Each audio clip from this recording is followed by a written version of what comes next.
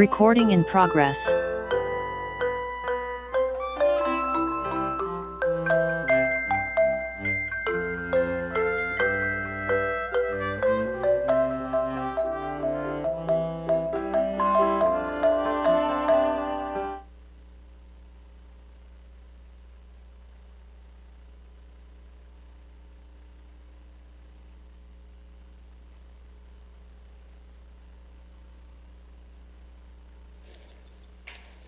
Thank you. Good evening, everybody. I hereby call the Santa Ana City Council meeting to order. This meeting is taking place with in-person attendance and by teleconference via Zoom. The public may access the meeting via the Santa Ana YouTube channel or the city's website. Please bear with us as the technology may disrupt the flow of the meeting. Madam Clerk, please conduct the roll call. Thank you, Mayor. Councilmember Becerra. Councilmember Hernandez. Present. Councilmember Lopez. Councilmember Penaloza. Councilmember Vasquez. Present. Mayor Pro Tem Fan. Here. Mayor Mesqua. Present. The records show 4 members are present. That is a quorum. Thank you, Madam Clerk. Are there any additions or deletions to the closed session agenda? There are none.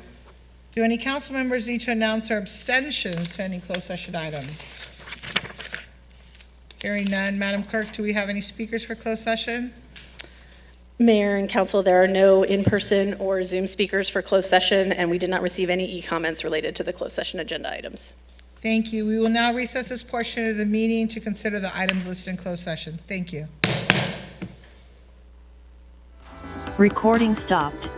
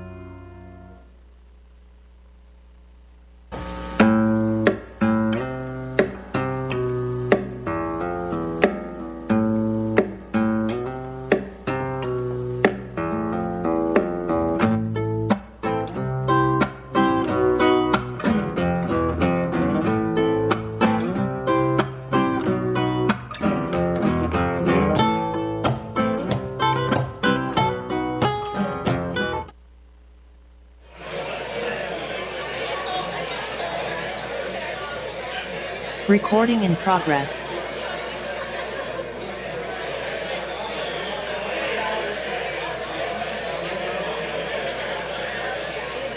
Clerk.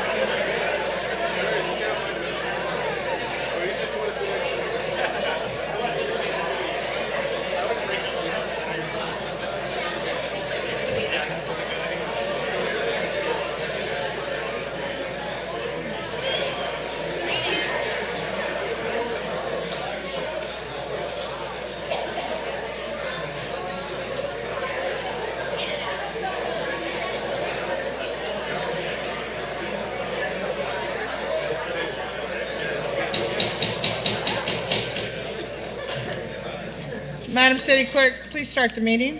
Yes, Mayor, go ahead, please.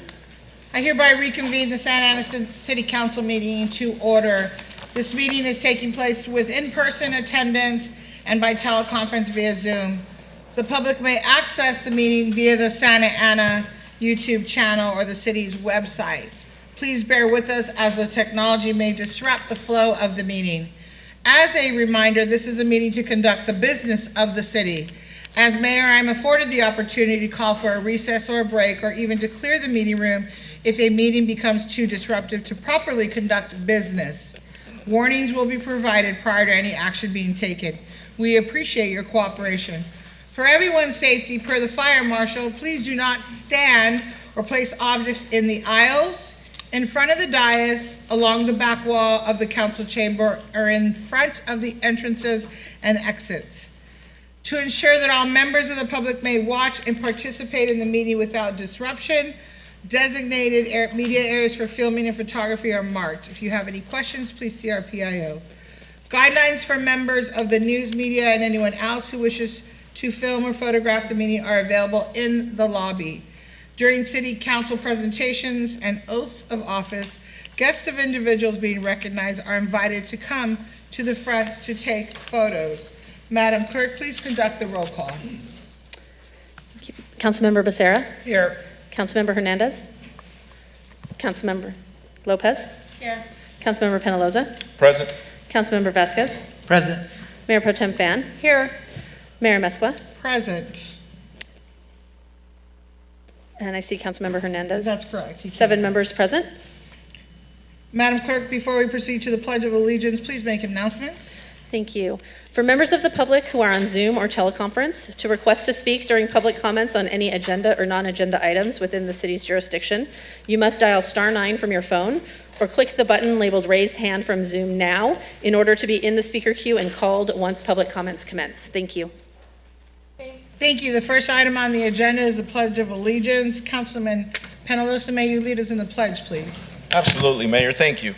If you could all please join and rise and face our flag and put your right hand over your heart and follow along. I pledge allegiance to the flag of the United States of America and to the republic which stands one nation under God, indivisible, with liberty and justice for all. Thank you very much. At this time, we're going to do words of inspiration will be provided by Police Chaplain Barnett. Please come to the podium. Welcome, sir. Simple little prayer. Lord God, I want to begin tonight by just saying thank you. I want to thank you for everybody in this room that's a public servant, that they've chosen, Lord God, to live their lives in a strategic and significant way, to make a difference in our community, to make a difference in our lives. I pray that you would bestow upon the wisdom that they need to make decisions, that our community would have favor and blessing because of everything that happens here. And Lord, tonight we want to be especially thankful also, Lord, for those to be honored, for their service, for their achievements, their accomplishments, especially when I heard the children's voices. Bless them tonight. And Lord, bless our men and women in law enforcement, the men and women in the fire authority, those that are willing to put their lives on the line for us. Bless this night in the name of the Lord. Amen.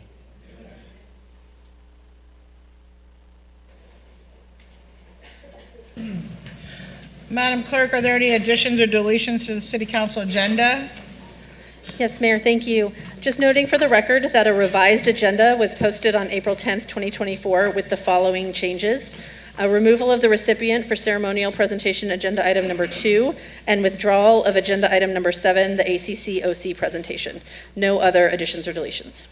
Thank you, Madam Clerk. At this time, we're going to do a proclamation presented by Councilman Becerra to the Orange County Fire Authority declaring May 4th, 2024 as International Firefighters Day. Come on up. Hold on, I think they're coming up. Thank you, Mayor Mesqua. We have some activity down the south side of town, so we'd like to go ahead and move this recognition up. If I could have Chief Henry and his team come on up.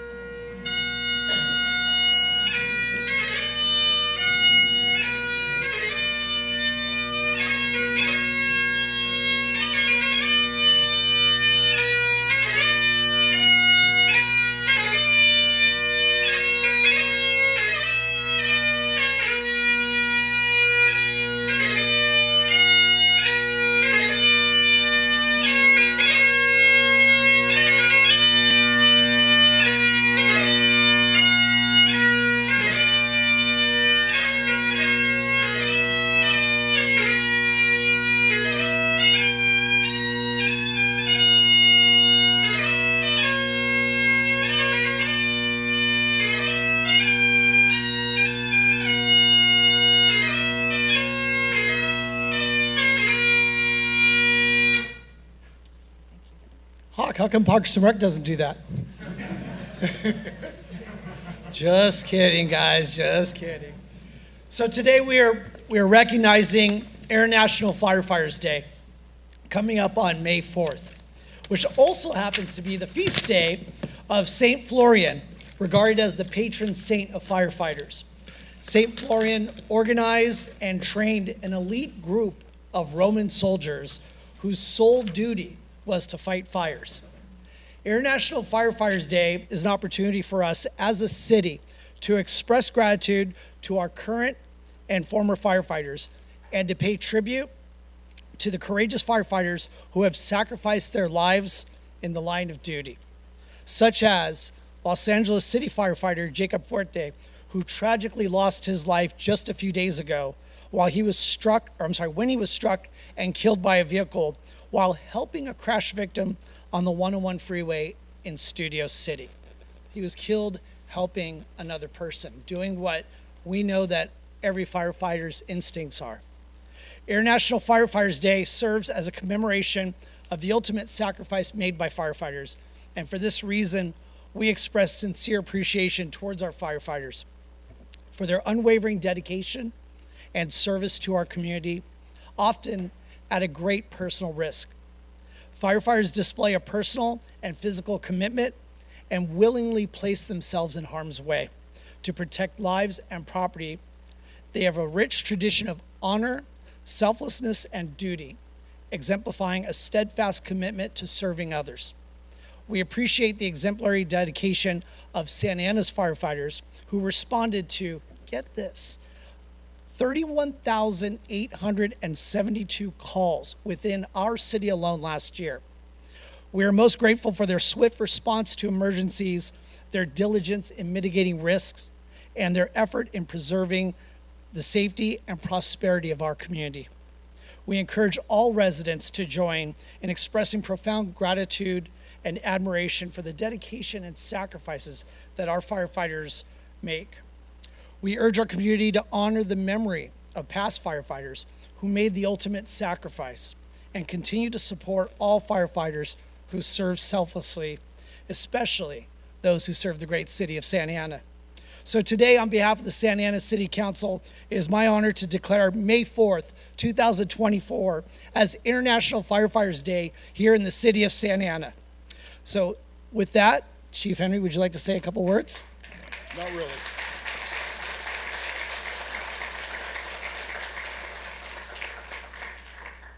Thank you to the city staff, to the council, to the mayor, and to you, sir. We're a humble group, so we're not comfortable being out in front like this. We just are regular people that go to work every day and do a job, just like many of you do. I am excited, though. I think this might be the first time bagpipes have been played in the council chambers. I don't think it'll be the last, but I appreciate it. I'm proud of the men and women that serve the Orange County Fire Authority. I have a special place for the people that serve this city because of the number of calls we go on. I like to brag amongst all my peers that we are the busiest division, busiest battalion. And every day we get a chance to help people and make a difference. So thank you for this honor. More importantly, thank you to the men and women that serve every day on the front lines.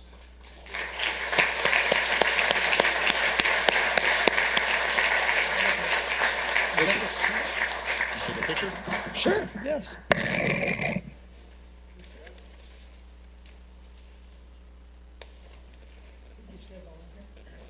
Council, if you guys would like to come out.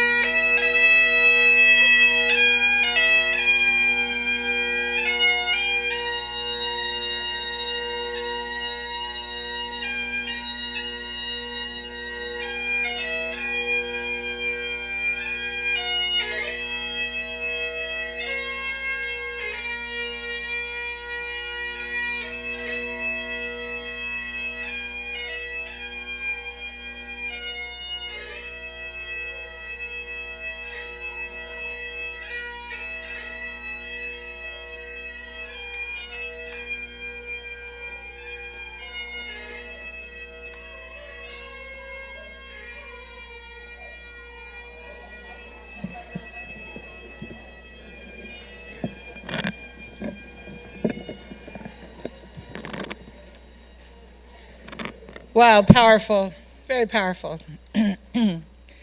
So I'd like to call up Ivy Nguyen, please, for her outstanding act of heroism. And those that are all with her, please join her.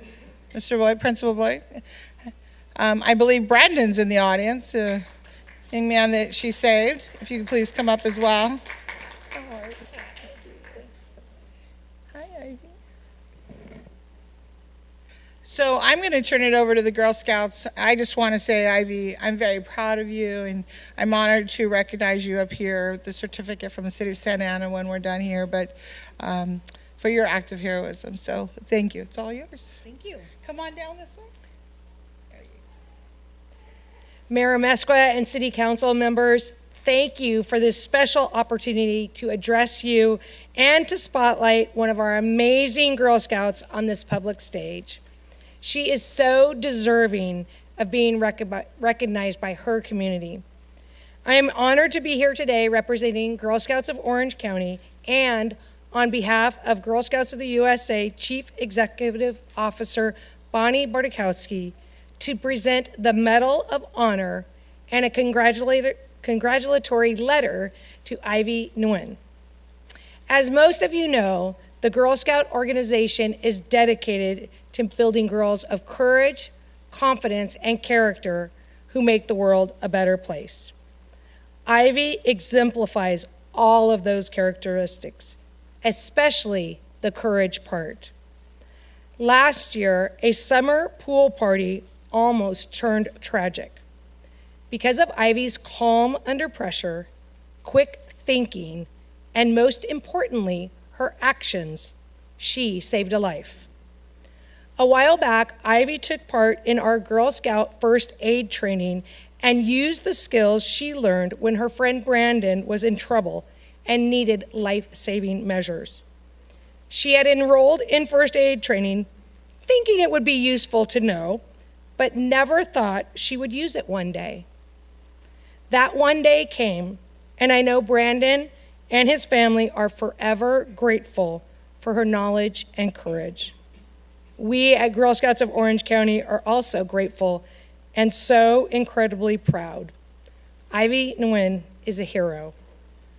On behalf of GSUSA CEO Bonnie Bartkowski, it is my pleasure to present the Medal of Honor Life-Saving Award to Ivy Nguyen.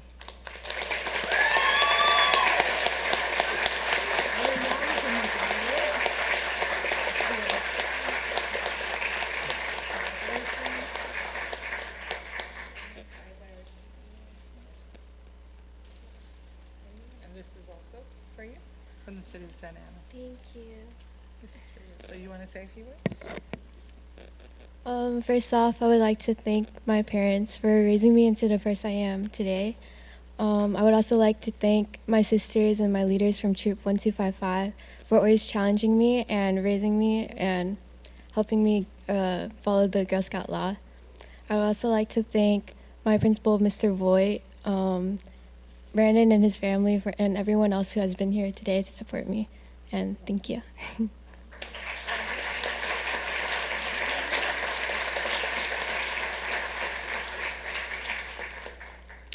I'd just like to say how extremely grateful I am to Ivy, because without her, I wouldn't be here today.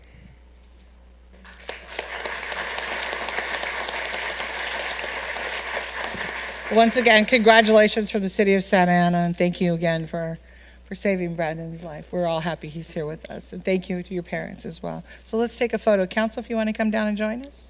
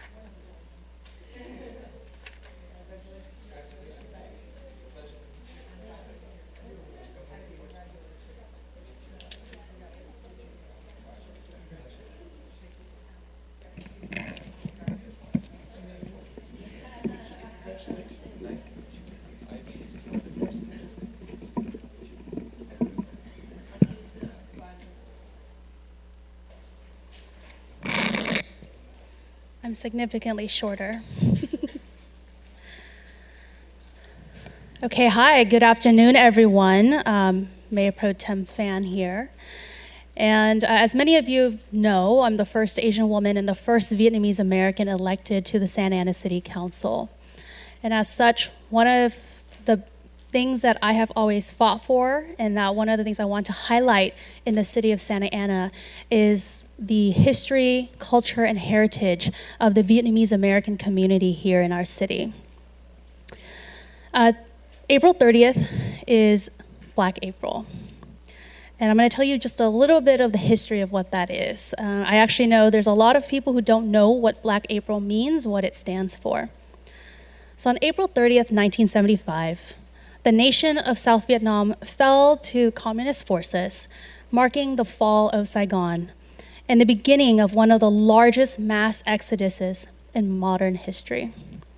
Some of you may have seen a black and white photo of a tank charging through the gates in Saigon, now known as Ho Chi Minh City. While that was a tragic event for the Vietnamese people, the fall of Saigon also ushered in the beginning of the Vietnamese American community and the Vietnamese diaspora around the world. Since those first years of the mass exodus, the community has come together annually to celebrate what we collectively call as Black April. In Vietnamese, it's called Tháng Tư Đen.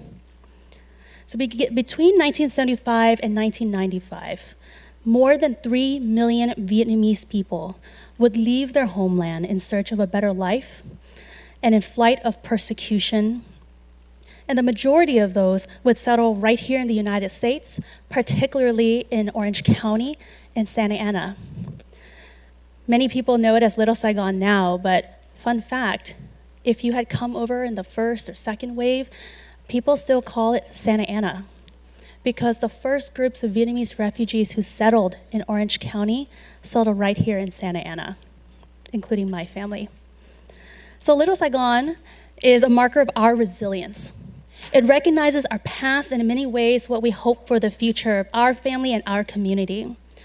So with over 200,000 residents, Orange County's Little Saigon is the largest concentration of Vietnamese people outside the country of Vietnam.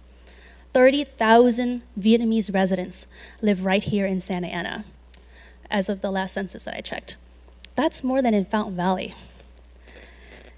And so today, I wanted to recognize Black April, and I wanted to present this proclamation to someone in our city who has long worked to highlight and share the history and the culture of Vietnamese American people in the city of Santa Ana. So please welcome up Tram Le, Arts and Culture Specialist with the Community Development Agency.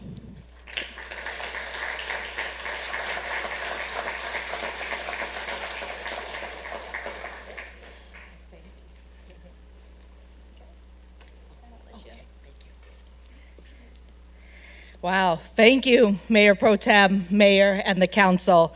On behalf of the Vietnamese American community, and on the 49th anniversary of the fall of Saigon, it is an honor to have the city of Santa Ana issue a proclamation for this momentous day that changed millions of lives, just as Mayor Pro Tem had said, both Vietnamese and American. This war and its aftermath is very much part of American history. Little Saigon, or as we called it growing up, being the first and second wave, Santa Ana, was started in Santa Ana with a pho restaurant, a grocery store, and a few other storefronts. And to this day, Vietnamese Americans are continuing to add to the pages of history with their accomplishments and how they build and uplift the neighborhoods and communities they live in. This proclamation will ensure that younger generation honor the past while building towards a more inclusive future. Thank you again.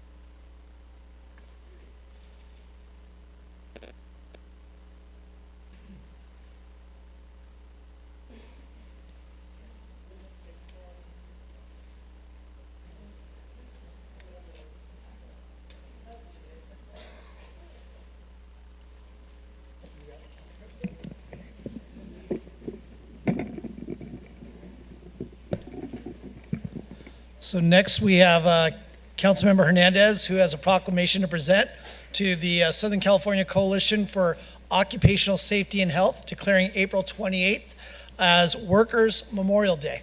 Councilmember Hernandez. Yes, thank you. If we can please bring SoCal Kosh up to the front, otherwise known as Southern California Coalition for Occupational Safety and Health.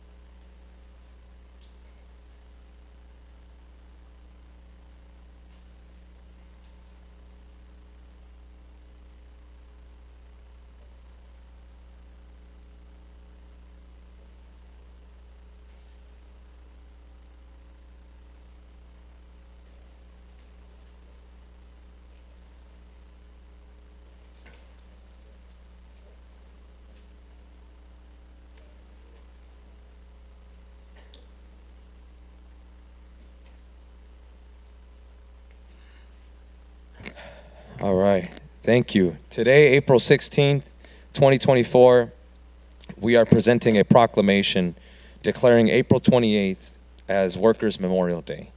We are presenting this proclamation to Southern California Coalition for Occupational Safety and Health, otherwise known as SoCal Kosh, as well as Sylvia Hernandez. Let's please give a round of applause for them.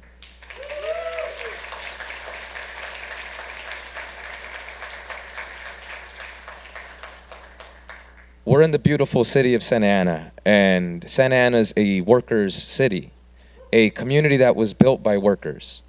It's important that we understand that only workers create value, only workers create credit. So I wanted to begin there. This year, on April 28th, 2024, the city of Santa Ana is designating Workers' Memorial Day in solidarity with domestic workers and day laborers. The city calls upon residents, workers, unions, community, and faith-based organizations to join in raising awareness, acknowledging the importance of promoting safe and healthy workplaces. The inception of Workers' Memorial Day aligns with the passing of Occupational Safety and Health Act in 1970, the establishment of the Occupational Safety and Health Administration, otherwise known as OSHA, on April 28, 1971. Accepting this proclamation today is Sylvia Hernandez, a member of the Southern California Coalition for Occupational Safety and Health. Additionally, we are also joined by participants from the cleanup campaign, spearheaded by local union SMART 170, workers from the Maintenance Cooperation Trust Fund, MCTF, and domestic workers from Nuestras Manos are in attendance. Let's please welcome them with a round of applause.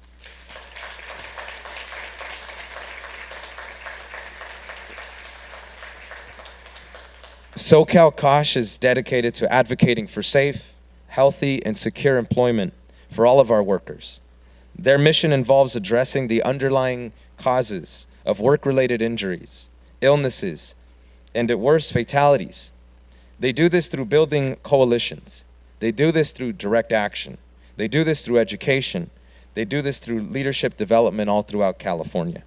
We extend our gratitude today to SoCal Kosh and our allies for their persistent efforts in championing proposed legislation aimed at enhancing workplace safety, enhancing workplace safety regulations for domestic workers, including housekeepers, nannies, day laborers, and home care employees, otherwise known as domestic workers. Today, we declare April 28th as Workers' Memorial Day in solidarity.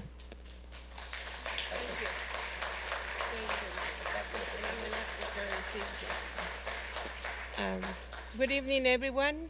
My name is Sylvia Hernandez, and I am a very proud organizer and trainer of SoCal Kosh here in the county of Orange County. And I'm going to introduce some of the activists in our network. Without them, we can not do the work that we do every day. We train, we advocate for laws, new laws, and we support every working campaign in the Southern California. So first I'm gonna call the janitor, Nelly Diaz, to share some of her story. Thank you, Nelly, for being here. Sí. Buenas tardes a todos. Mi nombre es Nelly Díaz y quiero compartir un poco de mi testimonio cuando yo trabajé en el Cheesecake de Huntington Beach. Cuando yo estuve trabajando ahí, entré a trabajar y nos daban químicos. Los químicos que nos daban era ácido, desengrasante y esos químicos cuando los usábamos no nos daban ningún tipo de protección y cuando los usábamos porque teníamos que, yo trabajaba en el área de la cocina en un restaurante y cuando yo los usaba tenía que prender las estufas y cuando prendía las estufas tenía que ponerle el ácido así caliente y una vez que le puse el ácido brincó hacia mi ojo y me hizo una quemadura muy fuerte y todavía tengo secuelas y a veces se me nubla como la vista y ese es mi testimonio que tengo. Thank you. Thank you, Nelly. So she was working in the kitchen and cheesecake company, and she was working and cleaning the kitchen, and with some chemicals, without any protection, she was injured in one of her eyes. So he's suffering, still suffering that. And that's why it is important for us to reach out every worker. Now we are gonna call Kingspan for his testimony. Matthew, please.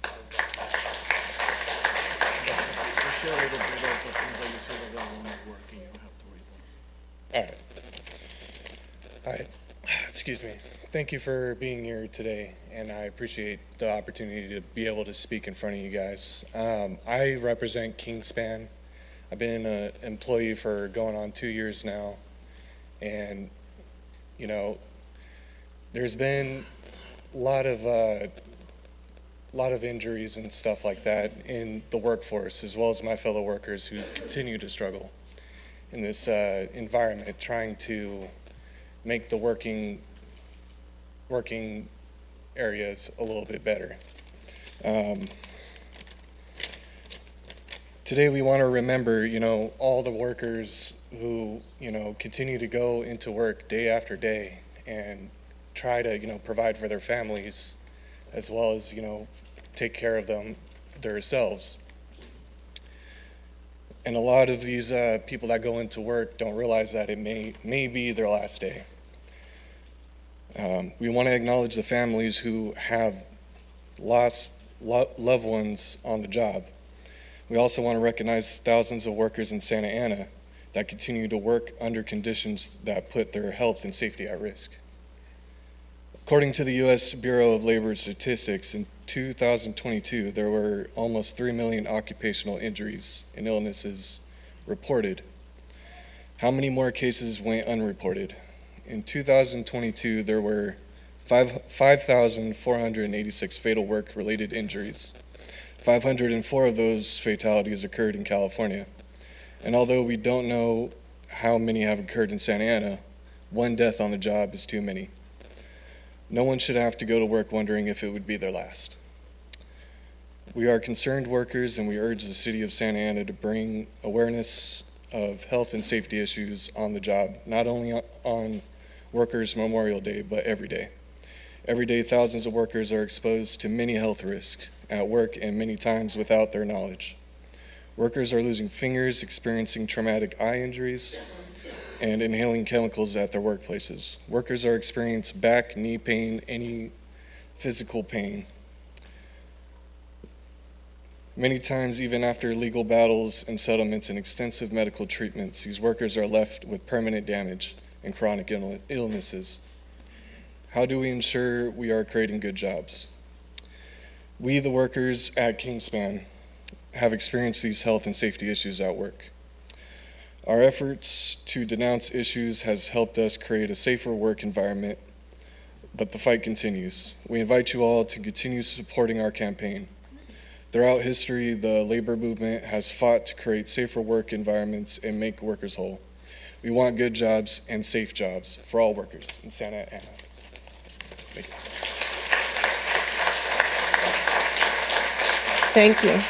We also have the California Coalition for Domestic Workers here in Santa Ana. We are going to ask Claudia Palacios to talk about the domestic work issues. Hi, everyone. Good afternoon. Thank you so much for this proclamation, City of Santa Ana, for taking a step toward protecting the most vulnerable workers. Workers' Memorial Day is very special to me as an organizer, as an artist. It is a time where we reflect on the massive losses that happen when there aren't protections in place at work for the most vulnerable workers, so low-wage immigrant workers.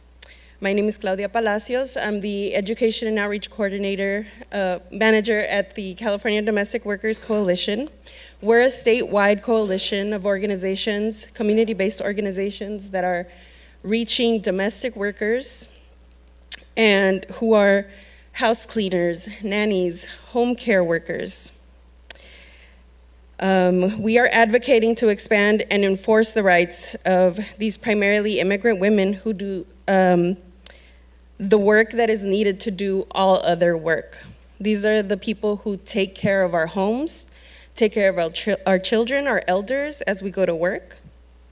This proclamation shows clear support for the inclusion of domestic workers from California in occupational health and safety labor laws. Currently, domestic workers are the only workers who are excluded from health and safety laws, and we know this is rooted in a legacy of anti-Black racism and slavery in this country. Our movement is grateful to cities like Santa Ana who are not afraid to stand and be on the right side of this historic fight. And I just want to share a slogan that we often say for Workers' Memorial is, "We mourn the dead, but fight like hell for the living." Thank you.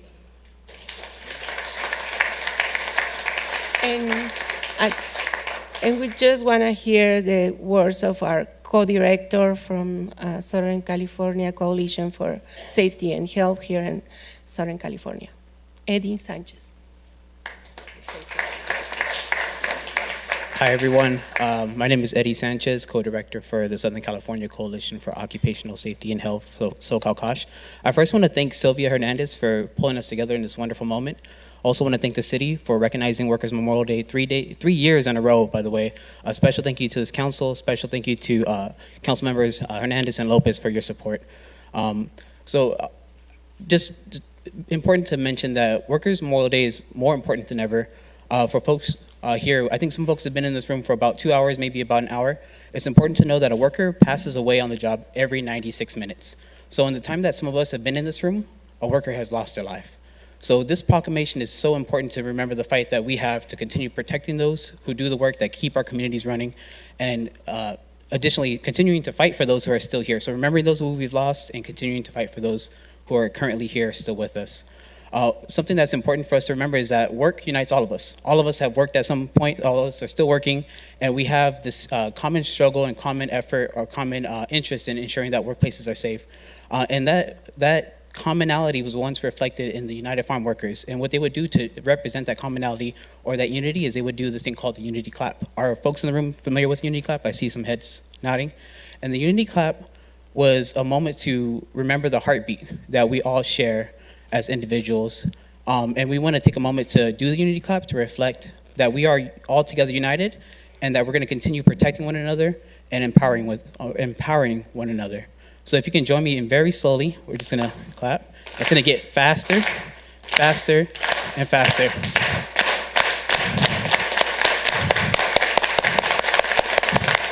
Cool.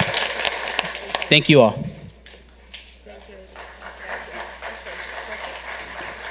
Vamos a sacar un foto.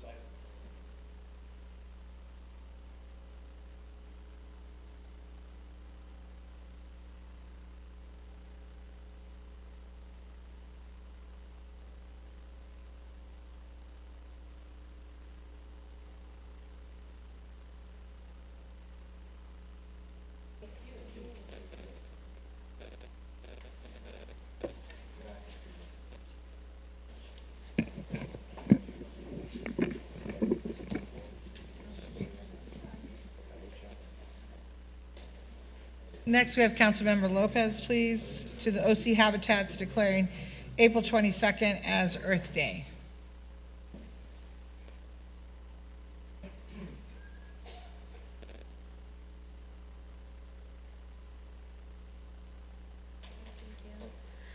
Are there oh yes, I see them.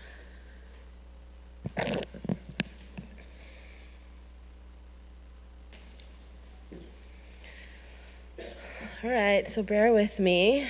I feel like death inside. My throat is on fire.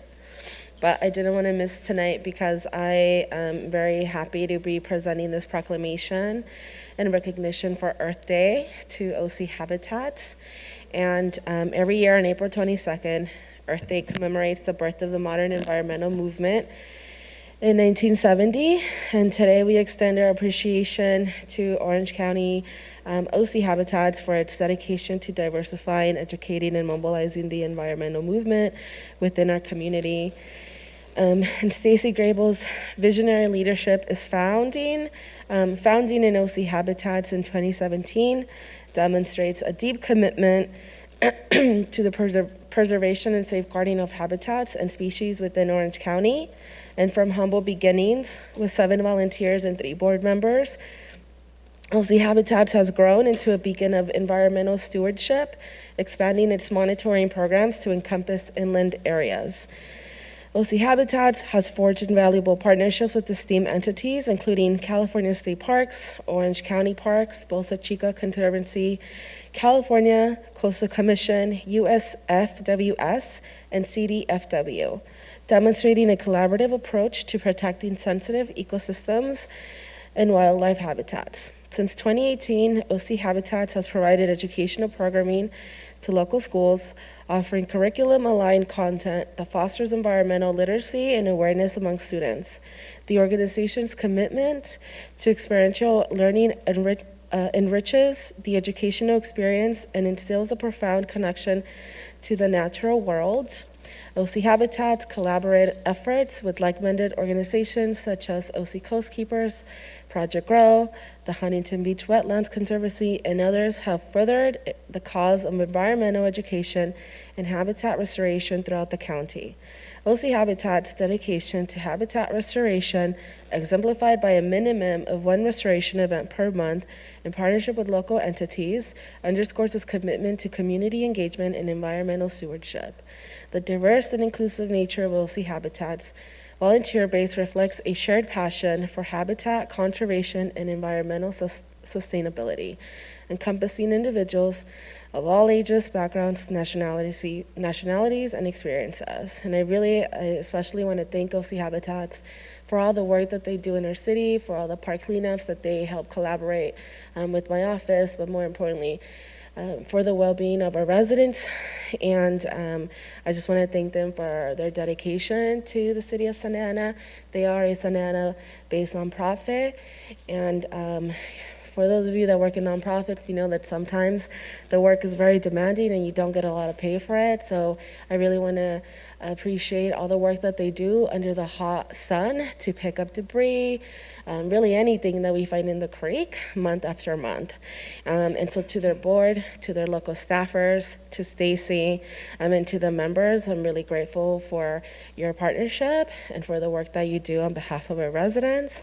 And I do hereby proclaim April 22nd, 2024 as Earth Day and commend OC Habitats and its members and for all the work that they do in safeguarding the natural treasures of our region and inspiring future generations to cherish and protect our environment. Thank you. Gabby?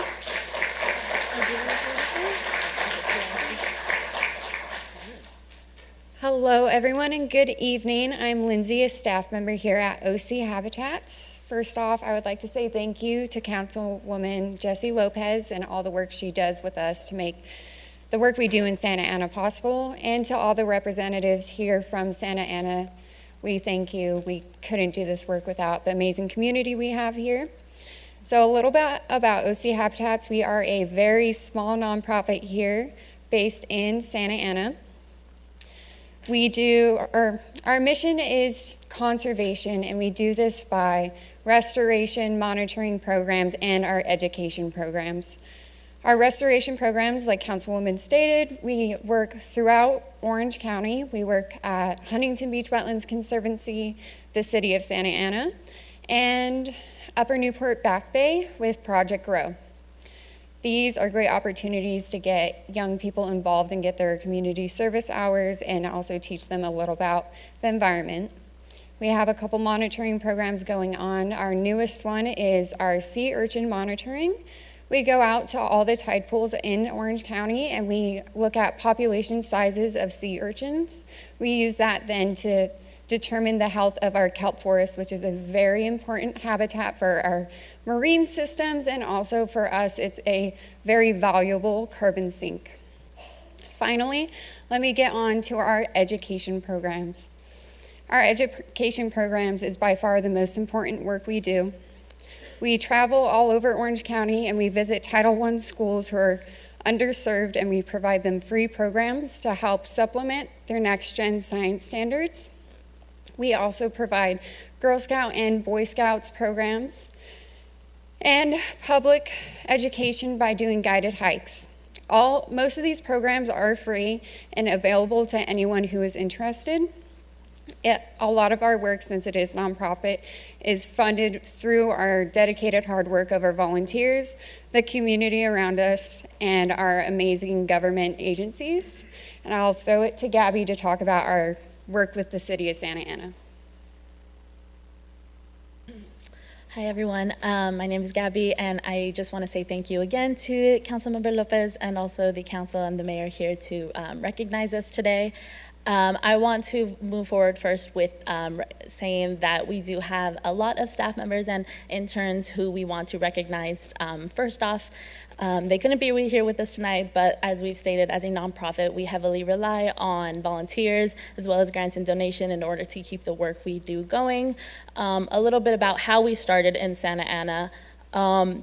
Being born and raised in Santa Ana, this passion of mine for environmentalism grew here and started with the parks that I would attend around Santa Ana. And so my ability to learn and move forward with my environmental stewardship was rooted and grew in Santa Ana. And when I began my internship with OC Habitats, I was able to reach out to Councilmember Lopez and firstly ask her if there was anything we could establish to grow this environmental relationship with OC Habitats and Santa Ana. And so thankfully she was very welcoming and very accommodating, and just we were able to start monthly cleanups at Santiago Park, which is a park that I would go to all my childhood. And so it is with a lot of gratefulness that we are able to not only educate the public about maintaining our natural spaces, but also how important it is to recognize how little of that we have. One of the concepts that we focus on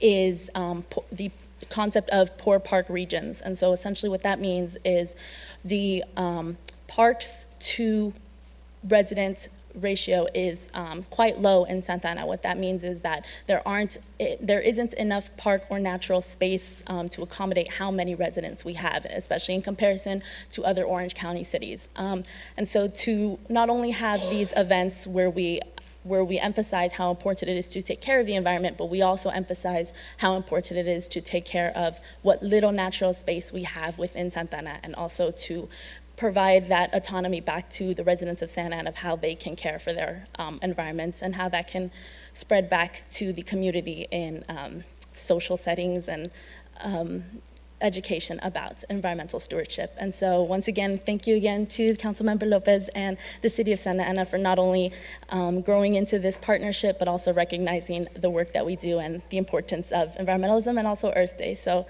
thank you again to everybody.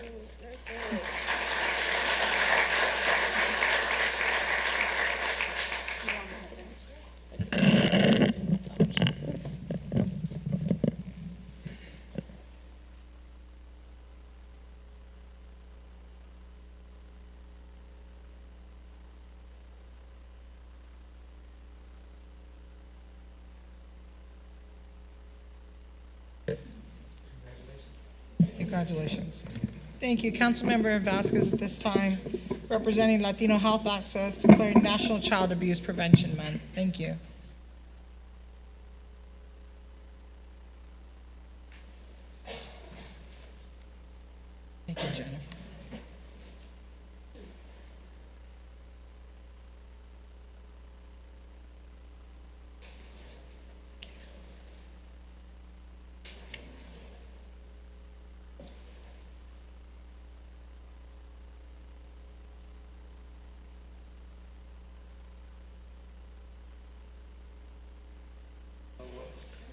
Hello, hello. How you doing? How you doing? ¿Cómo están? How you doing? Bienvenido. How you doing? ¿Cómo estás? Okay, come on in. How you doing?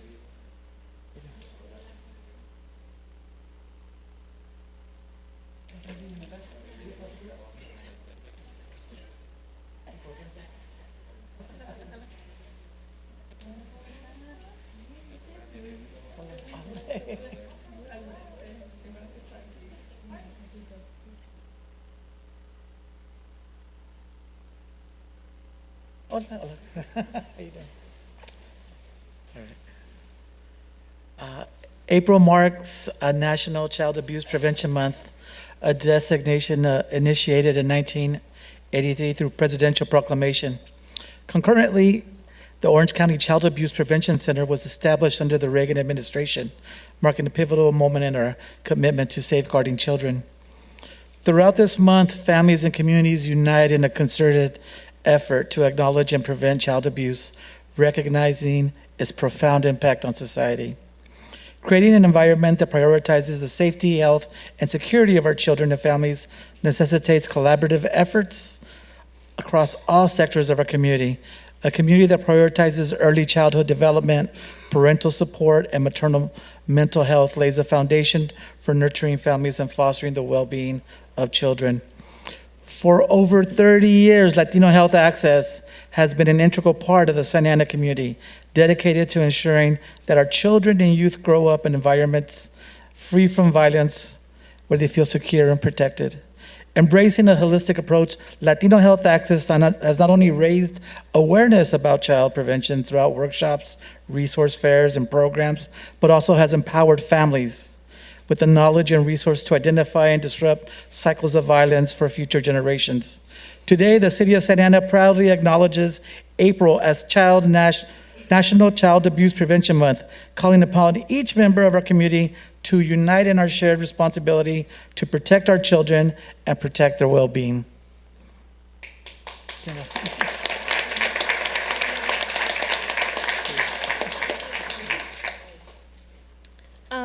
So on behalf of Latino Health Access, the FACT Family Resource Centers, and all the amazing youth leaders that are up with us today, I want to thank Councilmember Vasquez for this proclamation.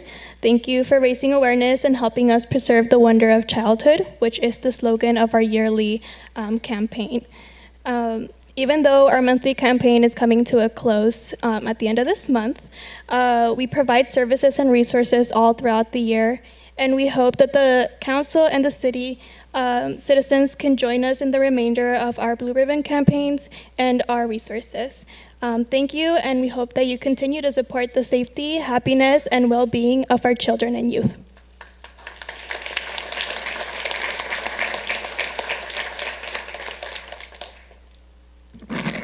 Muy buenas tardes, mi nombre es Claudia Morales y bueno, les damos las gracias, ¿verdad?, a esta proclamación que se nos hace, ya que yo soy una mujer que hoy soy ama de casa, pero vengo de esa historia, ¿verdad?, vengo del abuso infantil y es muy duro ver que en este tiempo, después de tantos años, siga sucediendo esto.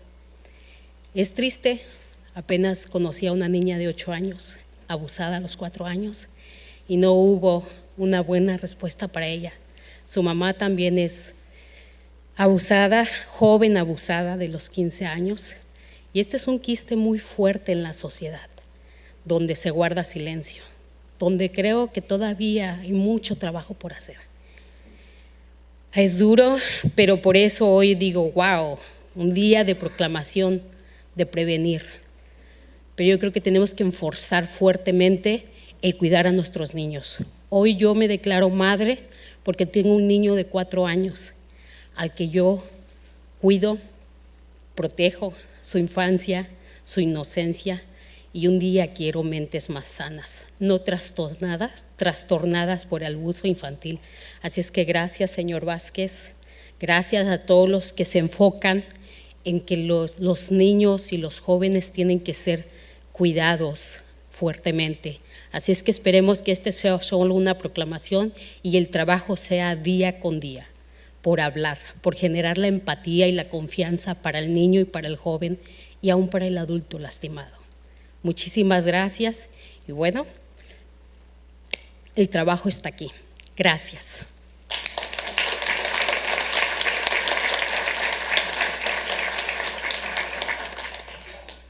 So, just to translate, she was talking about how she herself comes from a story of child abuse, and how recently she also met an 8-year-old who has been abused, and how her mother was also abused. So, this is a very big problem in our society that is usually kept quiet.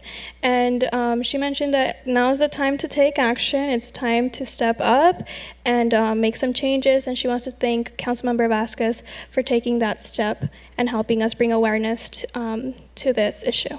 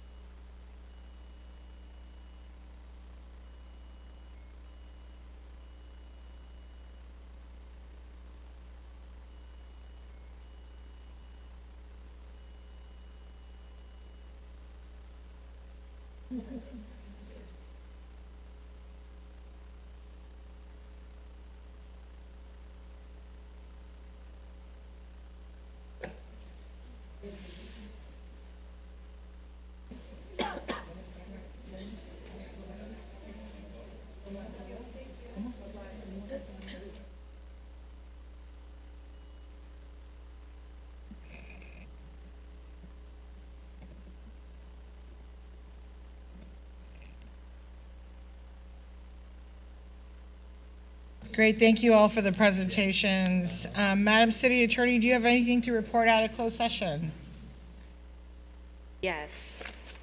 Thank you, Mayor, Mayor Pro Tem, members of the council, and members of the public. There were 4 matters on the closed session this evening and 1 reportable action.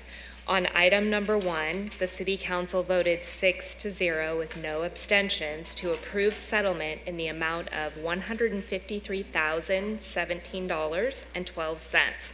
The Mayor Pro Tem, and Council members Hernandez, Penaloza, Becerra, and Vasquez voting in favor.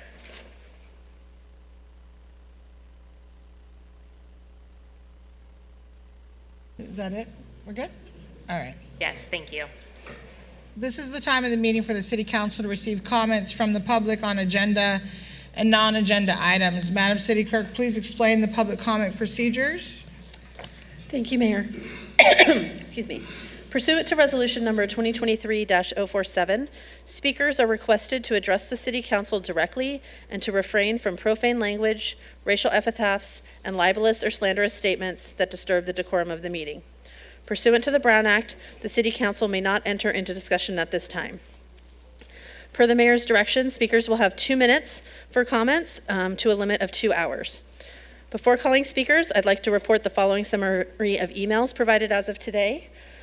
We received a total of 82 e-comments, 12 on non-agenda topics, 1 on item number 23, 4 on item 25, 26 on item 27, and 29 on item number 29.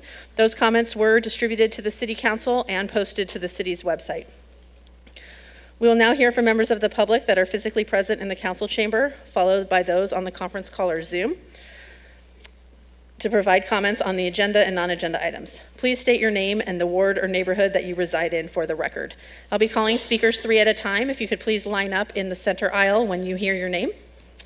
First 3 speakers: Uriel Chavez, Tomas Fernandez, and Jorge Rodriguez.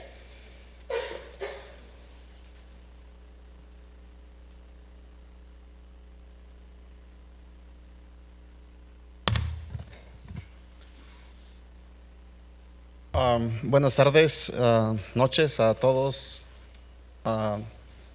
los concejales, a la mayor. Estoy aquí para tocar nuevamente algunos puntos referente al programa. Mi nombre es Uriel Chávez, represento a California Youth Soccer League. También estamos con el grupo que estamos promoviendo el deporte de varias organizaciones, tanto como de youth como de adulto. El estar aquí es para, primer punto tocar es, hace un mes exactamente nos dijeron de parte de la agencia de parques y recreaciones, del staff de ahí, que está aparte por América Robles, diciéndonos que nuestra organización se bajaría al número 3 por el porcentaje de residentes. Entonces, teniendo el 87.3%, lo cual hoy tuve una junta y lo cual con ella le llevé los porcentajes que me hacía falta y me dijo que tenía que esperar 6 meses para poder subirnos a otra, al número 2, como marca la regla. Entonces yo le comenté que en la póliza que está aprobada por ustedes no indica que tengo que esperar 6 meses para que me suban al número 2. Entonces hay varios puntos que ella está tocando y que nos ha estado haciendo pues como reglas nuevas, etcétera, etcétera, y lo cual eso no es justo para los niños que represento yo y para todos los miembros de California Youth Soccer League y también los compañeros que están aquí presentes tienen la misma situación. Entonces gracias, espero ese punto lo tomen en consideración. Lo repito, es algo por la comunidad. Gracias y buenas noches.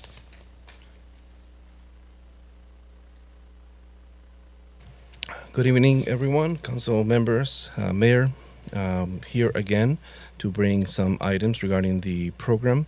The programs, my name is Uriel Chavez from California Youth Soccer League and other organizations, and we're here to talk about sports, and we're here with different organizations talking about for youth and for the adults.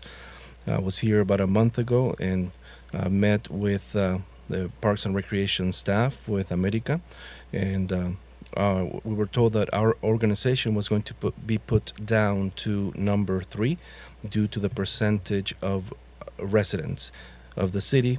Our percentage is 87.3%. I had a meeting today with her and brought the percentages, but she said that we have to wait 6 months before we will be put in to talk to her, and we'll be put in number 2 because this is based on the rules. But their policy does not say that we have to wait 6 months. They're just she's bringing up or making up new rules as she goes along, and it's not fair for the kids, for the organizations, for the adults, and for everyone who is here. There are many people who are sitting here in the same situation, and thank you, and please consider this because this is for the community. Thank you. Tomas Fernandez, Jorge Rodriguez, Wellington Bennett.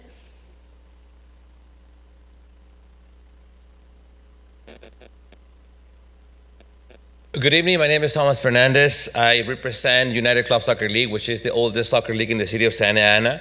I'm speaking for myself and also 12 other soccer leagues with children, young adults, men, women in the city of Santa Ana that are being denied the opportunity to play soccer for dumb reasons. I'll have a few to explain. We've been coming every 2 weeks, and we will continue to come until we get the opportunity to be heard. We have a very large number of young adults who are inactive right now because they're not allowed to play or the prices are too high. Some organizations being forced to pay up to $7,000 a month, which is ridiculous. With so much to say in so little time, I'm going to focus on one of the items which is important to us. We have a soccer division that is called 7 versus 7, or futbolito like we call it, and they told us we cannot play it anymore. The reason it was given to us by Parks and Rec, that was a recommendation from Public Works because it was damaging the grass. We've been doing this for years. We had a meeting with Public Works. I want to thank them, by the way, for their kindness, professionalism, and transparency, and they never said it. In fact, they had the honesty to send an email, which I'm going to leave right here, where they have no objection. Councilmember Lopez, you were there in that meeting, and they had the audacity to lie in our face that it was a recommendation for Public Works, which it never happened. I want to leave this right here. What's going to happen next? Crime rate is going to grow with all this inactive kids. Gang violence is going to grow. Anxiety, depression. And when this happens, ladies and gentlemen, you will not be able to talk to the press and say you never know about this. You will not be able to talk to the residents, voters of Santa Ana in their eyes and say you didn't know about this. Something needs to be done immediately. We have hundreds of kids that are being denied the opportunity to play for 2 or 3 people. So your time is up. Thank you. Thank you for your time. See you in 2 weeks. Jorge Rodriguez, followed by Wellington Bennett and Lana Mulholland. Buenas tardes, mi nombre es Jorge Rodríguez, represento a Santana DSP. Como ya lo mencionó Tomás, el Departamento de Parques y Recreaciones no sabe lo que está haciendo y estoy de acuerdo con el concejal Becerra, lo que dijo hace un momento con el ejemplo de la banda que tuvimos, que son actividades que nos hacen falta. Anteriormente teníamos oportunidad de traer programas educativos porque el fútbol también es un vehículo para educar a la comunidad. Ahorita se nos ha negado, las puertas están cerradas, podemos traer programas donde podemos educar a los coaches, ver quiénes son ellos, chequear su background porque tenemos programas, cómo ellos pueden actuar en caso de algún problema de violencia o algo con los menores, pero no hay esa oportunidad. En realidad el Departamento de Parques y Recreaciones no tiene idea de lo que está haciendo. ¿Cómo es posible que nos pongan a entrenar a niños a las 8:30 de la noche? Yo les he preguntado, denme el ejemplo de un deporte que a las 8:30 de la noche lleven ustedes a sus niños para tener esa actividad. No ha habido respuesta porque no saben lo que están haciendo. Y como eso hay muchas cosas que están sucediendo, nos hemos reunido con el Departamento de Public Works, estamos descubriendo muchas cosas que se nos han dicho mentiras, que no son en realidad cuando ellos tienen otra información diferente a la que se nos ha dado. Y como dice el compañero, vamos a estar aquí viniendo cada 2 semanas hasta que se nos haga caso. Gracias.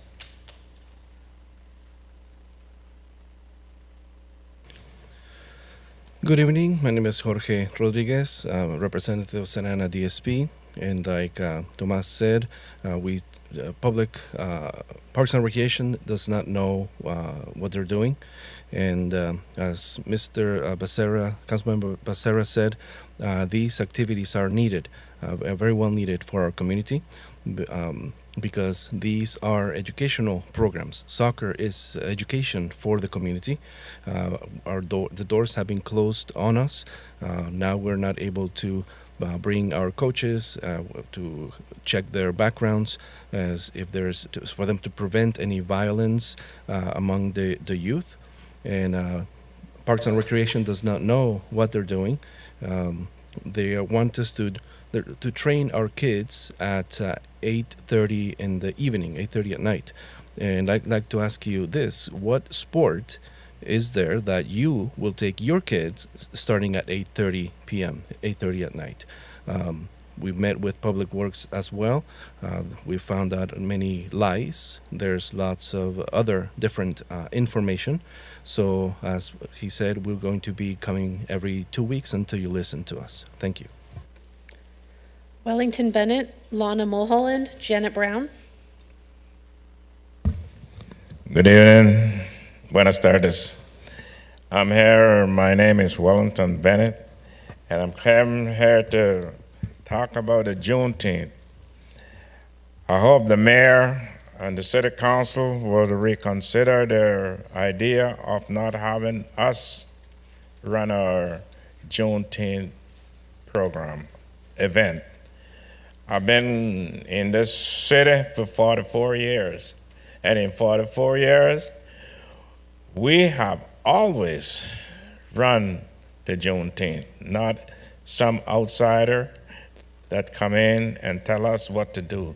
We do it because we represent and we give honor to our ancestors who died to get us this till this day. So we hope that you guys would consider or reconsider your idea of not letting us do our own thing. It hurts. It hurts a lot that you guys take this step. And we pray that we have the opportunity to do our own thing once again. Just let us go and be happy and do whatever we does. So thank you, and may you guys be blessed. And remember, November is coming. Good night y buenas noches.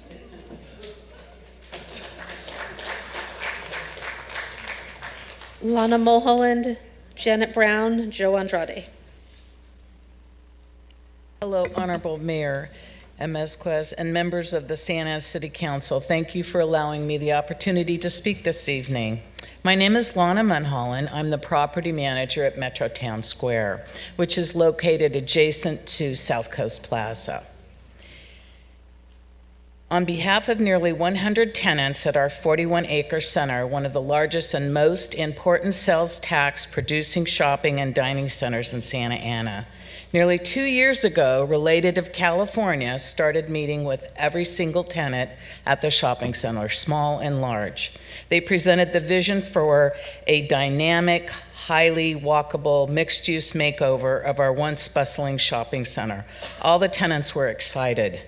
Now, our tenants are frustrated, angry that the much-needed and long overdue Related Bristol plan to redevelop and dramatically upgrade our aging and outdated 50-year-old center has not been advanced to formal hearings before the Planning Commission and the City Council. All of 98 leases are going to expire in 20 months. That is December 31st, 2025. 41 acres could become vacant. Yet, there's no extended leases in place beyond the end of December of next year.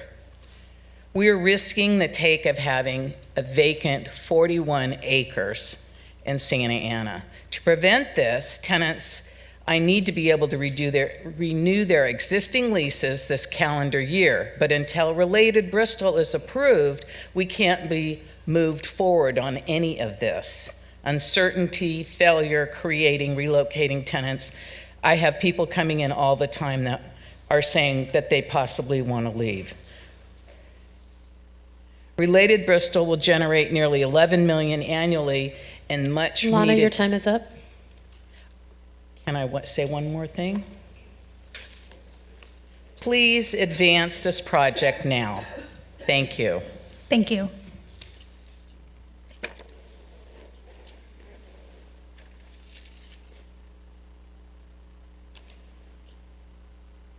Good evening. My name is Janet Brown. I'm with the Office of Congressman Lou Correa, and the congressman asked me to come this evening to read a letter he wrote regarding the needle exchange program. And it reads, "Dear neighbors and fellow community members, the purpose of this letter is to express my concerns and opposition to the needle exchange program in Santa Ana. Since 2016, the Orange County Needle Exchange has been the source of great contention for city leaders and community members due to public health and safety concerns. The effects and risks of this program center on statistics that show the program does not have adequate resources to prevent or properly clean up the needles that end up as litter, creating a clear threat to families and children using public spaces such as parks, libraries, and sidewalks throughout the city.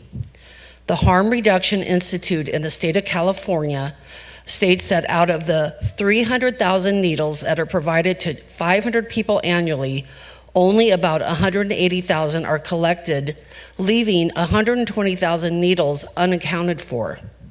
While it is important to reduce disease and overdoses for the homeless population in our community, it is also important to be aware of the effects and risks that could impact the thousands of people who live in and visit the city of Santa Ana.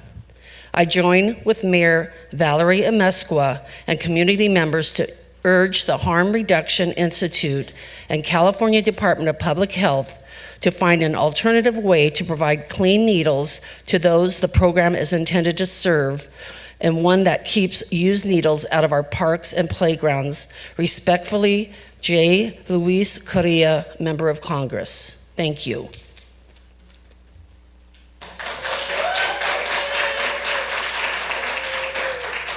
Joe Andrade, followed by Jeffrey J. Jensen and Larry Marshburn. Evening, Council. My name is Joe Andrade. I'm from Ward 6, and I'm speaking on Agenda 28. As you guys know, most of you know that in our association, not only ours, but Lacey's, we've had many problems since 30 years ago, even more, when my mom was alive, trying to get all this injustice of environmental injustice out of there. We've had, let's start with the crematorium that we've had in our place. We've had a trash hauler. We've had car repair places with paint. Industrial workers, construction workers, semi-trucks, buses, all this in our little neighborhood. And we've been fighting since back then. My wife and I got together 22 years ago, and she, when she moved in, helped me and my mom trying to get rid of all this stuff with the neighborhood. We've tried. We've taken you guys out and explained to you guys, some of you, what we've had there, and we showed you. Now we're asking you guys to help us. And that's all I've got to say. Thank you.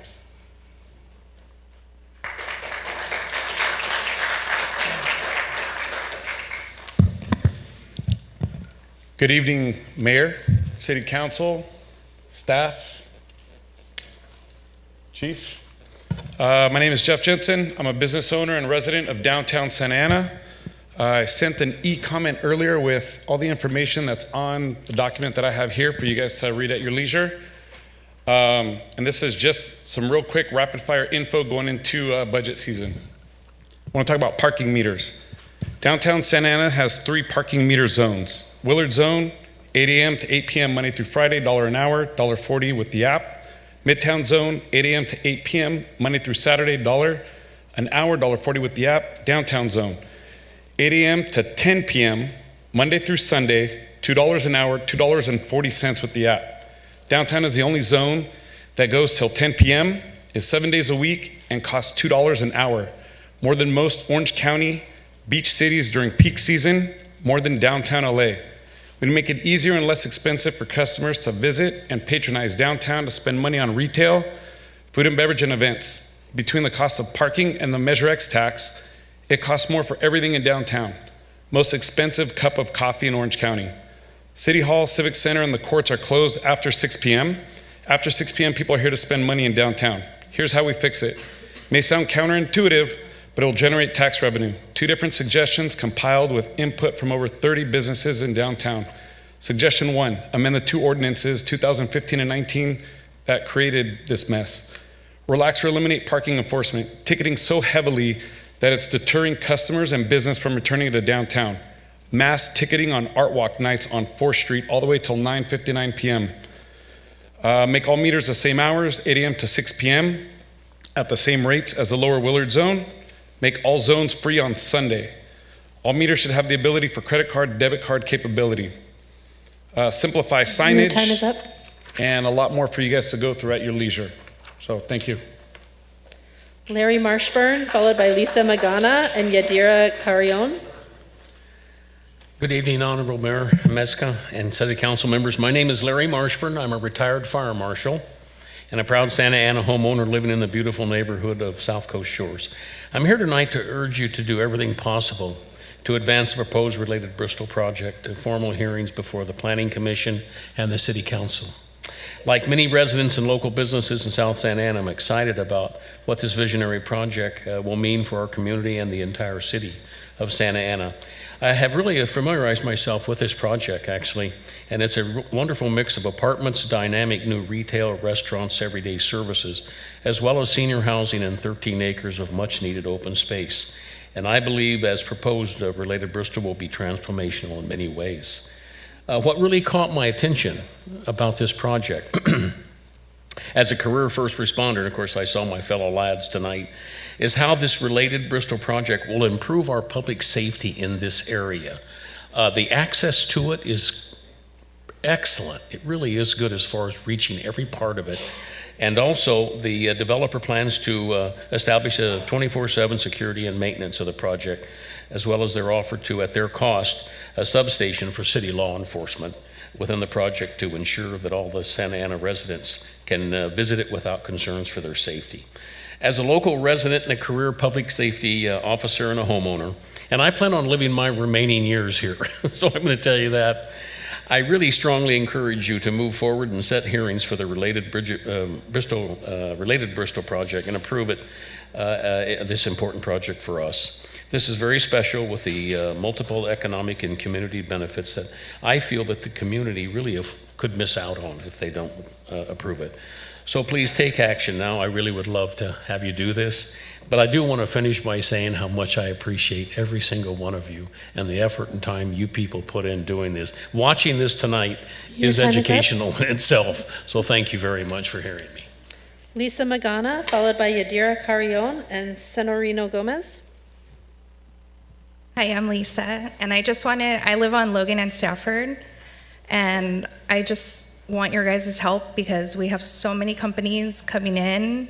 I just went home when I got home yesterday, there was a big semi truck delivering this big old machine, and they're asking like the neighborhood to move their cars so they can get through when they don't even fit.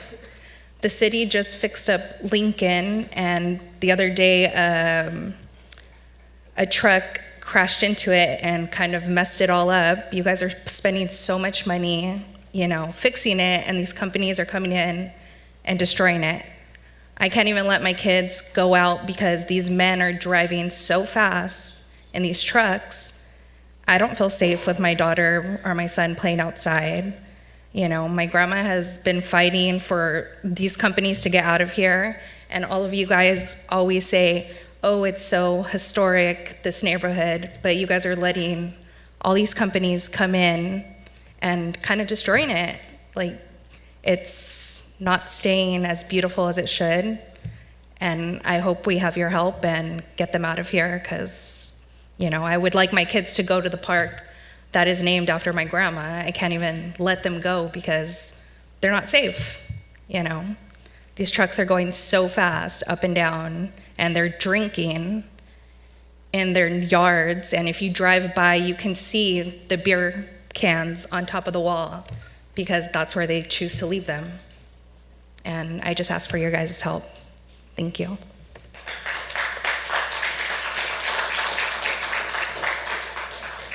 Buenas noches, miembros del Council, Mayor, buenas noches. Mi nombre es Yadira, vivo en la ciudad de Santana por 20 años. Me preocupa la inseguridad de mi comunidad. Tengo hijos que viven conmigo, no pueden conseguir vivienda porque la vivienda es demasiado cara. Y pues no es justo para ellos. Y me gustaría que dieran sus votos a la proposición 25. Gracias, buenas noches. Good evening. My name is Yadira, members of the council, mayor.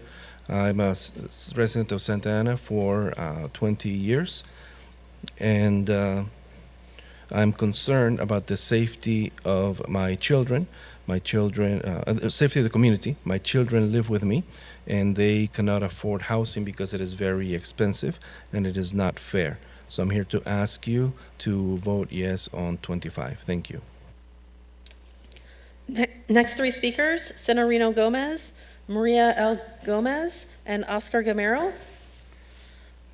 Muy buenas tardes, mi nombre es Senorino Gómez, vivo en Santa Ana por más de 30 años y gracias por la ley 25 que aprobaron y estamos aquí para decir que no No necesitamos las viviendas a corto plazo por el tráfico que tenemos, los peligros que hay en las calles, y aparte de eso, que si nos ponen vecinos que no conocemos, van a venir entrar y salir las personas que no conocemos y no sabemos si puedan ser, no sé, que no puedan vivir cerca de los niños, o que haya personas que estén queriendo vender productos ilícitos o todas esas cosas. Entonces, lo que queremos es la seguridad de nuestra ciudad, y es la razón que estamos luchando duro para esto y que siempre tengamos paz en nuestra comunidad, ya que hemos vivido por tanto tiempo y sabemos de tantas personas que han tenido algunos problemas acerca de eso, y no queremos que haya más problemas, teniendo gente entrando y saliendo, y sería más tráfico ya, más de lo que tenemos. Muchas gracias.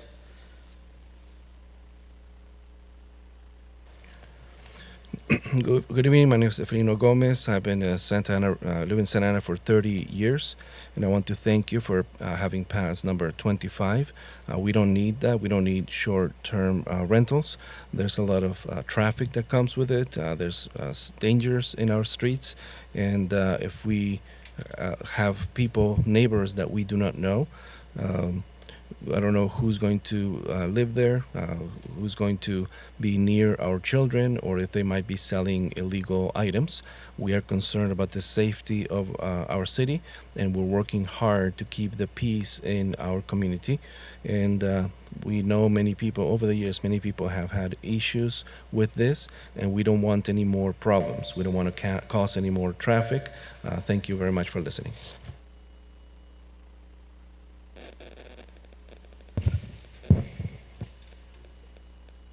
Buenas tardes, mi nombre es María Gámez.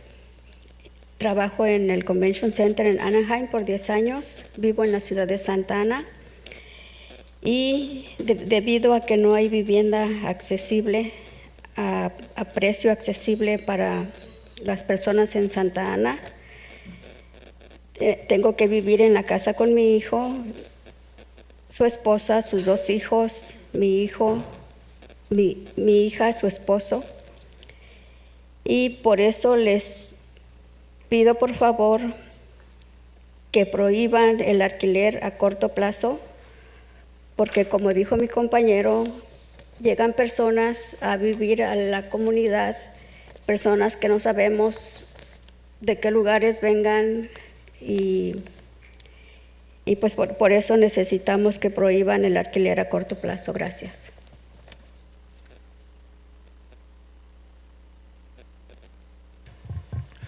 Good evening. My name is Maria Gomez, and I work in the Anaheim Convention Center for over about 10 years, and I live in Santa Ana, and we cannot find affordable housing in Santa Ana for the people in Santa Ana, so I have to live with my son, with his wife, with their 2 kids, with my kid, with my daughter and her husband. So I'm asking you to ban or to forbid short-term rentals. It's not fair for the people, and we, like my friend said, we don't know who's going to come and live. People who we don't know where they're from. So I'm asking you to please ban short-term rentals. Thank you. Next 3 speakers, Oscar Gamero, Elizabeth Galindo, Reverend Wesley Menke. Buenas noches, señores, mayor y concejales. Queremos agradecerle por la votación a favor de nosotros. Queremos que reconfirmen, por favor, el voto a favor de nosotros, los ciudadanos y trabajadores de Santa Ana, con respecto al voto 25, porque como ustedes saben, las viviendas en Santa Ana están encareciendo de una forma que es difícil sobrevivir para nuestras familias. Los B&B están encareciendo honestamente todo, y aparte hay cosas que no están bien. Aparte de que encarecen nuestras viviendas para nuestras familias, es difícil poder pagar viviendas. Así que necesitamos, por favor, que reconfirmen el voto para nuestras familias y nuestros ciudadanos en la ciudad de Santa Ana, por favor. Se los pedimos a los ciudadanos y trabajadores que somos la mayoría de los compañeros que trabajamos en hoteles en diferentes ciudades. Gracias.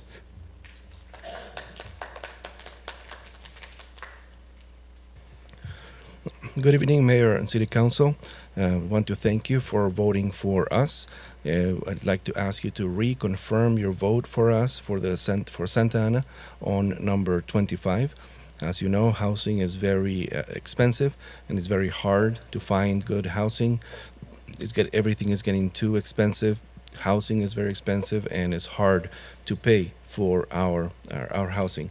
So I'm asking you to reconfirm your vote for families, for the citizens of Santa Ana, because of all the citizens and the workers in Santa Ana. Most of us work in hotels in different cities as well. Thank you very much.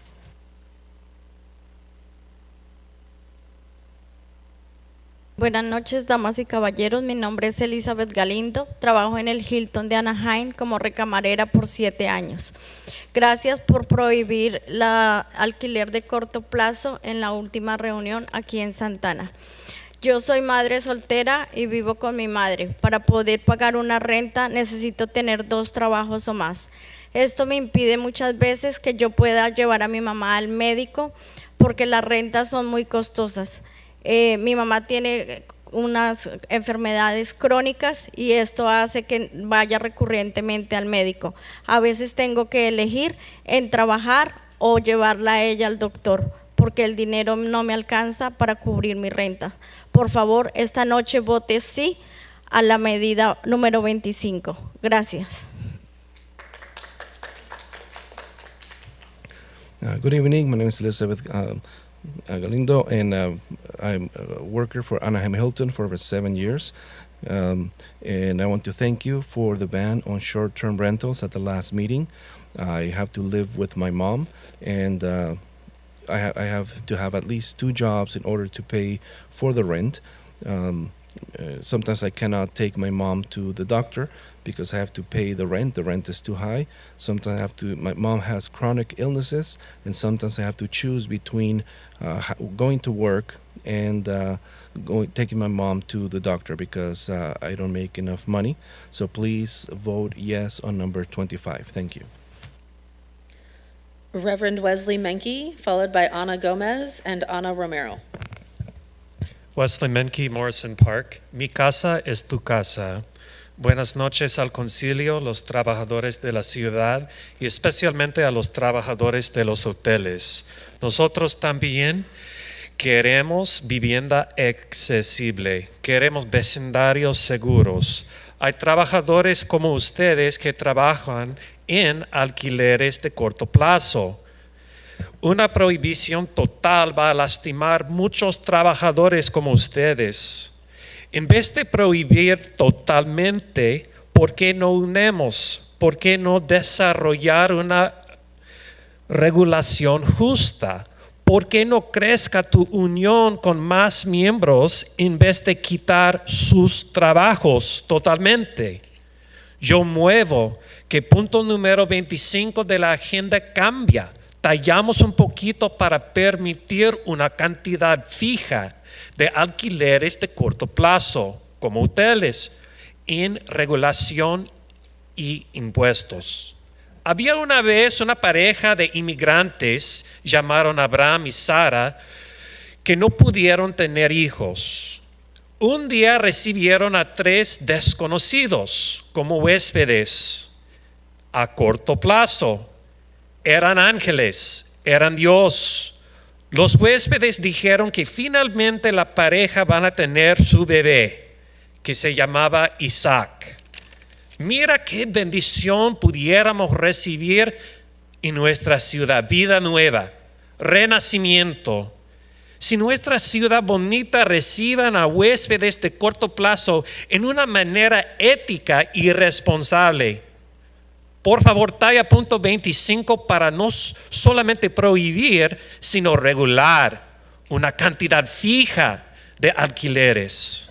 Mi casa es tu casa.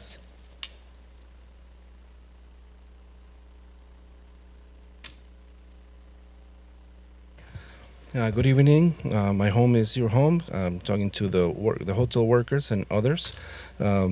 You want to, there's an issue with accessible housing. We want to have safe neighborhoods, and some of you work in short-term housing, and you want to ban, and this ban, the entire ban or full ban of short-term housing is going to hurt the workers. So why not, instead of banning the short-term workers, we join forces, we join together to find something that is fair, that have fair requirements, and why not your unions could have more members. Number 25 could be changed to allow fixed short-term rentals, just like hotels, to have regulations, and so that they can pay taxes. There's a story. There's a couple of people, a couple that immigrants that were called Abraham and Sarah, and they did not have any children, and then they were visited by 3 strangers. They visited them for a short term there, and they were angels. They were angels. They were from God, and they, after that, they were blessed with a kid. His name was Isaac. Why not receive the blessing for our city? This necessary life, the new life, the renewed life. This beautiful city can have short-term rentals if it's done ethically and responsibly. Number 25 does not have to be a full ban, but regulated to have fixed short-term rental housing. So my house is your house. Good evening. My name is Anna Gomez. I live in Ward 3. I am here regarding agenda number 25. I believe if council members had all the facts pertaining to short-term rentals, we would have a different outcome. Based on that, I respectfully ask council to repeal the urgency ordinance, take agenda item 25 off calendar, and request the Planning Commission to resume their work on research on short-term rentals. We do need to address the shared economy. Our ordinances and regulations that are in place right now are very archaic. They're not into the 21st century, and there's lots of changes that we need to make. That is a quote from a city council member back in 2015 when short-term rentals came into the radar for the city of Santa Ana. At that time, the city council members were all supportive of the shared economy, the importance of bringing in the city in line as well as the codes. Nothing has happened since then. In regards to the city staff report and the urgency ordinance, it contained faulty information or incomplete data. Both the urgency ordinance and state that short-term rentals remove housing stock that could be otherwise available for long-term or sale. The number of short-term rentals reported in Santa Ana is 1,100, as reported by the Granius, which I believe is a software solutions and information on short-term rentals. The numbers were collected from various short-term rentals platforms. So what wasn't disclosed is that one short-term rental can be listed on 2 or 3 or 4 platforms. What does that mean? One listing can be reported 4 times. That adds to the 1,100 that was reported as short-term rentals in the city of Santa Ana. Granius even states on their website, it is very common for a single rental unit to be advertised across multiple listings, and as a result, you will see a higher number of listings in your jurisdictions compared to the number of rental units. When the 1,100 short-term rentals were reported, did Granius remove duplicate listings that would actually give the city a clear picture of how many are really in the city? Also, the types of short-term rentals would have been useful. Anna, your time is up. Darn it. Thank you.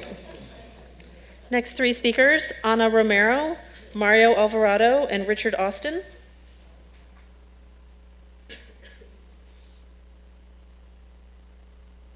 Ana Romero.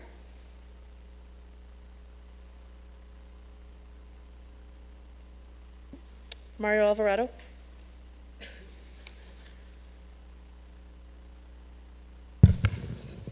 Buenas tardes, mi nombre es Mario Alvarado, soy residente de Santana.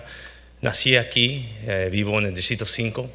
La junta pasada vine a hablar del proyecto que quieren establecer en la ciudad de establecer un programa de jeringas en la ciudad de Santana. Desde ese tiempo, yo y otros residentes hemos establecido una petición en las redes sociales y también usando los papeles de la ciudad, los documentos de la ciudad para obtener firmas en oposición de ese programa. También desde ese tiempo he sido invitado a diferentes eventos de la comunidad y también he visitado las asociaciones de vecinos.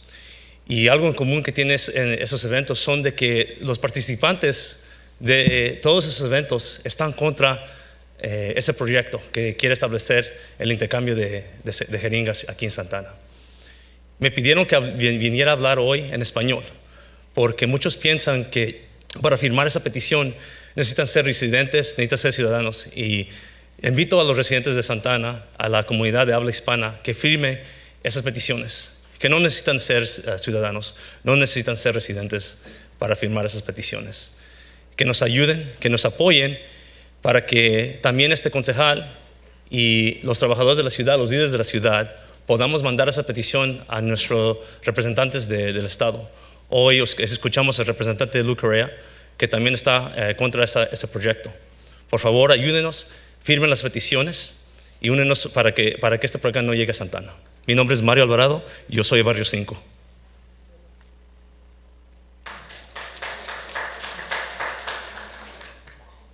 Good evening. My name is Mario Alvarado. I'm a resident of Santa Ana. I'm here with Ward number 5. And at the last meeting, the city talked about a project that is coming, or that might be coming to Santa Ana, the Needle Exchange program. And there's a petition. We're gathering signatures. I got together with a couple other people getting signatures, and we were invited to go to different community events. I've attended several neighborhood associations, and one thing that these people that attend the neighborhood associations and these community meetings have in common is that they are against the needle exchange program. I was asked to come to this meeting to speak in Spanish because many residents and citizens are thinking that they have to be residents, and or maybe people who speak Spanish think that they have to be residents or citizens to sign the petition, and that is not true. You do not have to be a resident or a citizen to sign the petition. So I'm here to ask you to help us, to join us with the city council, with the leaders of this city, and we heard today from our state representatives. We heard from a representative from Lou Correa's office. So we're asking you to help us to sign this so that we do not have this needle exchange program in the city of Santa Ana. I'm Mario Alvarado from District 5. Richard Austin, Ruben Hernandez, Jonah Breslau. Good evening. My name is Richard Austin. I'm a former major in the United States Marine Corps and a resident of Santa Ana for over 23 years, excuse me. Thank you for the opportunity to speak on the topic of short-term rentals. I'm a vice president of the mortgage division for one of the major banks and the regional business development manager covering Fresno to San Diego. My focus and primary focus for my employer is affordable housing. It's extremely difficult, as you all know, to meet the goals and help the people that need it most, but we're trying. And I applaud the City Council for your efforts and some of the successes that you've had.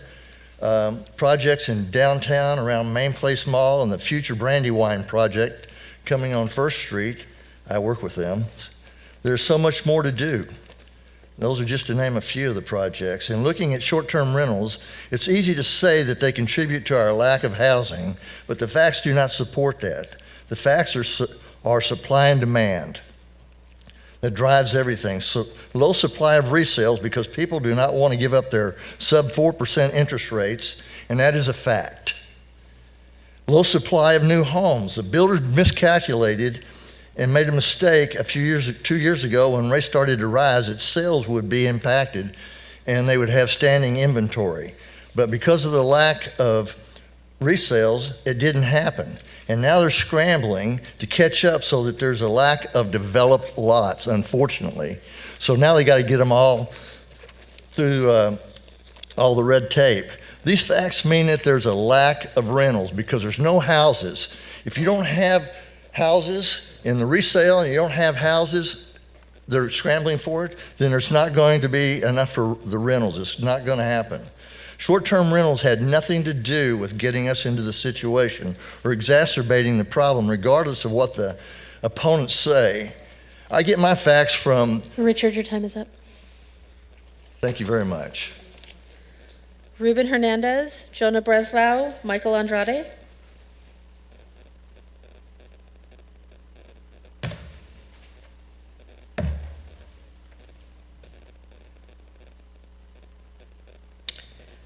Good evening, Honorable Mayor, members of the City Santa Ana Council.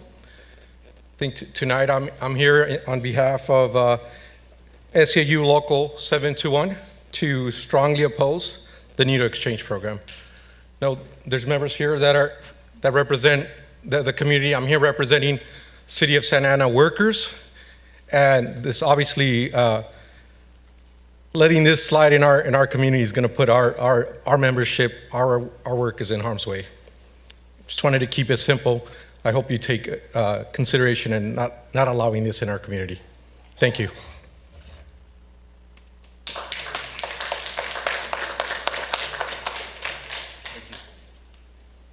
Jonah Breslau.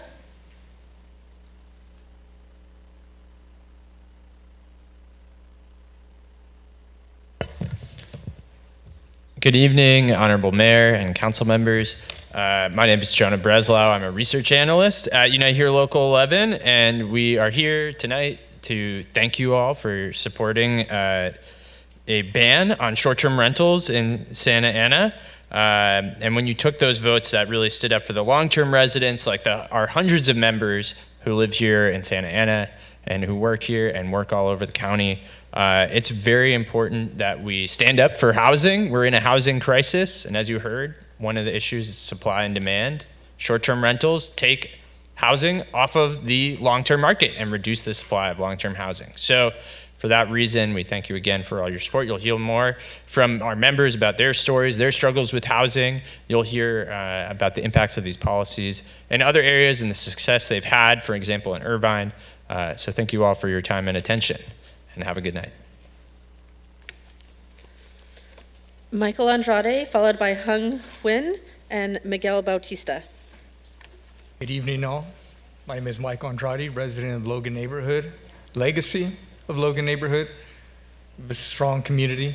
I'm here standing before you to ask you regarding Agenda 28. It's dear to my heart regarding the issue that we've been concerning our neighborhood, businesses that have no consideration for the residents of the Logan neighborhood. Just to paint you a picture of what goes on a daily basis, you've heard residents, but to speak in front of you of issues that occur on a daily basis, what we hear every day and what we see every day, smoke, smog, adjacent for neighborhoods, smoke that goes into housing. These are all images that if you lived there, you would understand. And this is the reason why I stand before you to make that change, to move forward, to beautify this little neighborhood into what it was before. My grandmother stood before you not before you, but before others 45 years ago with the same fight. And her family continues on with that fight. And it's not only about the family, it's about the residents. It's a humanity thing. The health of humankind that live adjacent to businesses that have smog, that, every hour of the day, banging, noise. I could paint the picture on and on, but I'm sure you guys get the gist of it. Standing before you is my family to show you residents that live in this neighborhood. And you heard about 3 other family members that live in this neighborhood. And I know there's other conversation going on in this regarding this neighborhood. And I just ask of you if this change needs to happen, and it needs to happen soon. And in closing, there's adjacent crematorium, that smoke that comes into my house. Michael, I've had a your number time of is up. family members that have cancer. I'm not saying that's the cause of it, but it could be a prime issue for that. So I just ask of you is think about it and change 28. Thank you. Next speakers, Hung Nguyen, Miguel Bautista, Susana Cruz.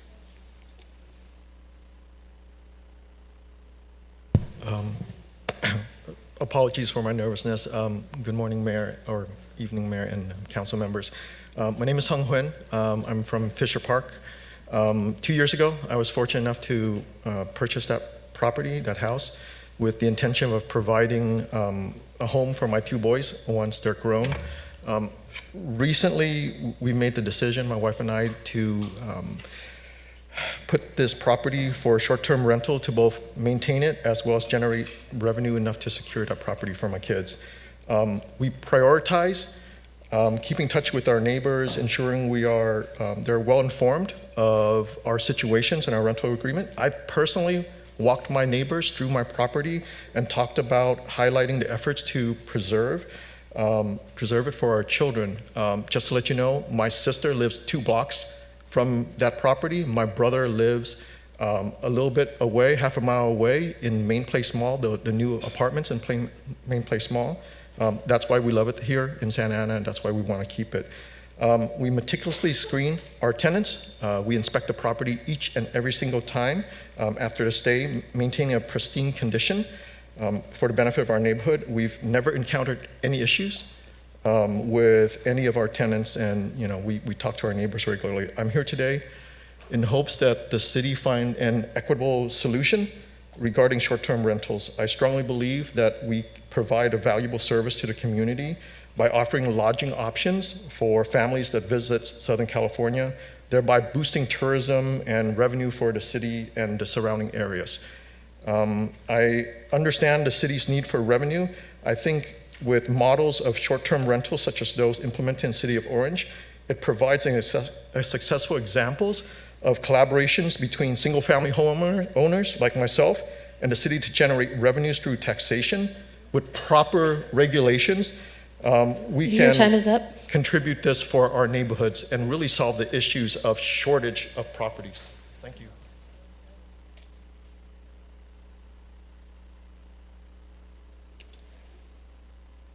Good evening, Mayor and City Council members. My name is Miguel Bautista. I'm here with Unite Here Local 11. Again, we come here tonight to thank you for your vote in the last session. Your vote has protected your long-term residents and hundreds of our members. As you all know, many cities across Orange County have already passed strict regulations on short-term rentals because they recognize that short-term rentals remove long-term housing from the market. At least 11 cities in Orange County prohibit short-term rentals in some form, like the city of Irvine, which has banned short-term rentals in 2018. They saw a rental cost drop of 3% on average within 2 years, a drop that was even greater in areas hardest hit by short-term rentals. Meanwhile, unhosted short-term rentals in Santa Ana have increased by almost 300% since 2019, driving up rents and displacing tenants. Santa Ana needs to continue having its short-term rental ban, just like other cities have. I urge you to vote yes again on item 25 tonight, prohibiting short-term rentals. Let's keep residents housed and our communities intact. Thank you for your time. Susana Cruz, followed by Elliot Lewis and John Ramirez. Hello, Valerie. Thank you for everything that you do, Council, for all your guys' hard work. And I'm going to say this in Spanish because I want it for my gente. I, Susana, nací aquí en Santana. 55 años, desde niña hasta hoy de mujer, criando a 10 hijos yo sola. Me levanto todos los días pensando en cómo voy a ayudar a mi comunidad. ¿Qué voy a hacer yo para servir? Para que sea un lugar mejor para mis hijos de los 55 años que yo viví. Les pido que por favor no dejen que estas jeringas sean parte de nuestros hijos. Vamos al revés. Hemos luchado tan fuerte para tener mejores parques, una mejor comunidad, para deshacernos de todas las drogas, de todo el mal que pasa en nuestra ciudad, y ahora vamos a ir al revés. caminando hacia atrás, porque con todas estas agujas, todo lo que vamos a hacer es ayudarles a todos los adictos. Ahorita yo estoy yendo a la escuela para ser una consejera de drogas y alcoholismo. Mi familia, en mi casa, yo he peleado todo esto para no tenerlo en mi casa. Y ahora lo vamos a estar dando libremente. No podemos darles a nuestros hijos los materiales para las escuelas, pero sí podemos darles a los drogaditos lo que necesitan para hacerse peor adictos de lo que ya son. It's not fair. Thank you.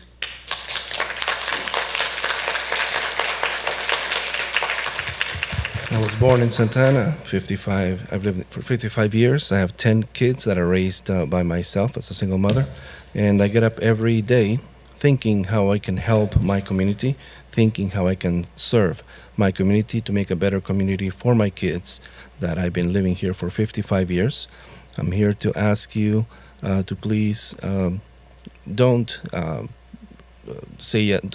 don't accept this needle program.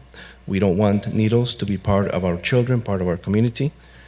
And this is, I've been fighting this. We want better for our kids. We don't want drugs.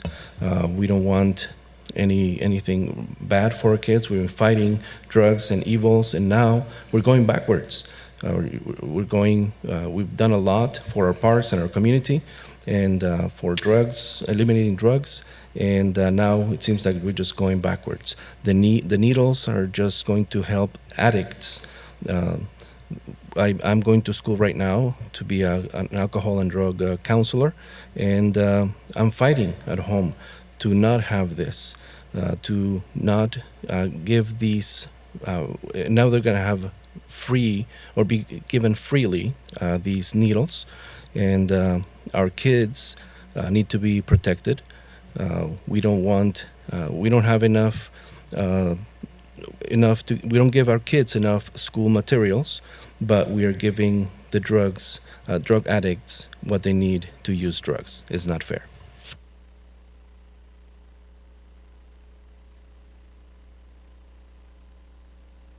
My name is Elliot Lewis. I'm the CEO of Catalyst Cannabis Co. We operate a dispensary here in Santa Ana and different storefronts throughout the state.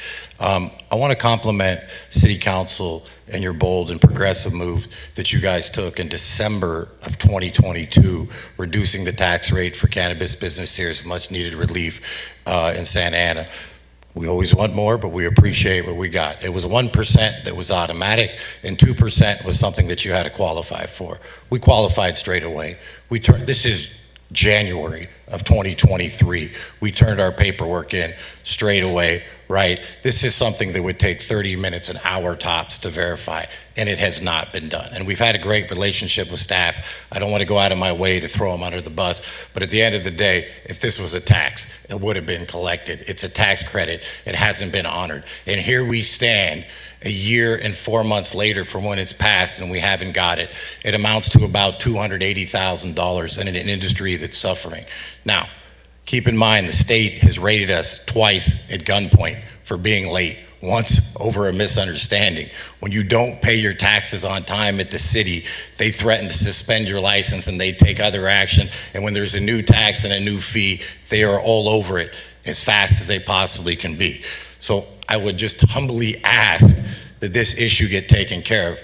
And look, again, it was a very progressive act, but if the red tape doesn't allow you to get it, then what's the point? And we're here for the workers, and we want them to get what they have coming. So as an act of civil disobedience, in all respect, I will be sending credit memos, 90 days, shouldn't have been more than that, for my payment of taxes starting now. So instead of sending the monthly tax, you will get a credit memo from Catalyst Cannabis Co., and hopefully that will escalate this issue. And if you want to come and get the money, we could discuss why this didn't get approved how it should have been. Thank you. All respect. John Ramirez, Shedrick Collins, Elvia Espinoza. Good evening, Mayor, Council Member, and City staff. My name is John Ramirez. I'm a resident of Ward 2, and I've lived here in the City of Santa Ana my entire life. I'm here to speak tonight in support of item 27, the resolution opposing the needle distribution program in our city. You know, this is a common sense issue that we should all be on board with and be supportive of this resolution. I can see outsiders being supportive of it, but our residents should all be on board and support it.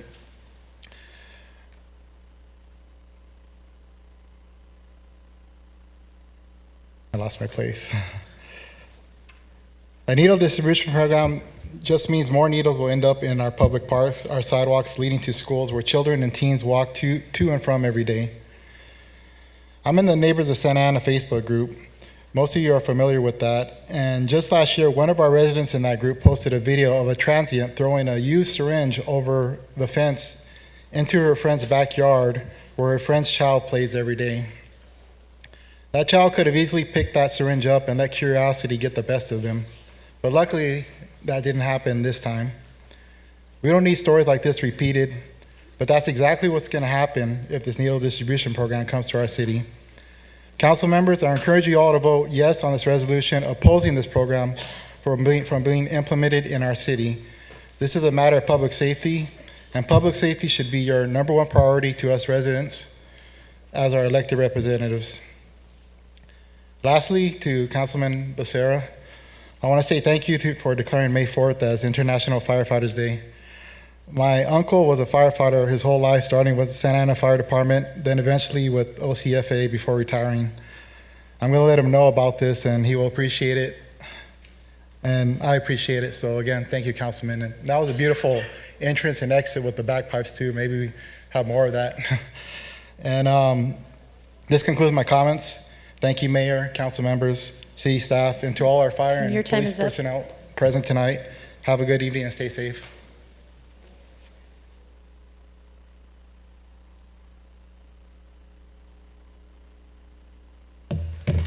Good evening, Mayor, City Council members. My name is Shedrick Collins.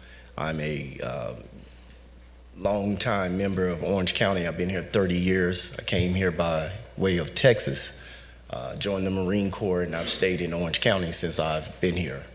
I said that to say because I've been serving my country and serving my community for the majority of my life. I've been doing work in the city of Santa Ana for over 30 years now. The reason I'm here tonight is for item 29, the Juneteenth Festival. Orange County Heritage Council has been working very closely with the city of Santa Ana for the last 3 years, and we put on two very, very nice events for the county and the citizens of this county. And to hear that the city manager and the mayor have open bid this event that we created to outsiders and not even sat down and talked to us and included us, made this an inclusive conversation about Juneteenth and how it impacts our community. What we're trying to do is preserve the legacy that has been put on by our forefathers. We came here, 3-4 years ago, and we asked to put this event on, and the city of Santa Ana embraced it. Everyone was all up in arms about, diversity and inclusion, and now it's just a checkbox that you're using it for. How are you going to have a white organization come take over an event that directly impacts people of color, and then you're offering us $2,000 to train them to put on our event? That makes no sense, and we're not going for it. We are prepared to let everyone in this county know that we are not supporting this event unless you give Orange County Heritage Council the opportunity to put on this event. Thank you. Next three speakers, Elvia Espinoza, Ruby Rivera, Renee Hernandez. Hello, my name is Elvia Espinoza, and I have worked at the Kilton Costa Mesa for 30 or more years, and I am living in Santa Ana for the same time, in Bristol neighborhood. Thank you for the short-term rentals for the last meeting. Rent is so high in Santana, and I live with strangers and family in order to pay the rent. Now my family moved to Riverside to afford place to live. For this reason, please vote yes tonight on item 25. Thank you.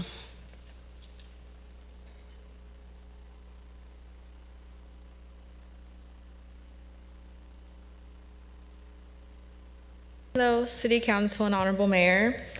I came here today to oppose the needle distribution that the HCI is trying to implement. As someone who was born and raised in Santa Ana, I have seen the efforts of our community has put into making our city beautiful again. When we implemented this program from 2016 to 2018, we can see from the data that it was a failure, leaving about 250,000 needles on the streets in harm's way of children in the community. As someone who has a little sister that walks home from school and has already encountered dangers from drug addicts, I'm scared. What are the chances of her being exposed to a needle on the ground and being contaminated? What are the chances that she will encounter a drug addict high out of his mind and he assaults her? I personally walk my dogs every morning, and what are the chances that they stumble upon a trash needle and hurt themselves? This program makes it easier for drug addicts to get high. That's all it is. How is this truly benefiting drug users? How is this helping the people that we see slumped over on the sidewalks and bus stops? Not only are we exposed to public drug use, but the trash and encampments that they leave behind. Needle distribution would just be adding to the problem. We should be helping them stay off of hard drugs, not encouraging it. If we truly want to help these people, this is not the way. For example, mandatory rehabilitation centers and actually enforcing the law for public drug use. Leaving our community filthy and dangerous is not the way. We need to find better ways to help those that truly want and need it. I ask for our council to please oppose the needle distribution and keep our community safe. Thank you.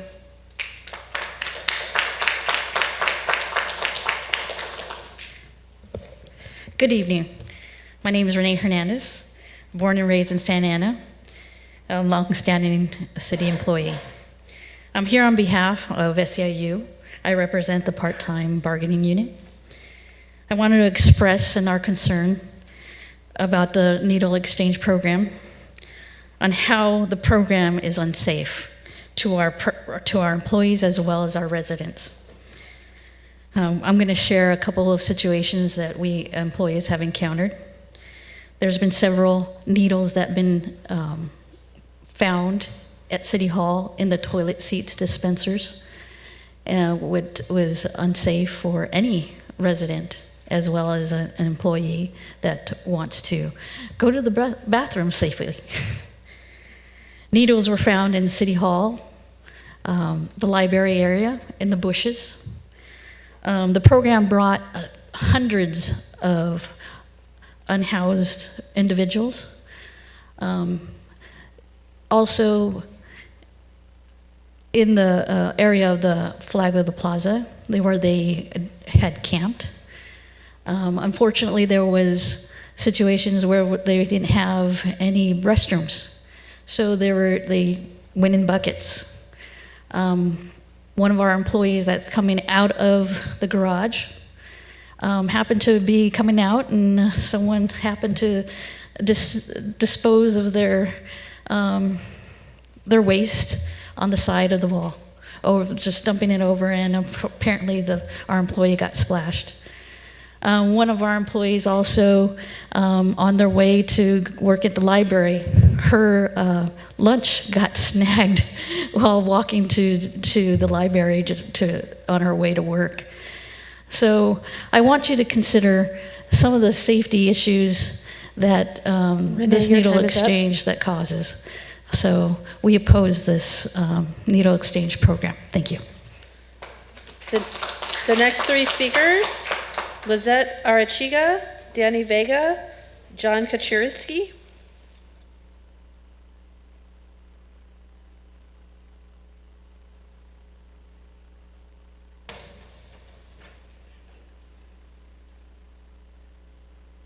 Hi, my name is Lizette. I live here in Santa Ana, born and raised.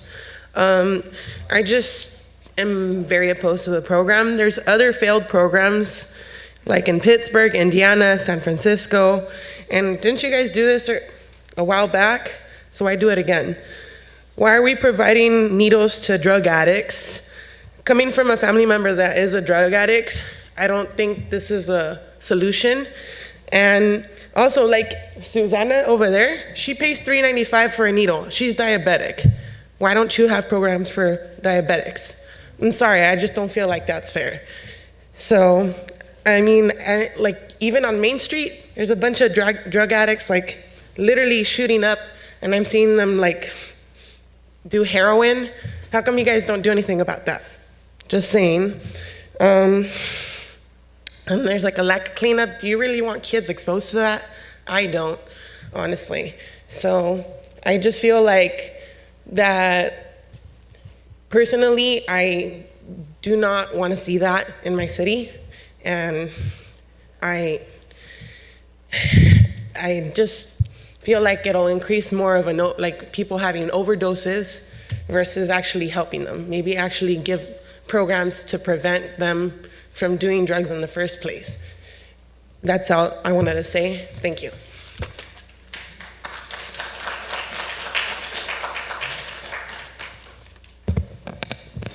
Good evening, Mayor and City Council. My name is Danny Vega, resident of Ward 3. I wanted to submit the signatures collected through an online petition opposing the needle distribution program.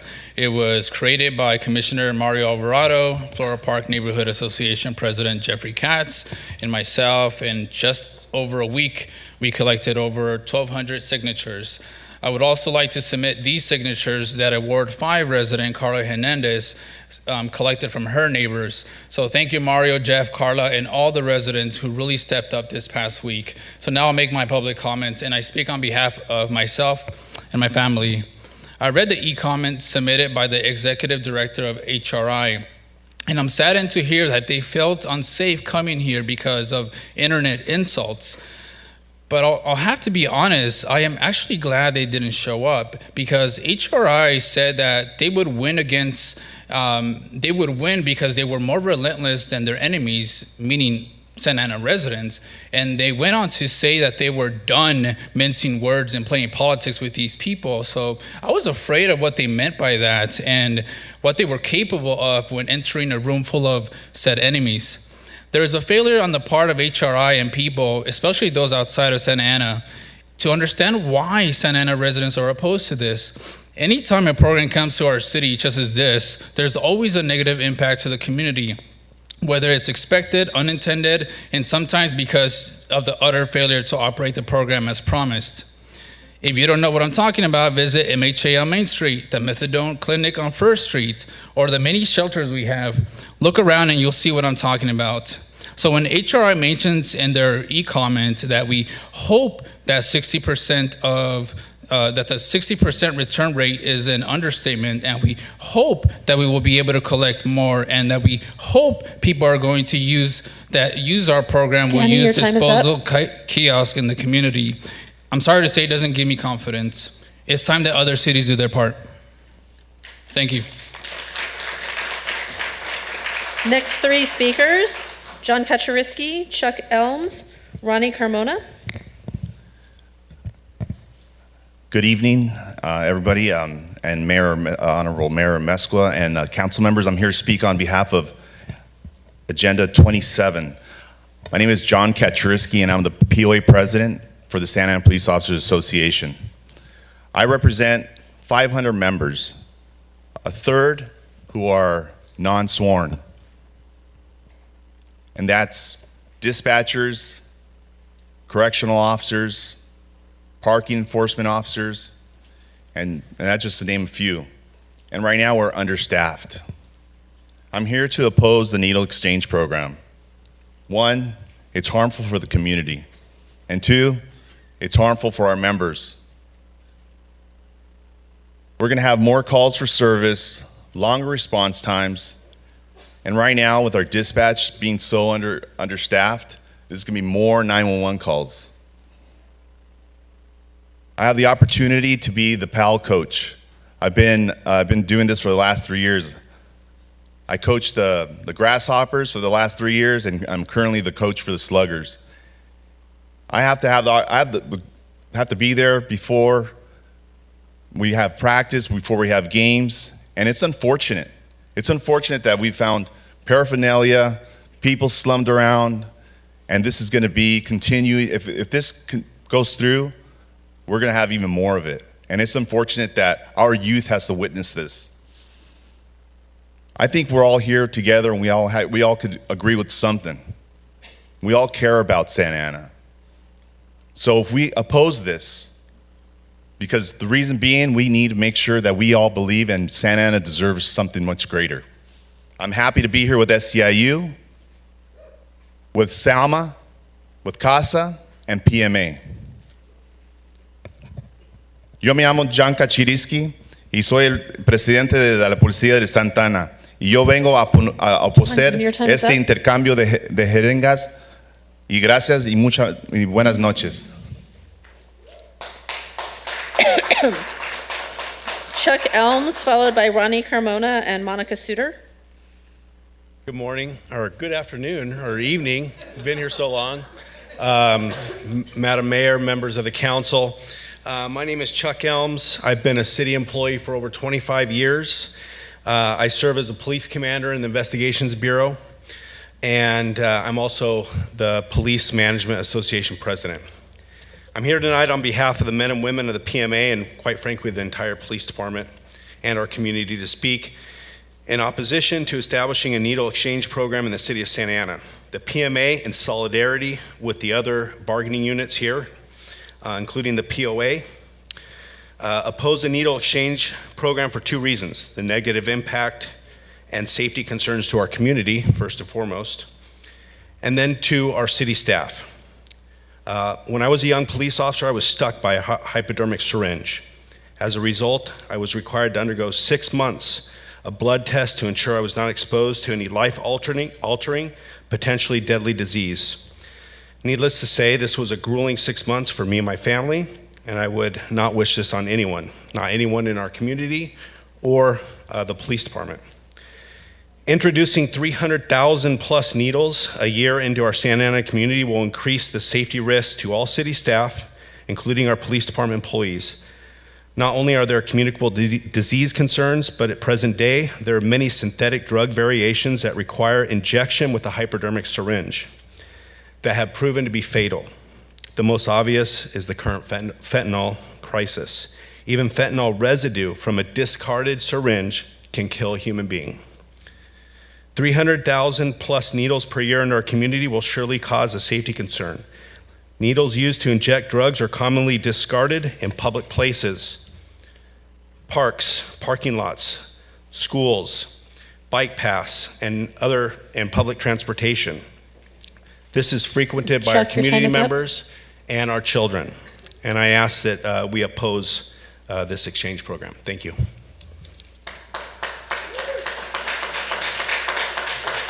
Ronnie Carmona.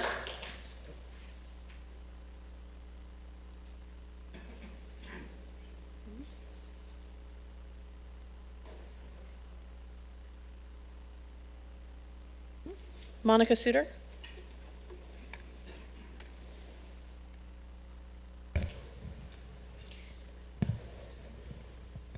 Good evening, Honorable Mayor, Mayor Pro Tem, and City Council members. I'm here regarding agenda item number 27. And we are here regarding that in solidarity with our labor workers. We represent nearly 900 workers, and we strongly oppose reinstituting any kind of needle exchange, quote unquote, program here in Santa Ana. The prior version of the program served as more of a distribution program than an exchange program, and there was no process to ensure that the needles came back. This led to worker safety issues that have been talked about, and for those handling the quality of life team, which is a multidisciplinary team, and for all employees in parks, library, public works, janitorial, code enforcement, police departmental. We also represent employees there, as well as our brothers and sisters in blue, and office workers who were accidentally stuck with needles, thereby impacting their own and their family's personal health. We represent worker safety in all these areas.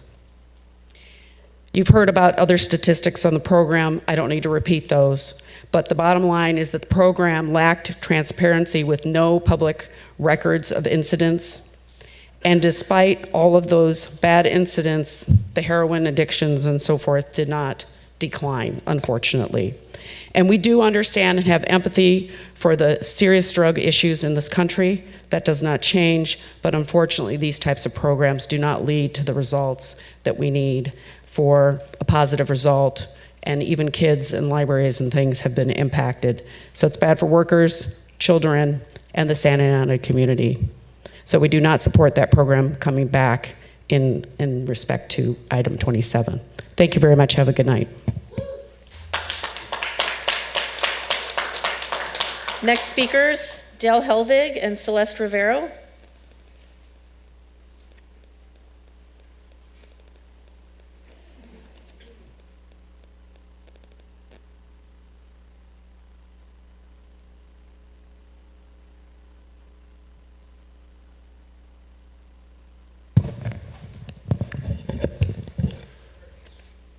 Good evening, Mayor, council members, city staff. I am here also to support the resolution on item 27.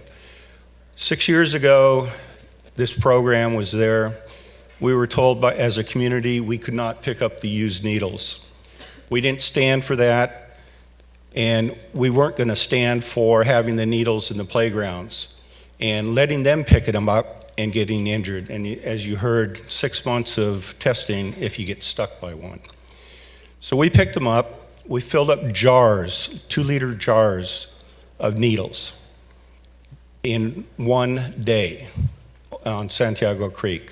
So it's real. Now, what's interesting to me is HRI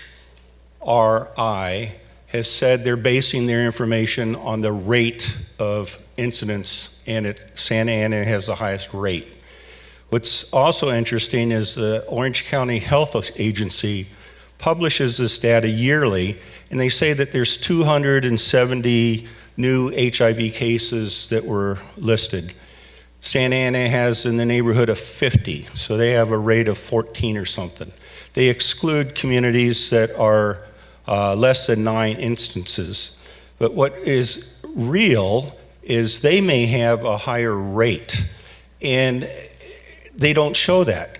The transparency is totally lacking in this area. They should show the rate of every city in Orange County, not just Santa Ana and whoever else is in second place. We need to fix that.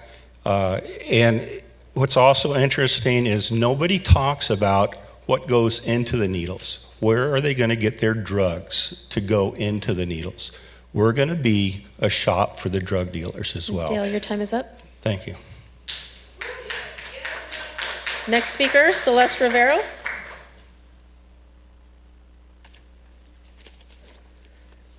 Mayor and Council, that concludes the public speakers that are present. We'll now begin with the Zoom speakers. Madam Clerk, can you tell me how much time we have left, please? 36 minutes. Thank you. Speakers on Zoom, when unmuted, please announce your name and the ward or neighborhood that you reside in within the city of Santa Ana for the record. Caller whose phone number ends in 136, please unmute and make your comments.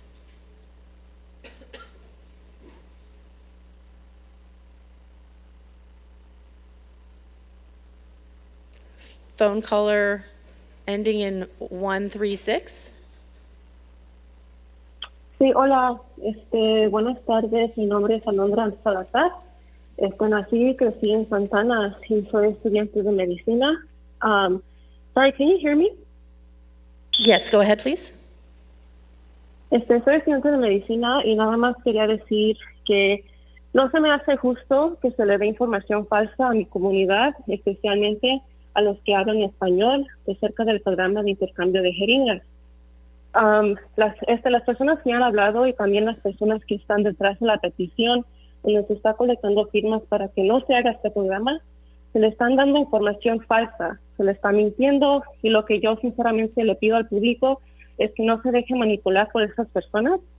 Lo que no les están diciendo son todas las formas que este programa tiene para la salud de la comunidad entera. Por ejemplo, Santana es la comunidad con los números más altos de diagnóstico de VIH en el condado de Orange. Y ya se ha demostrado que programas como estos ayudan a reducir estos números. Además de esto, los programas de intercambio de jeringas conectan personas que usan drogas con programas para ayudarles a dejar la droga. Con esto, apoyar a la resolución que se está presentando hoy y la petición donde se están colectando firmas, se está diciendo que no importan las vidas de los más vulnerables de nuestra comunidad. Por favor, digan no a la resolución y por favor no firmen esta petición si les importa la salud pública de nuestra comunidad. Gracias.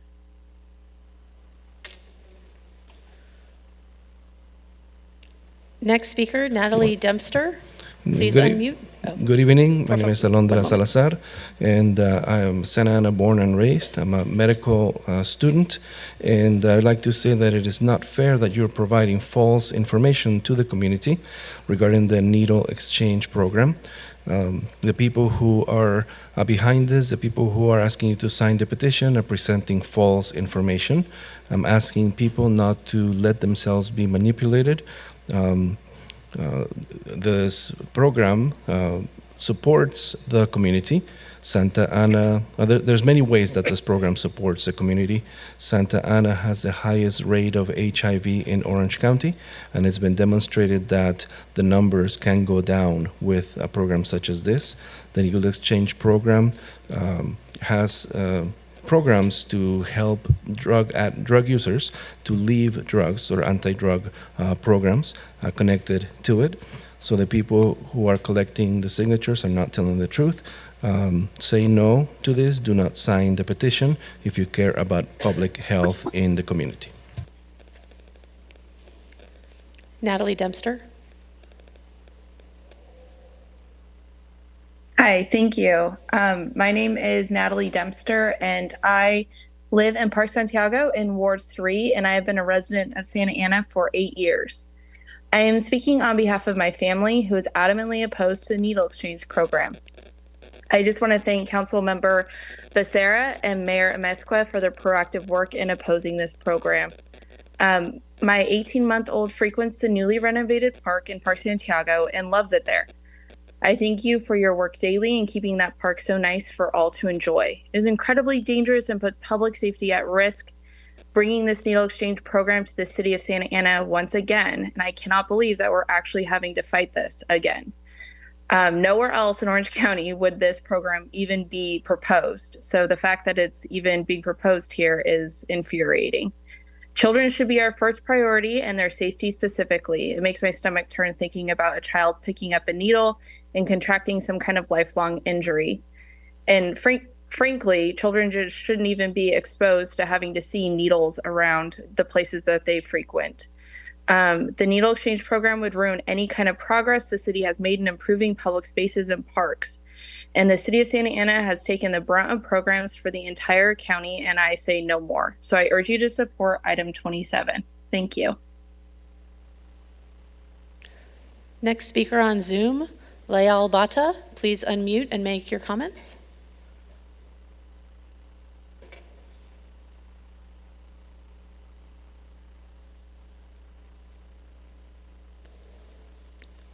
Layal?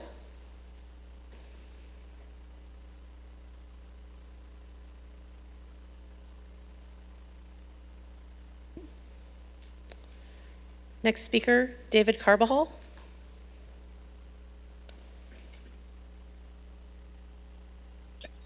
Hi, can you hear me? Yes, go ahead. Good evening, City Council. My name is David Carvajal, and I'm a resident of Ward 6. I was born and raised in the beautiful city of Santa Ana, and I'm calling in to oppose agenda item 27. Turning our backs to proven strategies that improve quality of life is wrong, plain and simple. This resolution sends a clear message to people who use drugs in and around Santa Ana that their lives and well-being don't matter. Local governments must rely on scientific data and on the expertise of public health experts to make informed decisions. Data shows that syringe service programs are an effective public health intervention to prevent new HIV and hepatitis C infections. The CDC reports that syringe service programs are associated with an approximately 50% reduction in HIV and hepatitis C infections in the US. The CDC, alongside public health experts and physicians, have been urging local and state governments to implement syringe service programs for over three decades in an effort to end the HIV epidemic. What is probably most important for people listening to understand is that Santana constitutes the highest rates of HIV and hepatitis C infections in the county. This is a public health crisis. Additionally, when people who inject drugs have access to syringe service programs, they are 3 to 5 times more likely to seek substance use treatment. Lastly, contrary to the messaging that syringe service programs create more syringe waste, the syringe service program being proposed by the Harm Reduction Institute includes a dedicated hotline where you can report syringes and a team will come pick them up in your area. We have to support public health strategies like this. Thank you and good night. Mayor and City Council, that concludes the speakers that were in the speaker queue when we started public comments. I believe there's one there, Madam Clerk. She's asking how did she unmute? Okay, the speaker I called earlier, But yes. Layal Bata. There should be a microphone button.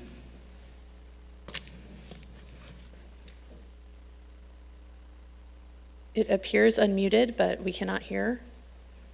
Layal? All right, we'll move on. Thank you. Thank you for making the effort. I appreciate it.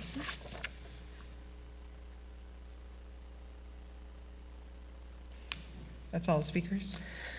That's all the speakers that were in the queue when we started public Perfect, comments. thank you. Okay, at this time, we're going to go into the consent calendar, items 8 through 26. I'll say this slowly as they're all returning to their chairs. 8 through 26 are before us. Council members, please announce any items that you'll be abstaining from due to conflict. If there are any requests to pull an item from the consent calendar for further discussion. Let me start. Councilman Vasquez? I have nothing to pull. I'm so sorry? Thank you.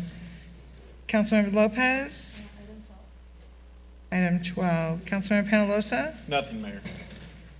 Councilmember Hernandez? Just a brief comment on item 20 and item 24. Councilmember Becerra? Yes, I'd like to pull items 21 and 23. Mayor Pro Tem?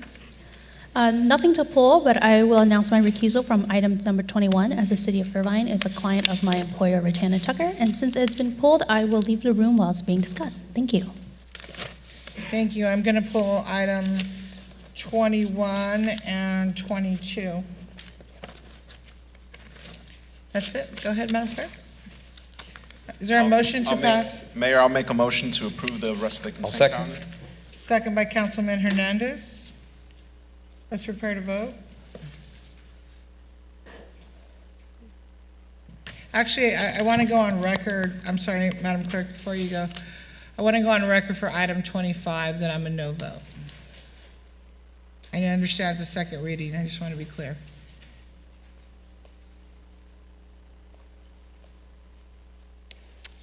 Mayor, I'm sorry, I'm having some technical difficulties here. If I could go ahead and do a roll call vote on the consent calendar with the exceptions of item 12, 21, 22, 23, brief comments on items 20 and 24, and a noted recusal on 21 from Councilmember Fan, and a recorded no vote by the mayor on item number 25. But for the remainder of the consent calendar? I also pulled item 27. 27. That is on business calendar, so it will be separately sorry. discussed. Yeah, go ahead. Thank you. Councilmember Becerra? Yes. Councilmember Hernandez? Yes. Councilmember Lopez? Yes. Councilmember Penaloza? Yes. Councilmember Vasquez? Yes. Mayor Pro Tem Fan? Yes. Mayor Mesqua? Yes. Vote is 7 ayes, no nays. Motion carries to approve the consent calendar with the noted exceptions of separately pulled items and a 6-1 vote on item number 25 with the mayor voting no. Motion carries. Thank you. Can we administer the oath of office, please, to Esperanza Martinez for the Rental Housing Board and Ignacio Rincon for the Historic Resource Commission? If you can please come forward if you're here.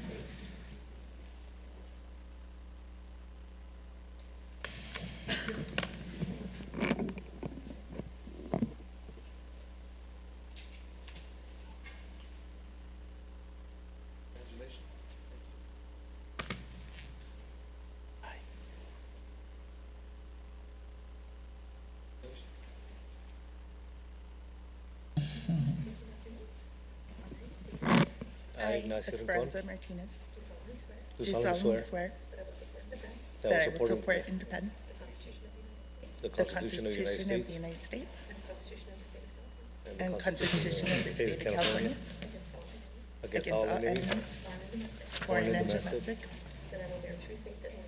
that I will bear true faith and allegiance to the Constitution of the United States and the Constitution of the State of California, that I take this obligation freely without any mental reservation or purpose of evasion,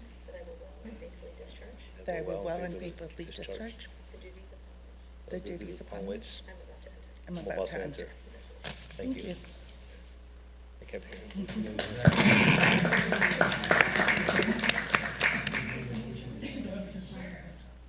Congratulations.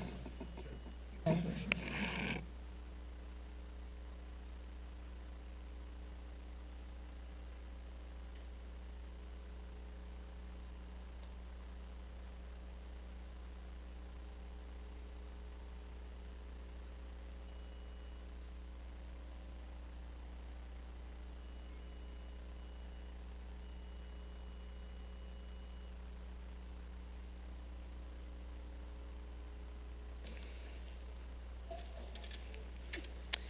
Mayor, the first item pulled is item number 12 by Councilmember Lopez.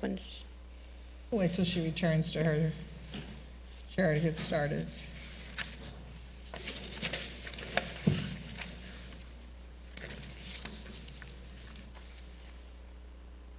So should we go on to the next item? Yeah, why don't you go to the next one while she's doing that, please? A comment by Councilmember Hernandez on item number 20. Go ahead, Councilman Hernandez. Thank you, Madam Mayor. I just wanted to thank our city staff and Parks and Recreation. Today, item 20, we approved amending an agreement with LOC Architects to increase the design services for the Santa Ana Zoo Educational Hub Building Project. I want to highlight the tremendous work that is happening here because we as a city are very fortunate to have a zoo. We're the only city in Orange County that has its own zoo. And Santa Ana is proud to have the largest amount of monkeys in California here at our zoo. But our zoos should also represent a place where families can receive education, where they can receive services. And today we approved an agreement that is going to help make that possible. So I just want to thank my colleagues and our city staff. Thank you.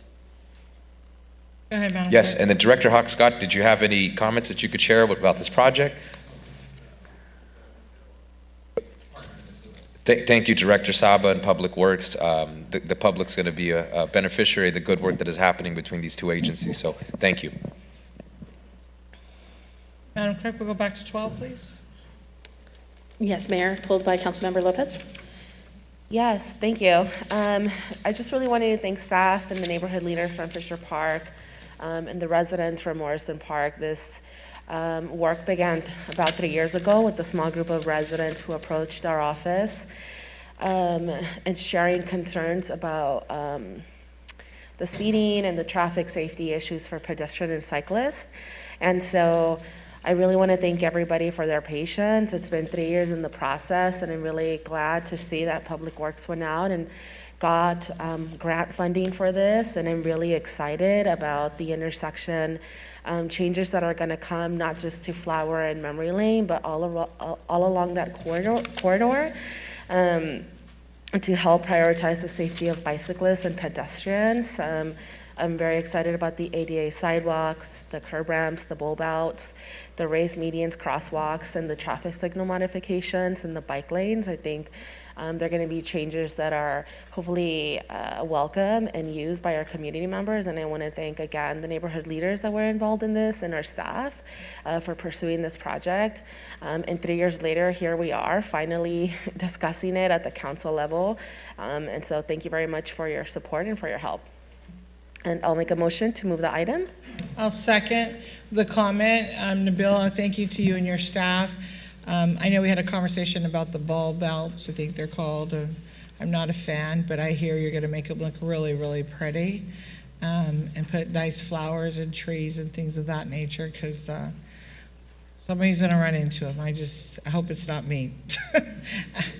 I know they're meant to slow traffic down, and I just see the problems on Main Street with them. So thank you, and I want to let the acting city manager know that you said you were going to make them pretty and flowers and trees there. So thank you very much. Appreciate it. Let's vote, please.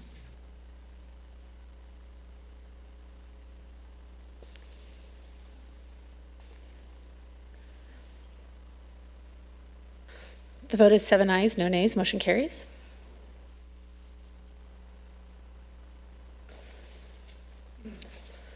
The next item is item number 21.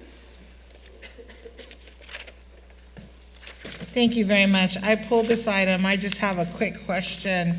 And I read everything, but for those watching and for information, who would come up for this? Would be It'll be Nabil? City I just Clerk, have a quick Public question. Works. Thank you, Nabil, for coming up. It says the city of Irvine shall provide the city a 1.1% fair share of funding for Flower Street at Segerstrom Avenue and a 1.1% fair share funding for Flower Street and MacArthur Boulevard. There's no fiscal impact to us here in the city of Santa Ana, but could you tell me the amount, please, of what Irvine will be paying? The estimated amount at this point of time is, let me get it, for one of the intersection is $37,000, and for the section or the intersection Flower and MacArthur will be. I'm sorry, can you say the amount again? $37,000 for the intersection of Flower and Segerstrom, and $45,000 for the improvement for the intersection of Flower and MacArthur. And those are estimated, as you mentioned, as 1% of the cost of the improvements. And what is the total cost? For the first intersection is 3.4 million, and the second one is 4.5 million, today's dollar. Thank you. I have no other questions. I just wanted to know what Irvine was paying, and I really appreciate you answering my questions. Sure. Anybody else have any questions related to this project? Yeah. Go ahead, Councilmember Sarah. Thank you, Mayor. I also asked for this item to be pulled. So the city of Irvine's requesting an amendment to the MPAH so that they can reclassify Red Hill between MacArthur and Main Street from a major 6-lane highway to a primary 4-lane arterial. So as the mayor and you've already discussed, so the two intersections that would be impacted with this alternative if they decided not to go forward with it would be, Flower, MacArthur, and Flower and Segerstrom. So on Flower and MacArthur, they would want to add an eastbound right turn lane. And then at Flower and Segerstrom, they would want to add a westbound right turn lane. So the first mitigation would essentially take out 2 homes at the southwest corner of Flower and MacArthur so that they could, in Irvine, not widen the street or widen it either way. But the point is that, so the 2 intersections that are impacted by a project a mile and a half away are in our city, and they would take out 2 of our existing single-family homes. That's just one mitigation. Then the second mitigation is for Flower and Segerstrom. And that mitigation shows that you would have to create this right turn lane that would go over a railroad track and a county flood control channel. And we know how easy it is to do projects with the county flood control folks, right? So that's the 2 mitigations that they're proposing in their study.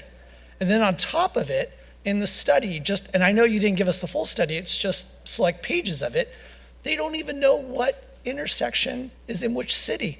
They called out Flower and MacArthur as being in the city of Costa Mesa. Right, I know. I saw that in the analysis, but it is in Santa Ana. Oh, no, I'm pretty sure it's in Santa Ana. I know that. I just don't think that the consultants do, which gives me some pause because they're proposing mitigations. To me, I could be wrong, but it looks like it's been done sight unseen. They don't realize what they're proposing. And then for us to say, well, it may or may not happen, but I'm going to go ahead and approve this mitigation. I want to work with Irvine, and I want to come up with a way to help them do what they're trying to do along Red Hill, but I'm not going to do it by sacrificing 2 existing single-family homes. I'm just not. So what I'm going to move to have happen is to continue this item, to have you go back to Irvine and the consultants and talk about how these mitigations can be amended, because I can't sit here and approve this when we're talking about impacting 2 existing single-family homes that are 1.5 miles away from this small stretch of road in Irvine. So my motion is to go ahead and table this item until staff's ready to come back with amendments to these mitigations. I'll second it. Oh, go ahead, Councilman Pelosi. I'll second.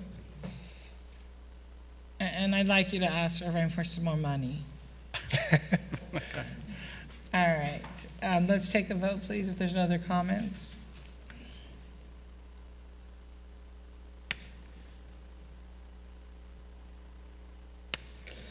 A motion by Councilmember Becerra, seconded by Councilmember Penaloza, to table item number 21, and have staff work with OCTA and Irvine related to amending the mitigation measures.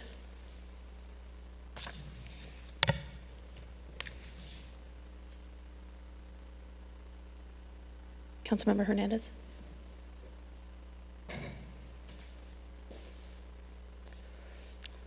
The vote is 6 ayes, 1 recusal by Mayor Pro Tem Fan. Motion carries. Item is tabled.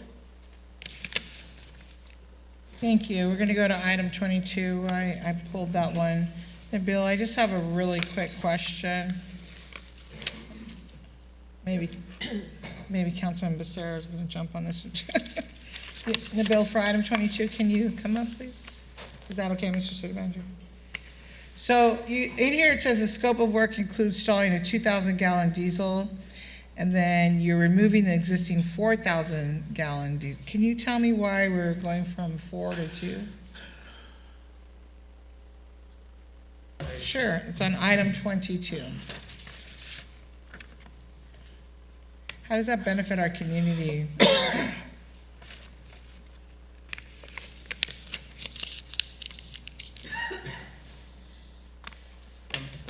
The scope of the work is really to remove. I'm sorry? The scope of the work is to remove existing underground tanks that are in our fire station being used by OCT, Orange County Fire Authority, and rebuild those tanks, diesel tanks, above ground, and do away with the leaking tanks that we have underground right now.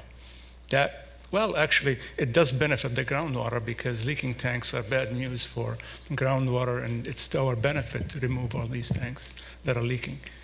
Did that answer your question? Right, so I'm asking, we currently have a 4,000-gallon tank, correct? I don't know, Cesar, you want to answer? Thank you, if that's okay. I just want to know, why are we going from 4 to 2,000?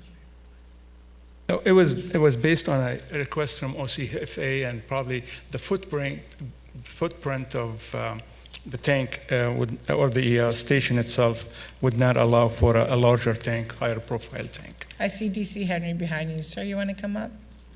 I'm just asking to make sure we have enough, right? So I want to be clear there. Yes, ma'am. So I believe the scope of work is to remove a gasoline tank as well as a diesel tank, because there's 2 at that station. Okay. And we've decided that we don't need a gasoline tank there, just a diesel to fuel the trucks. So we have a gasoline tank at one of the other stations where our fire prevention people and community ed people fuel up. So I believe that's the case. There's 2 tanks that we're removing. Perfect, that answers my question. Thank you so very much. Thank you, that's all I have. Anybody else have any other questions on this item? If I'll not, move the item. Thank you. I'll second. Thank you, let's prepare to vote.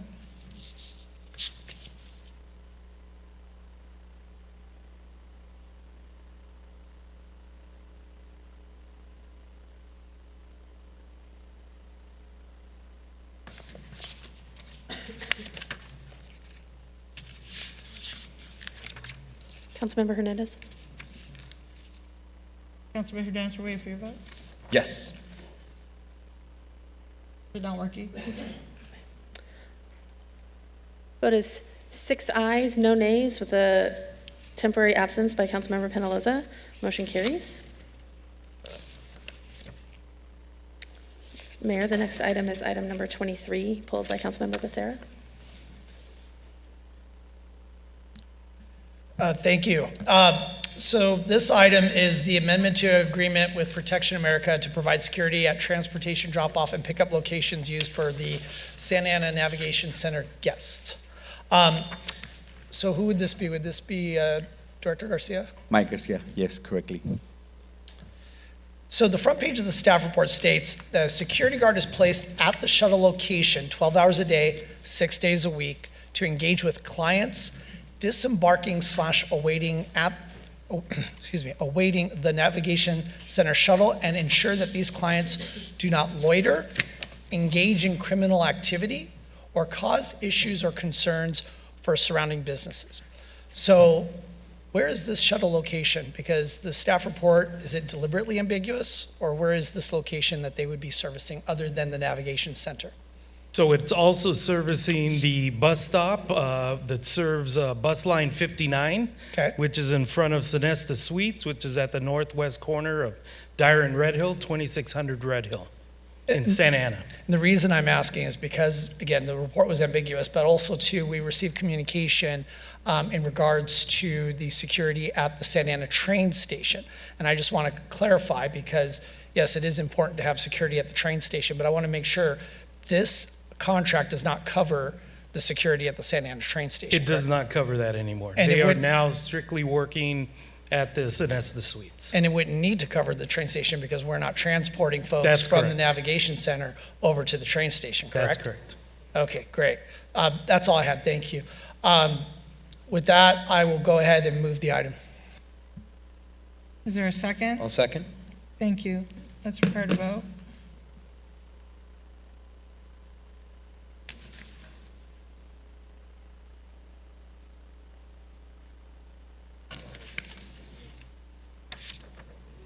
Mayor Pro Tem is a yes, I heard her say. Thank you. And the vote is 6 ayes, no nays, with an absence by... Okay. Councilmember Penaloza just recorded a yes vote. Vote is 7 ayes, no nays. Motion carries. Mayor, the next item is a comment by Councilmember Hernandez on item 24. Thank you.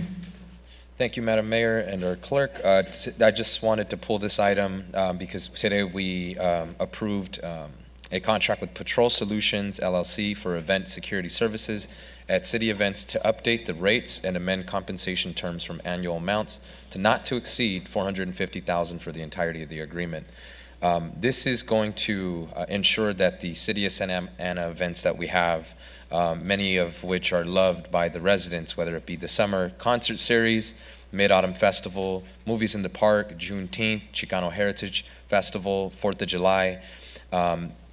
I just wanted to share on the record, I know last year we had some events where we paid overtime to have police and law enforcement there. I think that the role of having our law enforcement at these city events is important, but with deterring traffic, with ensuring that exits and entrances, that presence is very much visible.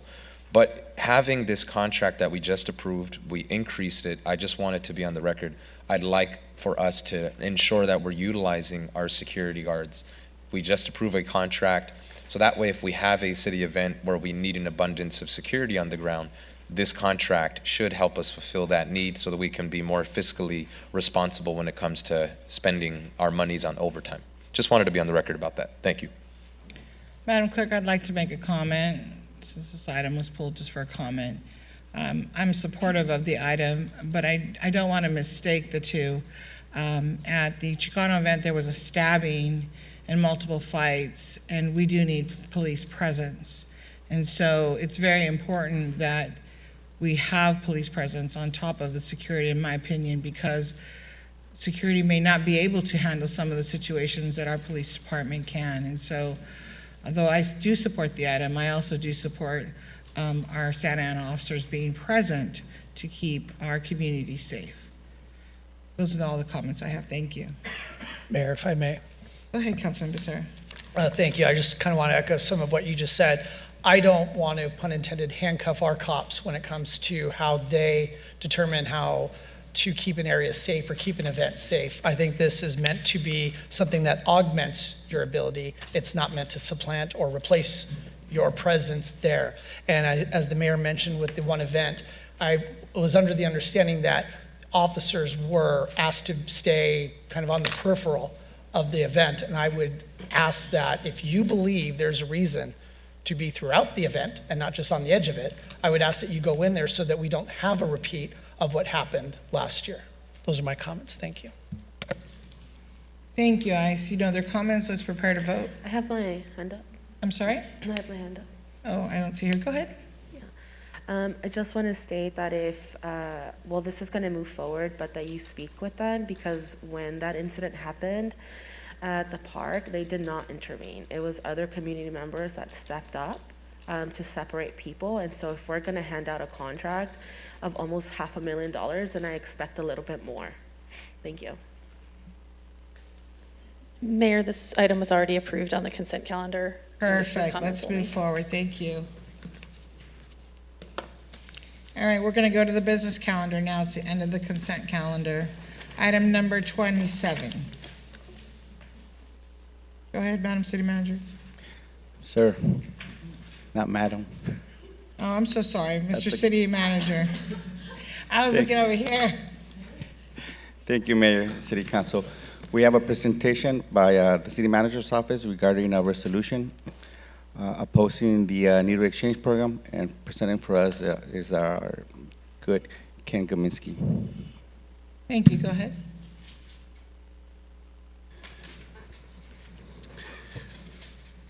Good evening, Council. I'd like to thank you for evaluating this specific item. The city has been engaged with the California Department of Public Health for some time. Before I retired from the Santa Ana Police Department, I had personal involvement and engagement with Orange County Needle Exchange Program as it operated within the Civic Center. I personally picked up many needles. I personally observed many needles. I observed that OCNEP operated a program that was flawed and had many issues that presented themselves to our community. The City of Santa Ana, the County of Orange, worked very diligently to have OCNEP stop these practices. Subsequently, the Harm Reduction Institute began operating on 4th Street within the City of Santa Ana. Through diligent efforts through code enforcement and our city attorney's office, it was determined that HRI then did not have a business license or a certificate of occupancy, and they eventually had to close. Of interest is what brought HRI to our attention as a city was the complaints from the residents and business owners surrounding HRI of increased needle debris, congregation of individuals utilizing narcotics, and blatant and open narcotics use in and around the location that HRI was operating. After HRI closed, they then came back and requested again through the California Department of Public Health that they now wanted to operate a full syringe services program, SSPs or SEPs, syringe exchange programs. Personally, I look at them as syringe distribution programs because in the application, most of us would consider an exchange to be a one-for-one. However, this is not the case.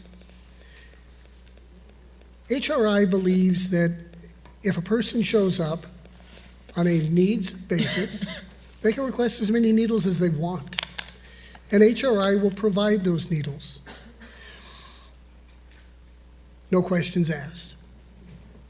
We heard today some absolutely fantastic community members. My favorite was the young girl who talked about her fears, who talked about experiencing needle debris. She was brave to show up today. She was brave to stand up for something that she thought was right. She was brave to have her voice heard. The California Department of Public Health approved HRI last year against the City of Santa Ana's strenuous opposition. However, our legal team found that they had not engaged in meaningful dialogue, which they are required to in the legislation. Therefore, they rescinded that approval, and now we find ourselves again having HRI, having asked the California Department of Public Health to establish a syringe exchange program within the City of Santa Ana. We are working with the California Department of Public Health to establish dates where they will come down and meet with our executive directors, our police chief, and you as elected officials. You will be notified when those dates are so we can schedule them appropriately. Following those meetings, the California Department of Public Health will open up a comment period for 45 days. The city encourages all residents, whether you think that syringe distribution in the city is a good idea or a bad idea. The city encourages everybody to take their opportunity and respond to the California Department of Public Health to have your voices be heard, and to ensure that our voices from the residents and the business owners and the stakeholders that live, work, and die within the city of Santa Ana are represented, and not the many, many people from across the country, from across the state, from across other counties that think this is what we need in our city. Your voices must be heard. Today's action by the Santa Ana City Council will in fact again affirm, not only to our residents and stakeholders, not only to the County of Orange, which also strongly opposes this, but it will reaffirm to the state of California that the residents of the city of Santa Ana do not want, need, or desire this service within our jurisdiction. Thank you.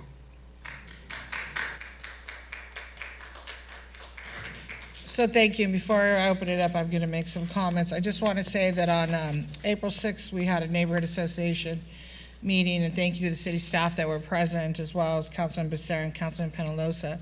And in that meeting, the neighborhood leaders came out, as well as other neighbors, and expressed their concerns and the fact that they do not want the needle exchange. In my hand to give to the city managers, 8 pages of signatures from leaders, elected officials, and leaders in the community. So I'll leave that with you as well.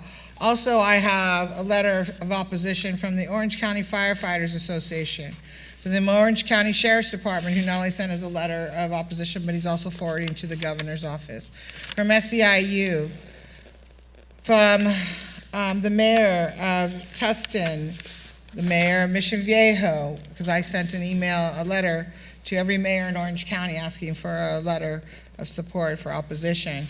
Letter from San Clemente mayor. We have Fountain Valley coming in, Mission Viejo, Yorba Linda, Newport Beach, Supervisor Sarmiento, Chair Wagner, also Southwest Carpenters, Orange County Labor Federation, Laborers Local 652.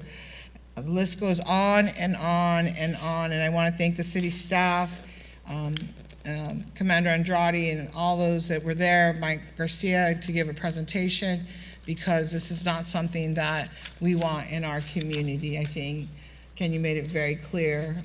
We do not want that here. I just want to share what Commander Andrade did a phenomenal job on his presentation. And one of the stats that he put in information, because this is what HRI is using, intravenous drug users, right? So this is very important. Orange County has a population of 3.3 million, and Santa Ana has a documented population of 109,000 people. Therefore, 17 IDU-related HIV cases in Orange County actually equates to 0.0005% of the population. That's correct. 0.005 of the population. But yet they have chosen to come to Santa Ana because we have the highest rate. And so people have made comments that we're using fear tactics, or we're misleading, or we are not supportive of people who have addiction. I have family members who have addiction problems. I have some that are in prison that have a long history of addiction issues. I personally am not going to hand them a needle to use, because then I'm saying it's okay, go ahead and use. And let me just tell you where you could go scored too. I think Susanna made it very clear. And so, as the mayor of this city and as a resident, my family's here, my nieces, my nephews, my father, and everybody who spoke, we cannot have this back in our city. And I'm so happy to see that the residents have stepped up. They're writing letters to the governors. We have all these people who are supporting us and all these groups.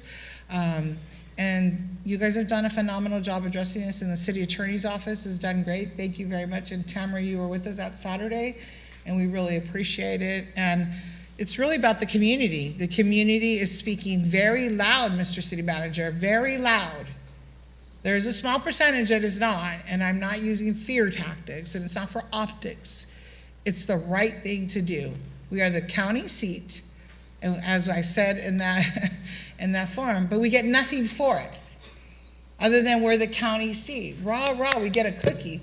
We're the county seat, but we get all these programs, and we do a lot for our community. We do the best job in the county, if not the state, with housing. I know people come in and talk about housing. What have we met and exceeded by 2,400% of housing, right? So we have 2 shelters in our city. We have social services here. We have probation here. We have parole here. We have sober living homes. We have sex offender homes. The list could go on and on. We do not need HRI coming here and dropping 300,000 needles in our community and only picking up 180, they think, and leaving 120 in our community. Did I get those numbers right, Councilmember Sarah? Did I flip them? So, think about that. They're gonna pick up 180, and they're gonna drop them only where you tell them you live. So if I live in the corner of go right, go left, that's where they're gonna drop off the needle. And if I sleep on the corner of east and west, that's where they're gonna drop it off. Correct. So I just really wanna thank you guys for all of the work that you are doing.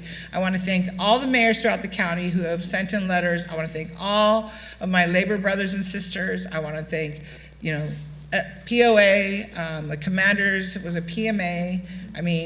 I think, I haven't been sitting here that long, but some of you have been here a long time. When have you ever seen PMA and POA together? Together, it's historical. So on the same issue that we do not want the needle exchange, the fire department's made it very clear. When we have people in our community like Dale who comes up to say, they had containers full of needles. And the cost, Mr. City Manager, to hire a company to pick up needles would be over $1 million, correct? So we cannot afford this, and we don't want this. So those are my comments, and if you'd like to speak as council members, please push your button so I can call on you. Anybody? I don't see it here. It's not working. I apologize. Let me start with you, Councilman Vasquez. Madam City Clerk, can you check it's not working? Thank you. I want to thank all the speakers who came out and spoke for this resolution. Santa Ana rose up, and it was a resounding no to the needle distribution. I want to thank all the staff for pushing back and fighting the state to push this upon us. You've been fighting for a long time, and I appreciate your work across various departments. It's been a united front here in Santa Ana. This program has not served us. It has not served us in the past. Instead, it created more victims of us Santaneros, And for this, I will vote in favor of this resolution. Thank you.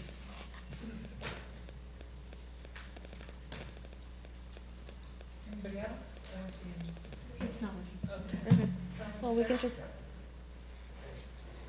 Thank you, Madam Mayor. I want to begin by thanking everybody who took the time to express to this council their concerns about the detrimental impacts that this proposed needle distribution program will have on our community. From all of the residents, whether they showed up here tonight or signed petitions, to our firefighters and their union, Local 3631, to our police officers and their unions, POA and PMA, along with SEIU, who represents our other city employees, our vital city employees, who have been impacted by past needle programs. Because our city's concerns are not coming from a fear of the unknown. Unfortunately, our city's concerns are coming from the actual experienced trauma caused by a program that previously operated in the heart of our city that left over 250,000 needles in our libraries, in our parks, and on our sidewalks and streets. The current proposal is worse than the previous version. They are proposing a mobile distribution of needles where they admit in their own application that they will not pick up 120,000 needles of the 300,000 that they plan to distribute throughout Santa Ana. 120,000 needles. You can get pricked with one, they're gonna do it 120,000 times that. This group calls themselves the Harm Reduction Institute. What a misleading name. They're not reducing harm in Santa Ana. Instead, they're increasing harm in Santa Ana. They should change their name. It's not harm reduction. They're harm increasing. If this program were to operate in Santa Ana, its harm would spread beyond our city limits. The needles distributed here would find their way throughout the cities of Orange County. That's why it's important that residents, elected leaders, and stakeholders, not just here in Santa Ana, but throughout Orange County, join Santa Ana in opposing this dangerous proposal. The resolution before us tonight is an important statement of how the county seat, the capital of Orange County, is ready to stand up and be a leader and protect not only Santa Ana, but Orange County, the county that its founders helped create 135 years ago. Thank you, Madam Mayor. Thank you. Anybody else want to speak up? Councilor Hernandez? Yeah, sure. Are you not able to see the request? No worries. I'm going to keep my comments brief. As a council member representing Ward 5, the needle exchange program originally took place in my district at a time where I was not the elected official. I have heard the concerns loud and clear from my neighbors in Washington Square, in the Willard neighborhood, in Artesia Pilar, in the Flower Park neighborhood. And today, our council will take a unified stance on addressing public health and keeping our residents safe in their parks and in any city-owned amenity. So this program is very much the intent, I believe, was supposed to address the long-lasting struggles that we've had in our city related to addiction, related to people experiencing homelessness. I'm very concerned that what was being presented to us is not going to accomplish the goal that we have of addressing addiction, substance abuse disorders in a dignified manner, and that is why I'm supporting city staff's opposition to the needle exchange program. That's the end of my comments. Thank you. Thank you, Councilmember Lopez. Thank you. So thank you, Ken, for that presentation. I think you touched about something important, right? That this is not new work to the city. This is something that staff has been working on that, precedes this council. And unfortunately, last year we had to go through this process. And I want to thank staff for all the work that they've done. And I learned about it in early May last year through Supervisor Sarmiento. And at the time, Chief Valentin and the former city manager, Ridge, they opposed this as well. And so ever since then, and I remember the city releasing a press release at the time to notify our residents, and the supervisor helped draft a link so that residents of our city could easily just click on it and send an email. So I want to thank him for his efforts as well. And ever since then, it seems like this ball has been rolling, and I want to thank staff for taking the leadership position that you have in attendance various community meetings, drafting letters on behalf of the council, answering questions from the community. And for me, when I first read this application, it was not clear how they plan to collect or track the things that they were going to distribute. And that was a serious concern. Because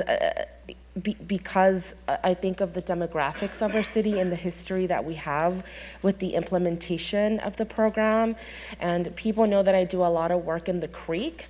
And when we start our creek cleanups, we establish a safety procedure, because these are things that have been found in the area in the past. And so, like many other communities, to me, the most important thing is that we seek a tranquil and peaceful life where our voices will be equally considered. And I am not an enemy to public health initiatives, science, or evidence-based data, but I believe that our families are the backbone of our society, and particularly this county. They do the work that other people cannot or will not. And it is imperative for me that they are taken into consideration.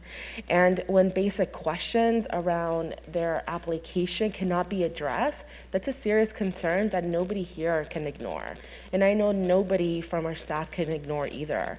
And so, that being said, this to me is a systemic issue because of how the way this county has really sidelined our residents in the city for many years.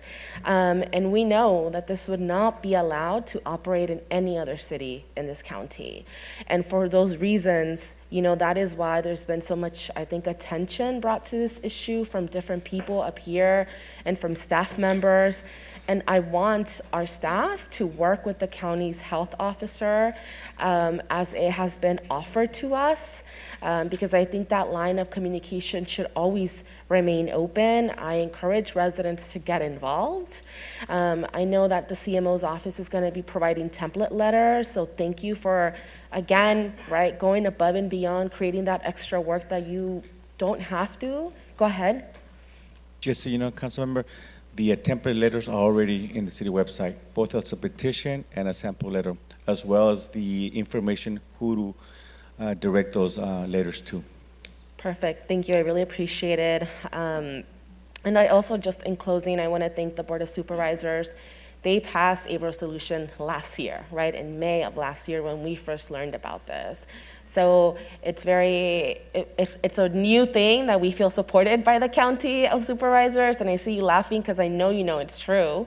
And I want to thank the supervisor, I really want to thank the delegation for getting involved, and finally I want to thank SEIU, Local 3631, the Carpenters, and Chief Rodriguez. I know that you've been very informative. Whatever we requested data-wise, your office has provided, and I appreciate that.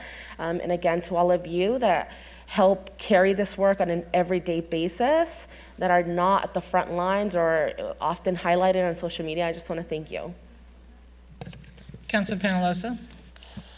Thank you, Mayor. I first off want to thank everybody that came out today to speak in support of this resolution.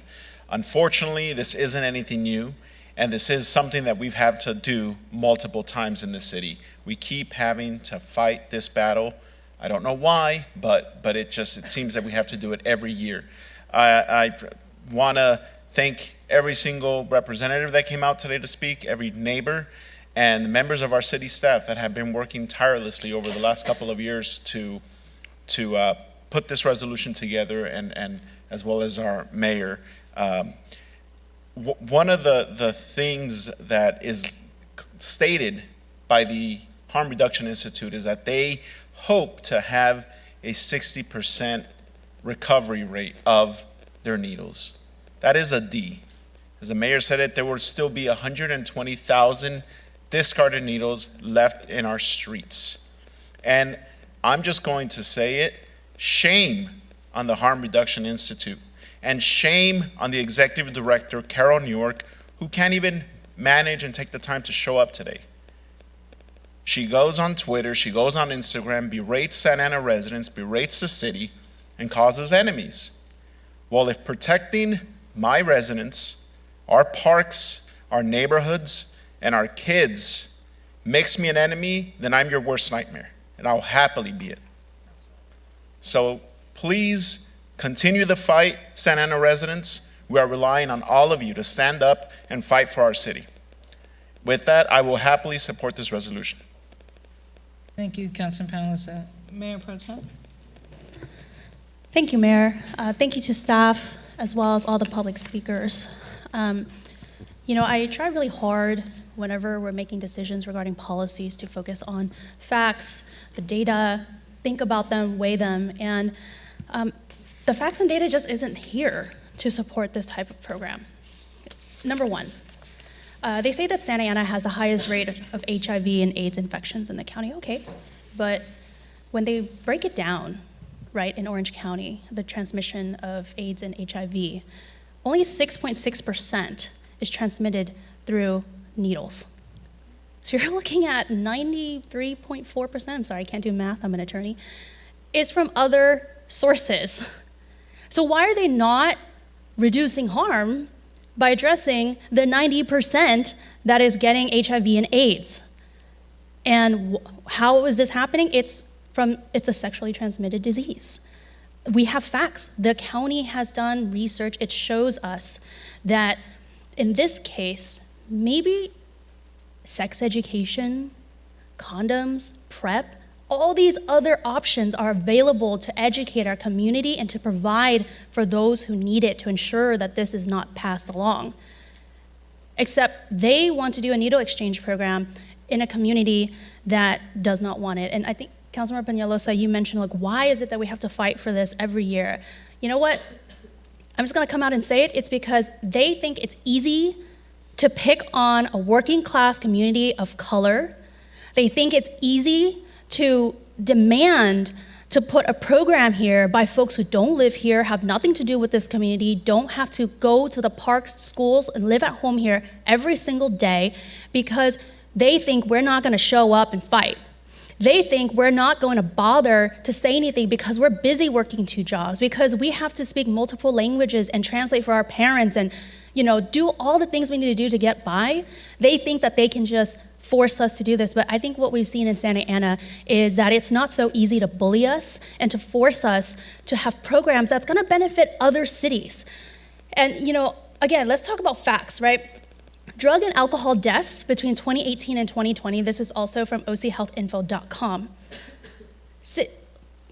We have zip codes in Costa Mesa, Fountain Valley, Huntington Beach, Garden Grove, San Juan Capistrano, Dana Point, and Lake Forest, Fullerton, all with higher rates than most of the city of Santa Ana. Why do they pick on Santa Ana? Again, because they think that a working class community of immigrants are not gonna show up and fight this. And I'm really supportive and excited that this is not just an issue that is this council, it's not an issue of a few members of staff, it's an issue that our county government supports and fights. I mean, when has the county ever been in support of the city of Santa Ana? And here we have a supervisor who said, you know what, this matters. And we have our state and federal representatives who said, this is not okay. You cannot continue to pick on the city of Santa Ana, and they've done it for years, for decades. They decided to put more homeless shelters here than anywhere else. They decided to open cold weather shelters when we knew that we had space for our own residents. They said that there are only gonna be 500 people in the entire county that's gonna be served by this program for 300,000 needles. That's a lot of freaking needles for 500 people, right? That's 600 needles a year for 500. And as a reminder, only 50% of those who are houseless in Santa Ana actually come from Santa Ana.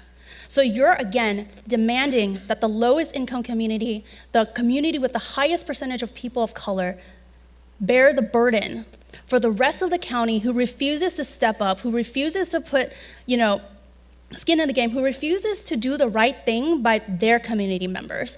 And so with that, I am so supportive of this resolution because it's just not okay. And I'm so glad it's time that we fight this. And all of us here are state and federal lobbyists. They're gonna have to do their jobs. And I look forward to the state having conferences with us and actually consulting with us because I'd love for them to see. Or I'd love for them to show us how they're getting to the public safety numbers.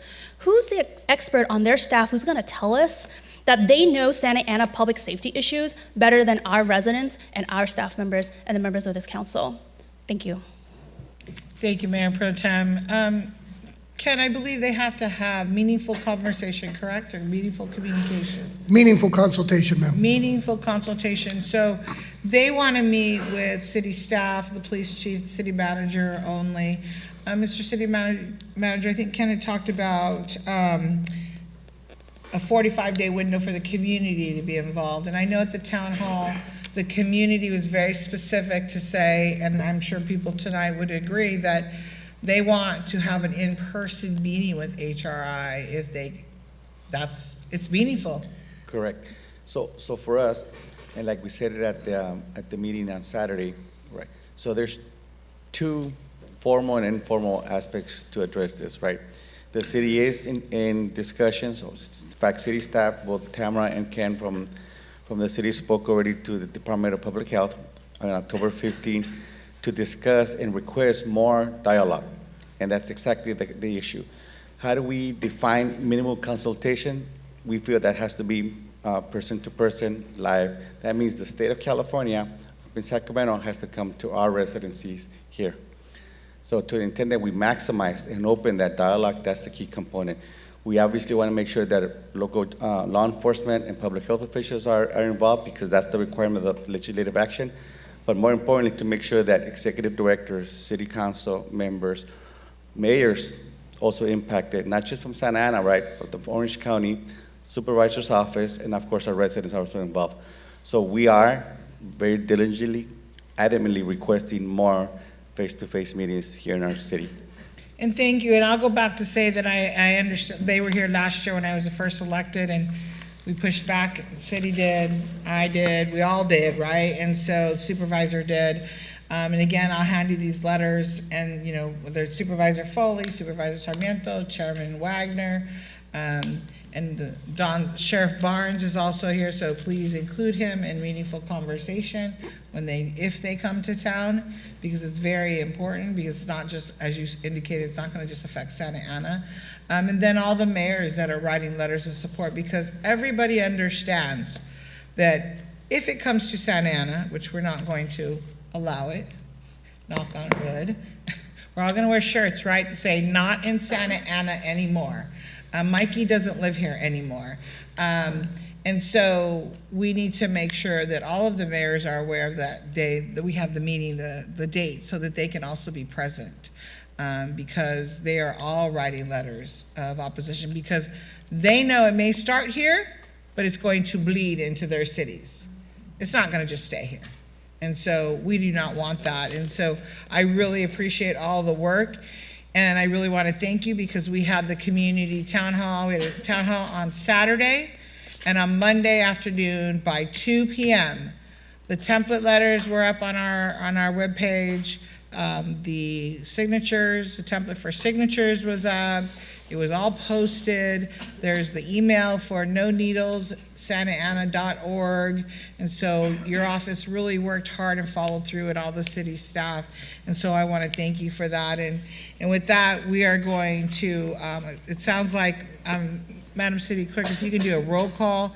But before we do that, I'd like to read section 1, 2, and 3, if you allow me, please.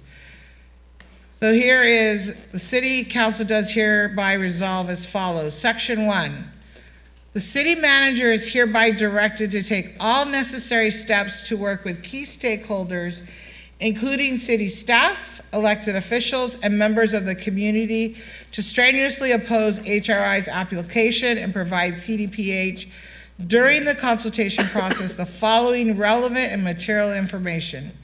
1, historical and current data, statistics and information demonstrating that HRI's NEP will result in the exposure of an overwhelming number of used, discarded, and uncollected syringes, in parens, syringe litter, into the community that will negatively and detrimentally impact the public's health, safety, and welfare. Number 2, the significant financial impact and burden HRI's NEP, and the resulting syringe litter will have on city resources, including numerous local law enforcement agencies in the county, i.e. Santa Ana PD, Orange County Sheriffs, and all the local surrounding police departments. HRI's lack of transparency, accountability, and trust in the community due to the refusal to work collaboratively with the city. Please also include the fire department, because this will also affect the fire department. Section 2, the city clerk shall certify to the passage and adoption of this resolution and enter it into the book of original resolutions. Section 3, the resolution shall take effect immediately upon its adoption by the city council, and the city clerk shall attest to and certify the vote adopting this resolution. So at this point, Madam Clerk, if you can do a roll call, please. Was there a motion? I'll make a motion. I'll second. A motion by Mayor Amezcua, seconded by Councilmember Penaloza, to approve a resolution of the City Council of the City of Santa Ana announcing its strenuous opposition to the establishment of a needle exchange program in the city. Councilmember Becerra? Absolutely, yes. Councilmember Hernandez? Yes. Councilmember Lopez? Yes. Councilmember Penaloza? Yes. Councilmember Vasquez? Yes. Mayor Pro Tem Fan? Yes. Mayor Amezcua? Yes. Vote is 7 ayes, no nays, motion carries. Great, thank you.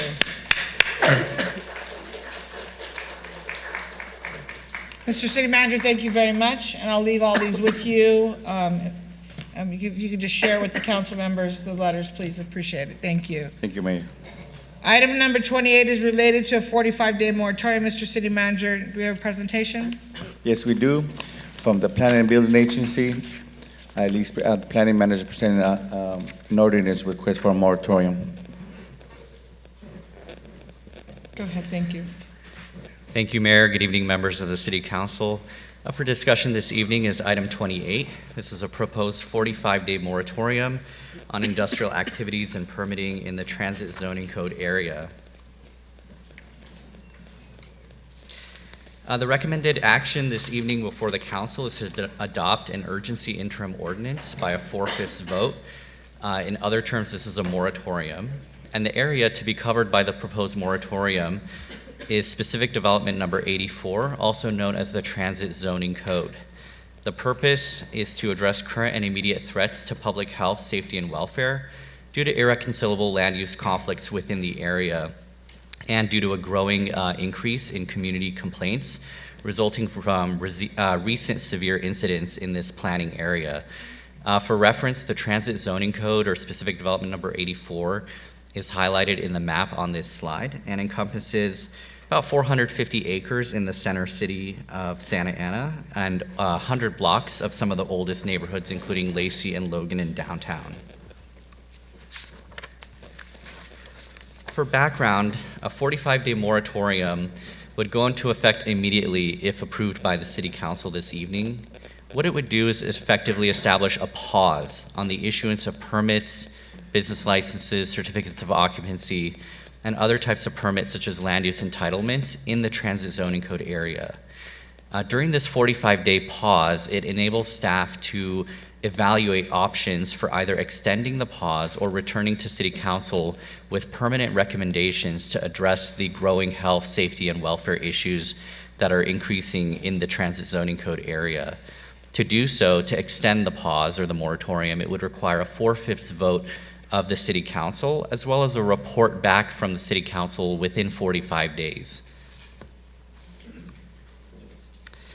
For some background on the Transit Zoning Code and sort of how it's led to where we are with tonight's recommendation, in June 2010, the City Council adopted the Transit Zoning Code, which created a special plan area for the center city that encourages the development of mixed-use developments and transit supporting infrastructure to create a multimodal transit neighborhood with mixed-use villages in the center city of Santa Ana.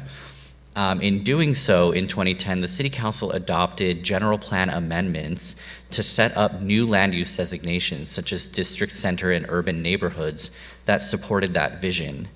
At that time, the City Council left in place the industrial zoning in the transit zoning code by creating overlays that allowed those industrial land uses to continue in this special plan area. Those overlays with the heavy and light industrial basically allowed those industrial uses in the transit zoning code to continue to operate, build, and expand, even though the general plan going back to the year 2010 was updated to allow mixed-use zoning in this area. So since 2010, a lot of these industrial businesses have remained. They've also changed ownership and undergone intensifications or expansions.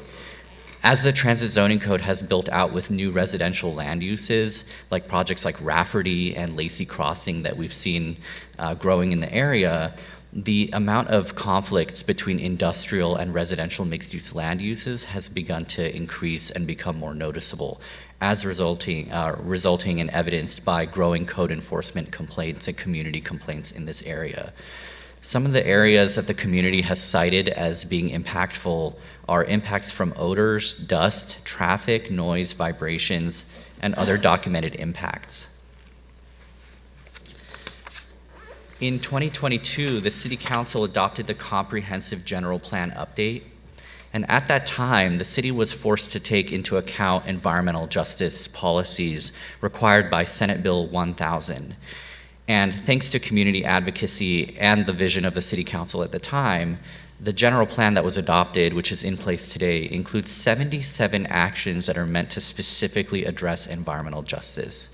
These actions target topics like air quality, noxious uses, water safety, and residential lead exposure in soil, and other public health conditions that I described earlier. In furtherance of these goals, the Planning Division established the Neighborhood Initiatives and Environmental Services section, which has been tracking and monitoring these land use conflicts in the most impacted neighborhoods, such as Lacey and Logan.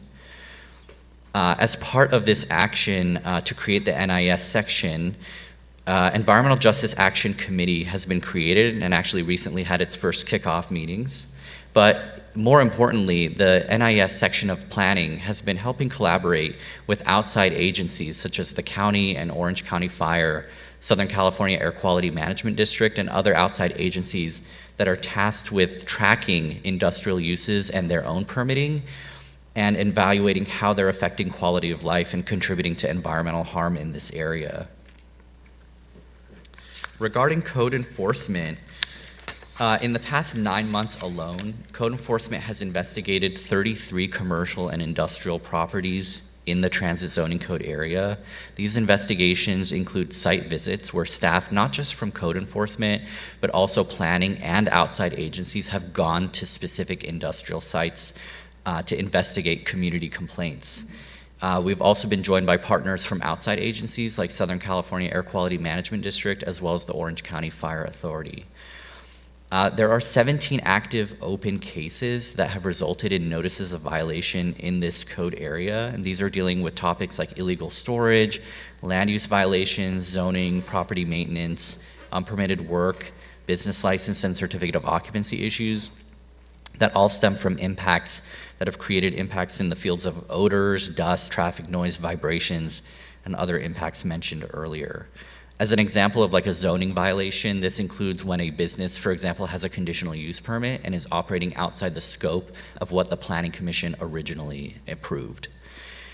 The close proximity of these active industrial cases during a short period is leading to a public nuisance situation that's harming public health and safety and general welfare of residential neighborhoods, both existing and new.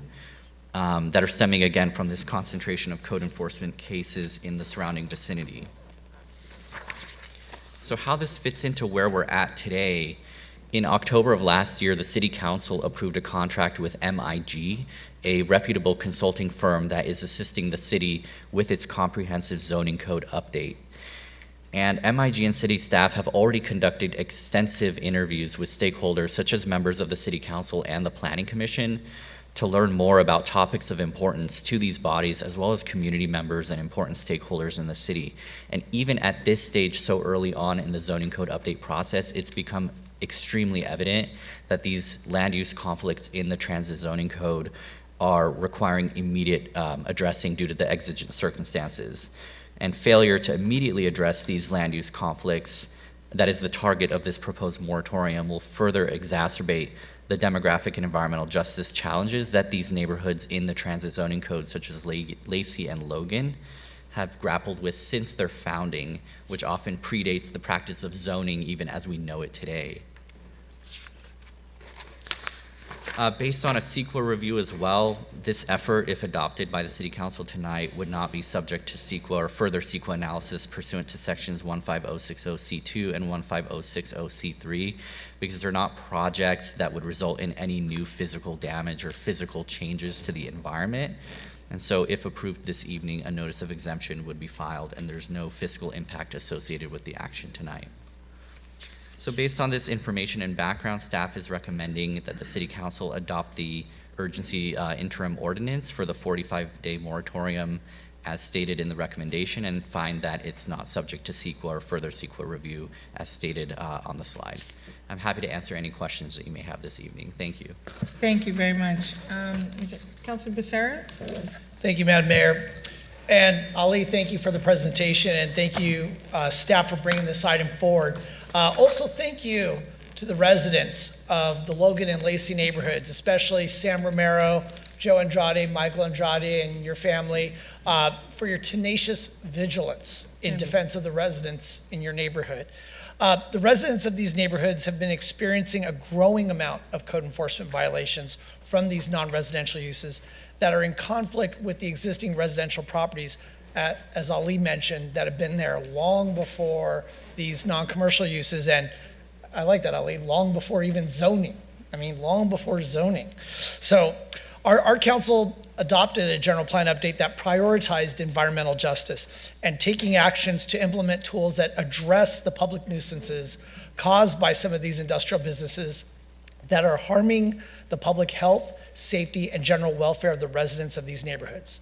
I support this urgency interim ordinance so that we can immediately protect the public health, safety, and welfare of the residents of the Logan and Lacey neighborhoods from these conflicting non-residential land uses, and give our staff the opportunity to prepare the necessary policies to address these issues and limit the ability of these non-residential uses to proliferate through the Logan and Lacey neighborhoods. So with that, I'll go ahead and make a motion to adopt an urgency ordinance pursuant to California Government Code Section 65858A, adopting a 45-day moratorium on the approval, commencement, establishment, relocation, or expansion of industrial uses within specific development number 84 zoning district, and find that in accordance with CEQA, that the proposed action is not subject to the requirements of CEQA. That's my I'll second your motion. Councilor Penalosa seconded. Councilor Penalosa, go ahead.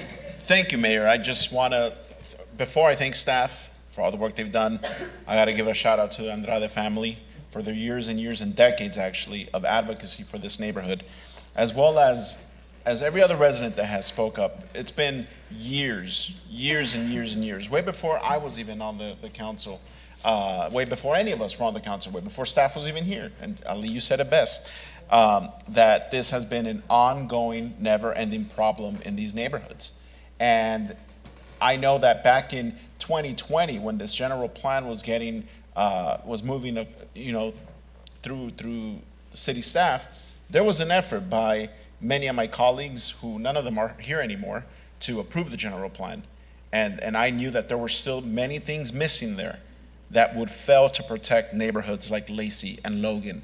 So I'm happy that we were able to stall it, and happy to be able to move it, and have my colleagues who are here now who helped ensure that these protections for these neighborhoods are in the general plan. And yeah, it's not perfect. There's still many things that we want to address, which is why we're moving forward with these ordinances that we have been over the last couple of years. I want to thank Congressman Lou Correa, as well as our state representatives, as back as Tom Daly and Senator Umberg and Assemblymember Valencia, who are all aware of the problems that many of these different industries are causing in the neighborhood, and have in one way or another tried to help in their capacity to address these various issues, the crematorium being one of them. I mean, it is harmful and it is depressing to know that there are residents and there are kids that live among these industries. So thank you, city staff, for working on this. Hopefully this is just one of many things to come. I know that there are many issues that we still need to address.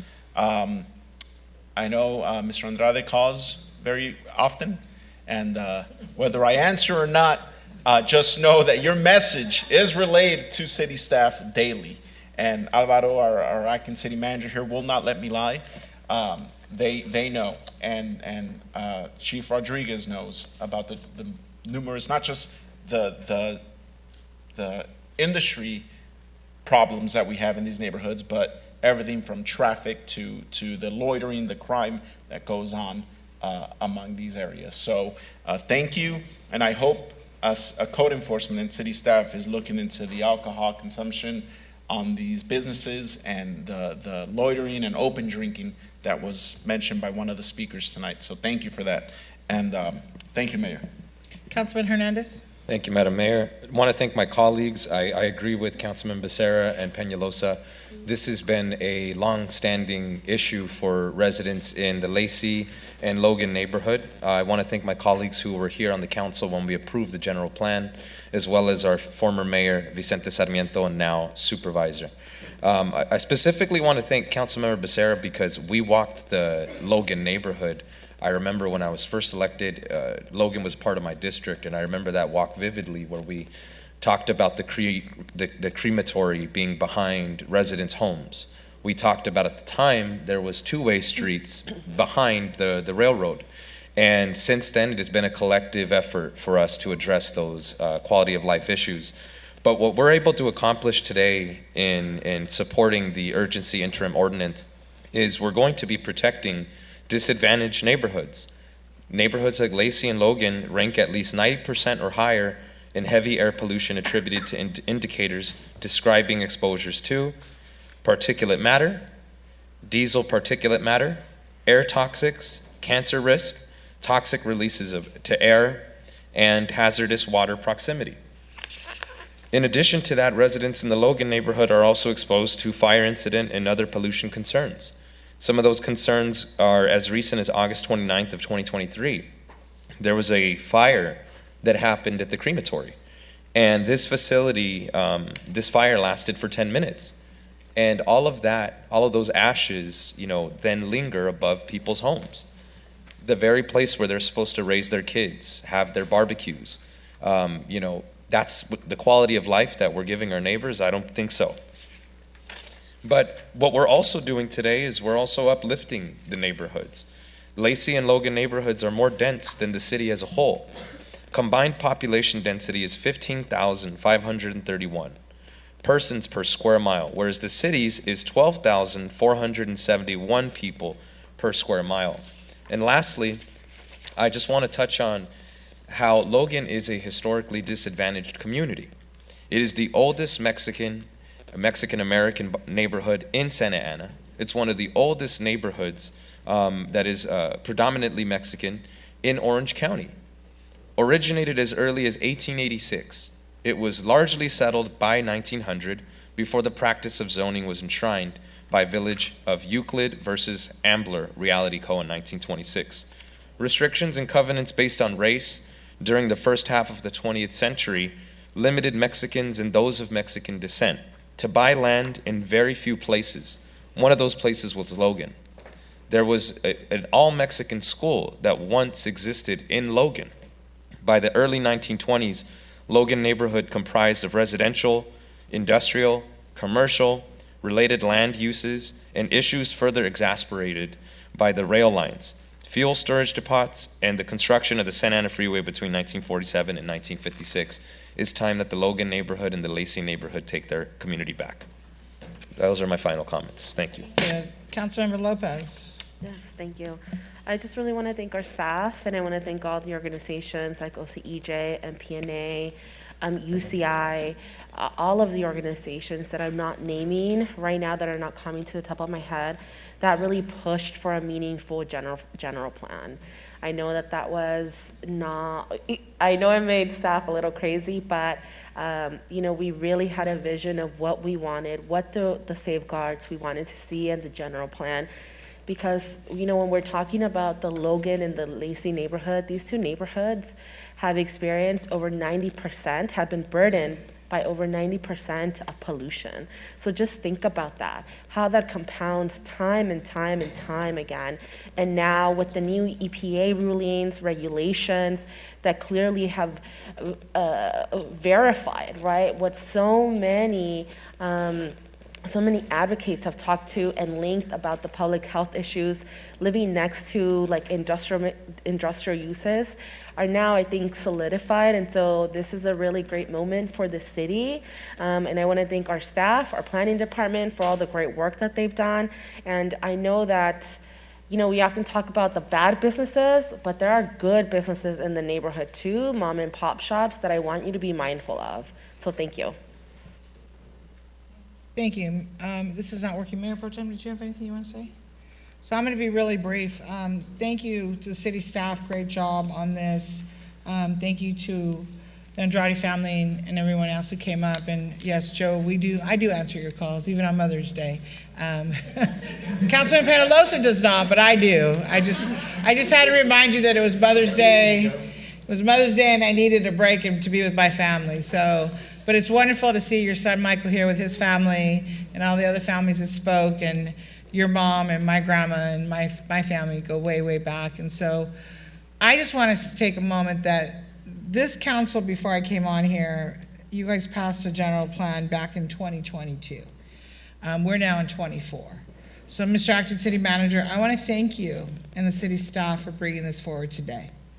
It took 2 years, and you've only been the acting city manager, I believe, 10 days. You know the timeline? 10 days, 5 hours, 60 seconds or something? It's 12 working days. 12 working days. Come on now, no one's counting.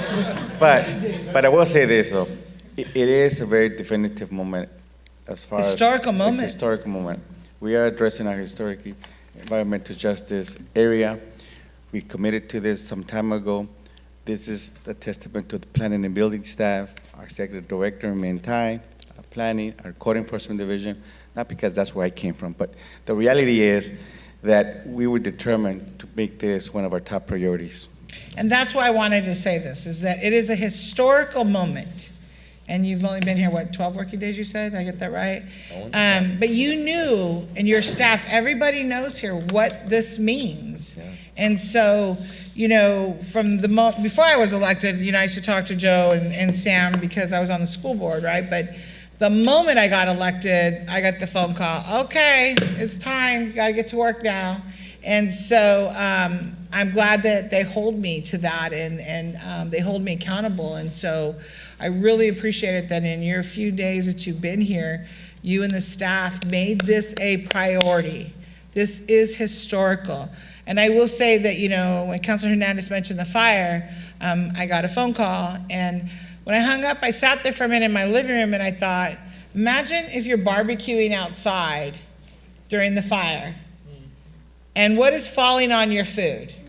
And I asked Joe one time, like Joe really just kind of tell me what's coming out of there. And when he did, I was like, oh gosh, it's just, yeah, it's awful. I just want to say it's awful.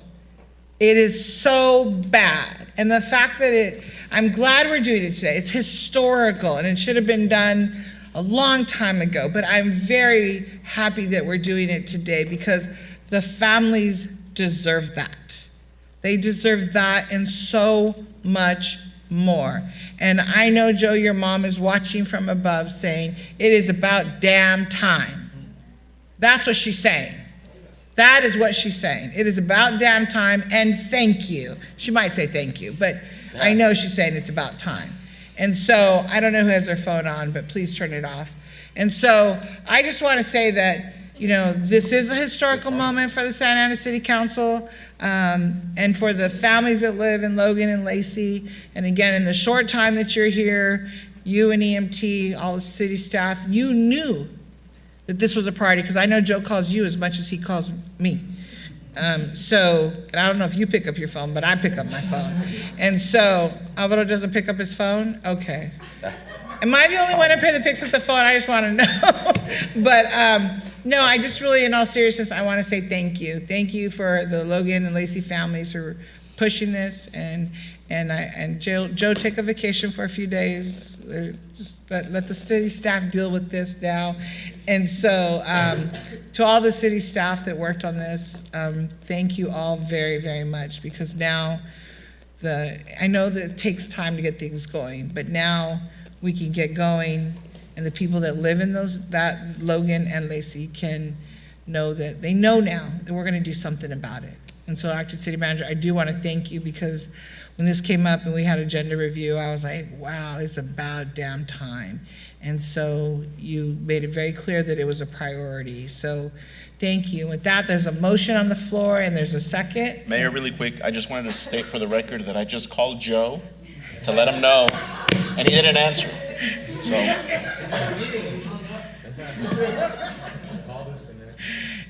Don't worry, Joe's gonna call me in the morning. I know he will. He's gonna call me tomorrow and say, thank you, Val, thank you. But you forgot to mention this.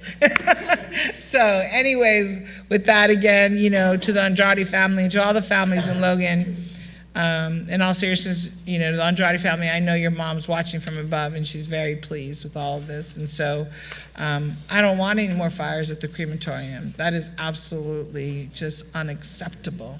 Unacceptable. So I know we don't want the crematorium. I wasn't going to say that so loudly and publicly like you are, but we don't want it. And it's just unacceptable. So thank you for making this a priority since you've been here for 12 days. So, all right, let's prepare to vote. This is a motion by Councilmember Becerra, seconded by Councilmember Penaloza, to adopt an urgency ordinance with the title read into the record by Councilmember Becerra and make the CEQA determination that the proposed action is not subject to the requirements of CEQA. You want to do a roll call? I have the electronic voting up.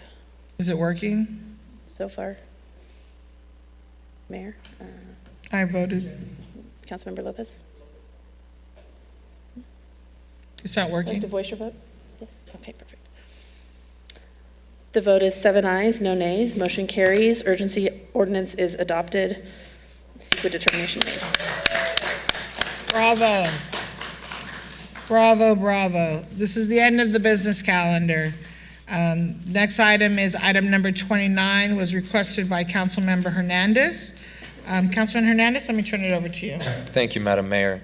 I'd like to thank the residents from our city who came to today's meeting to share their input, as well as the residents who emailed the council sharing their support for the Orange County Heritage Council continuing to lead the Juneteenth Festival. Today we are discussing and considering providing direction to our city manager regarding the Santa Ana Juneteenth Festival being led by the Heritage Council. Whereas Juneteenth is the oldest known annual observance commemorating the abolishment of slavery in the United States. It is the oldest African American holiday in this country.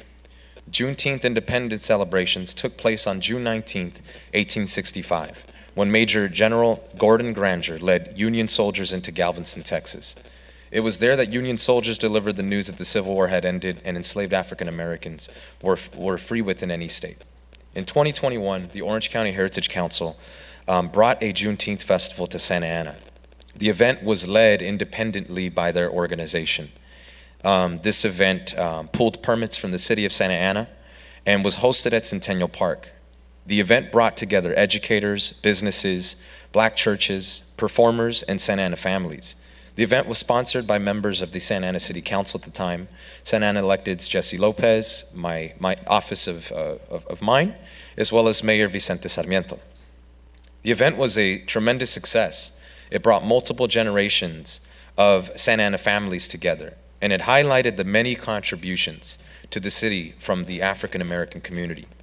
Notable contributions such as Helen Marie Shipp, founding the Black History Parade with her children in 1980 in the beautiful city of Santa Ana off of the intersection of Raitt and Willits, which is now known as Black History Square, We've also created ceremonial street toppers at the original parade route off of Willits that began with her children, commemorating the memory of Miss Helen Marie Shipp.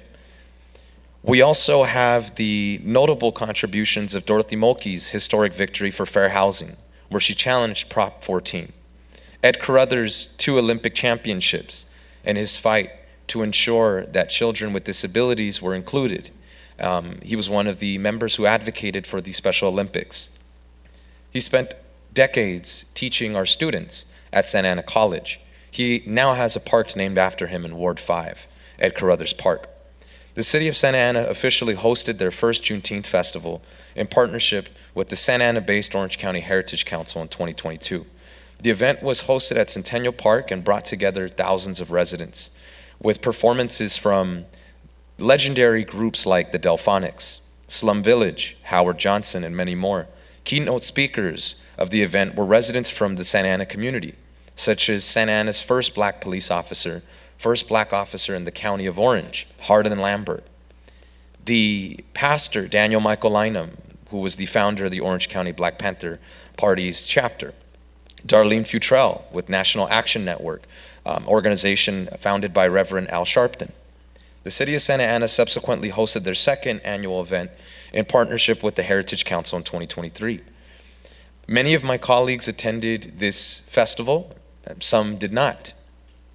The city of Santa Ana, through hosting the Juneteenth event with the leadership of the Heritage Council, not only brought together the history, the culture, and education, but the presence of families to celebrate Black history was very diverse. It wasn't singular to Black families. It included Mexican families. It included our Caucasian brothers and sisters. It included members from the API community, all of which contributed to this Juneteenth celebration.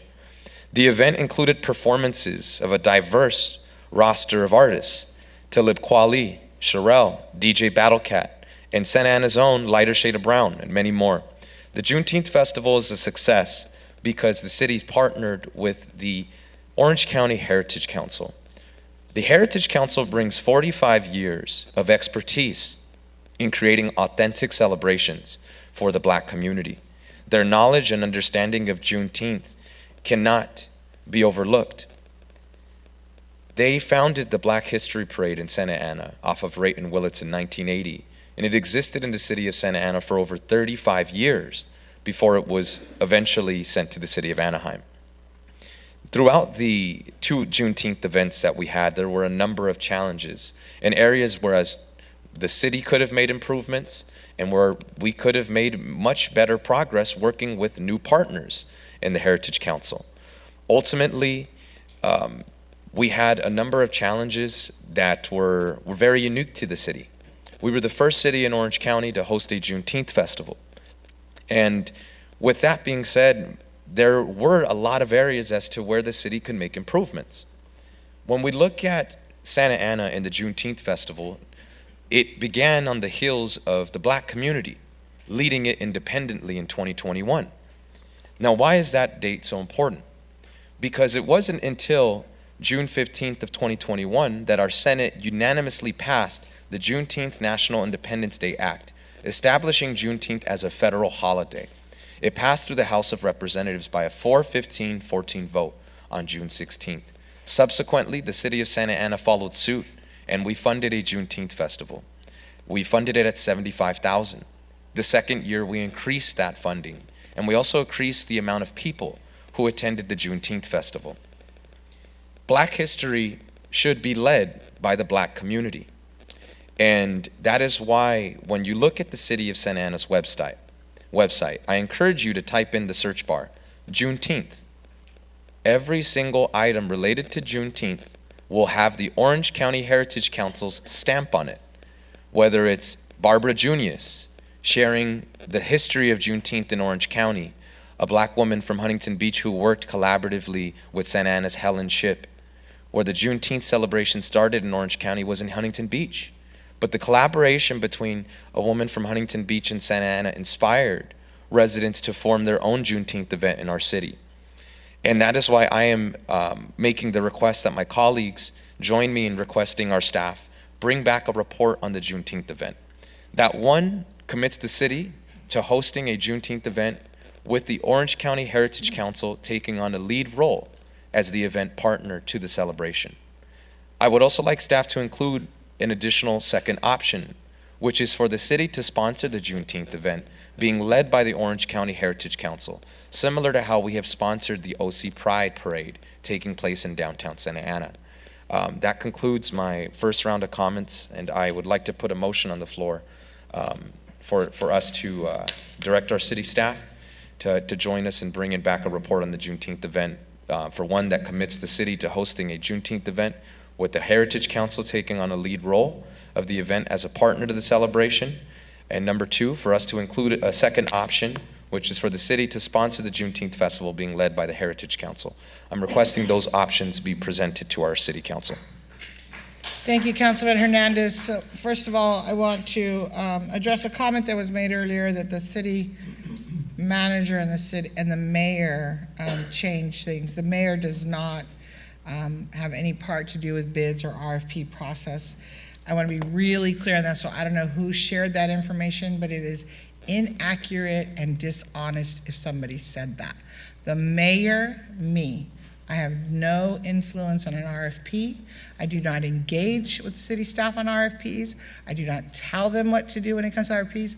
There's only 3 people that work for this council: city manager, city attorney, and the city clerk. So if I give direction or I ask for something, it's only from those 3. So I want to be really clear, because if somebody told you that the mayor moved this or the mayor changed it, that is a lie. So with that, I also want to ask Madam City Attorney, I see the council member's item, and thank you, Councilmember Hernandez, but there's no action on here, and so we already have a legal binding RFP process, so either Mr. City Manager or Madam City Attorney, somebody please address this. We did have for 2024 an RFP process regarding the Juneteenth festival. That process has begun and closed, and there has been a contract signed. I'm sorry, did you say there was a contract signed? Yes. Okay, thank you, Mr. City Manager. I have no further comments because we are in a legal contract with an organization. So with that, any other comments? Councilman Vasquez. Yeah, I don't think he called for that. I heard he wanted a report back. I am in support of our Santa Ana community that came out tonight to speak about this. Moving forward, we should have local control. This is a discussion of, I believe. I am in support of the Heritage Foundation. We must be sure that a local community supports any entity that wins an RFP for a cultural event. Event planners must also have a knowledge of local history and culture to make the cultural festival a true Santa Ana event. As we push off new RFPs, new places, I want to make sure that we have some kind of rubric that supports the local folks who know this community, to make sure that they're able to present back to our community so they see a mirror of what we do. And those are my comments. Thank you. Thank you. Councilmember Lopez? Yeah, I mean, I heard the request for a report. I don't think that's harmful. And I know that the council member's office will or can work with staff to figure out specifically what should be shared out with the full council so that we have a better understanding of how we envision a future event. Madam Mayor, just for clarification, the direction provided today is it's not touching on the RFP, but subsequent to the event that we have this year, this would start a clean slate, asking staff to bring us something back so that we can look forward. So you're talking forward years. Correct. You'd like to make sure that we're very clear and transparent about the RFP process. Absolutely. That's good. Okay, perfect. Thank you for clarifying that. I appreciate it. Any other comments? Any other comments? Yeah, go ahead. Mr. City Manager, I just have some questions. Sorry, I have a cough drop. So you're, excuse me, Councilmember Hernandez, you're saying that this report, or this council member requested item has nothing to do with the current Juneteenth event that's happening this June 2024? Yes, and given that there are state laws that we have to abide by as it pertains to RFP, we're not able to discuss or provide any direction related to a contract that has already been approved, which is why the item mentions nothing of an RFP. It provides very clear direction that this would be moving forward into the 2025-2026 fiscal year. This would allow us to be prepared with ample time to not only have a report, but to work collaboratively with leaders in the Black community, specifically the Heritage Council, on how we can bring an authentic Juneteenth celebration that the residents and city can be proud of. Sir, you can't engage with the council at this time. I'm really sorry. I understand that, sir, but we can't do business like this. Thank you. Thank you, sir. I really appreciate it. Go ahead, Mayor Pro Tem. Thank you for that clarification, because it seemed like there was some confusion, right? A lot of the speakers were talking about this year's Juneteenth. You've clarified that this item has nothing to do with this year's Juneteenth. So again, there's not been a request by this council to, one, exit any signed contractual agreements with an event producer.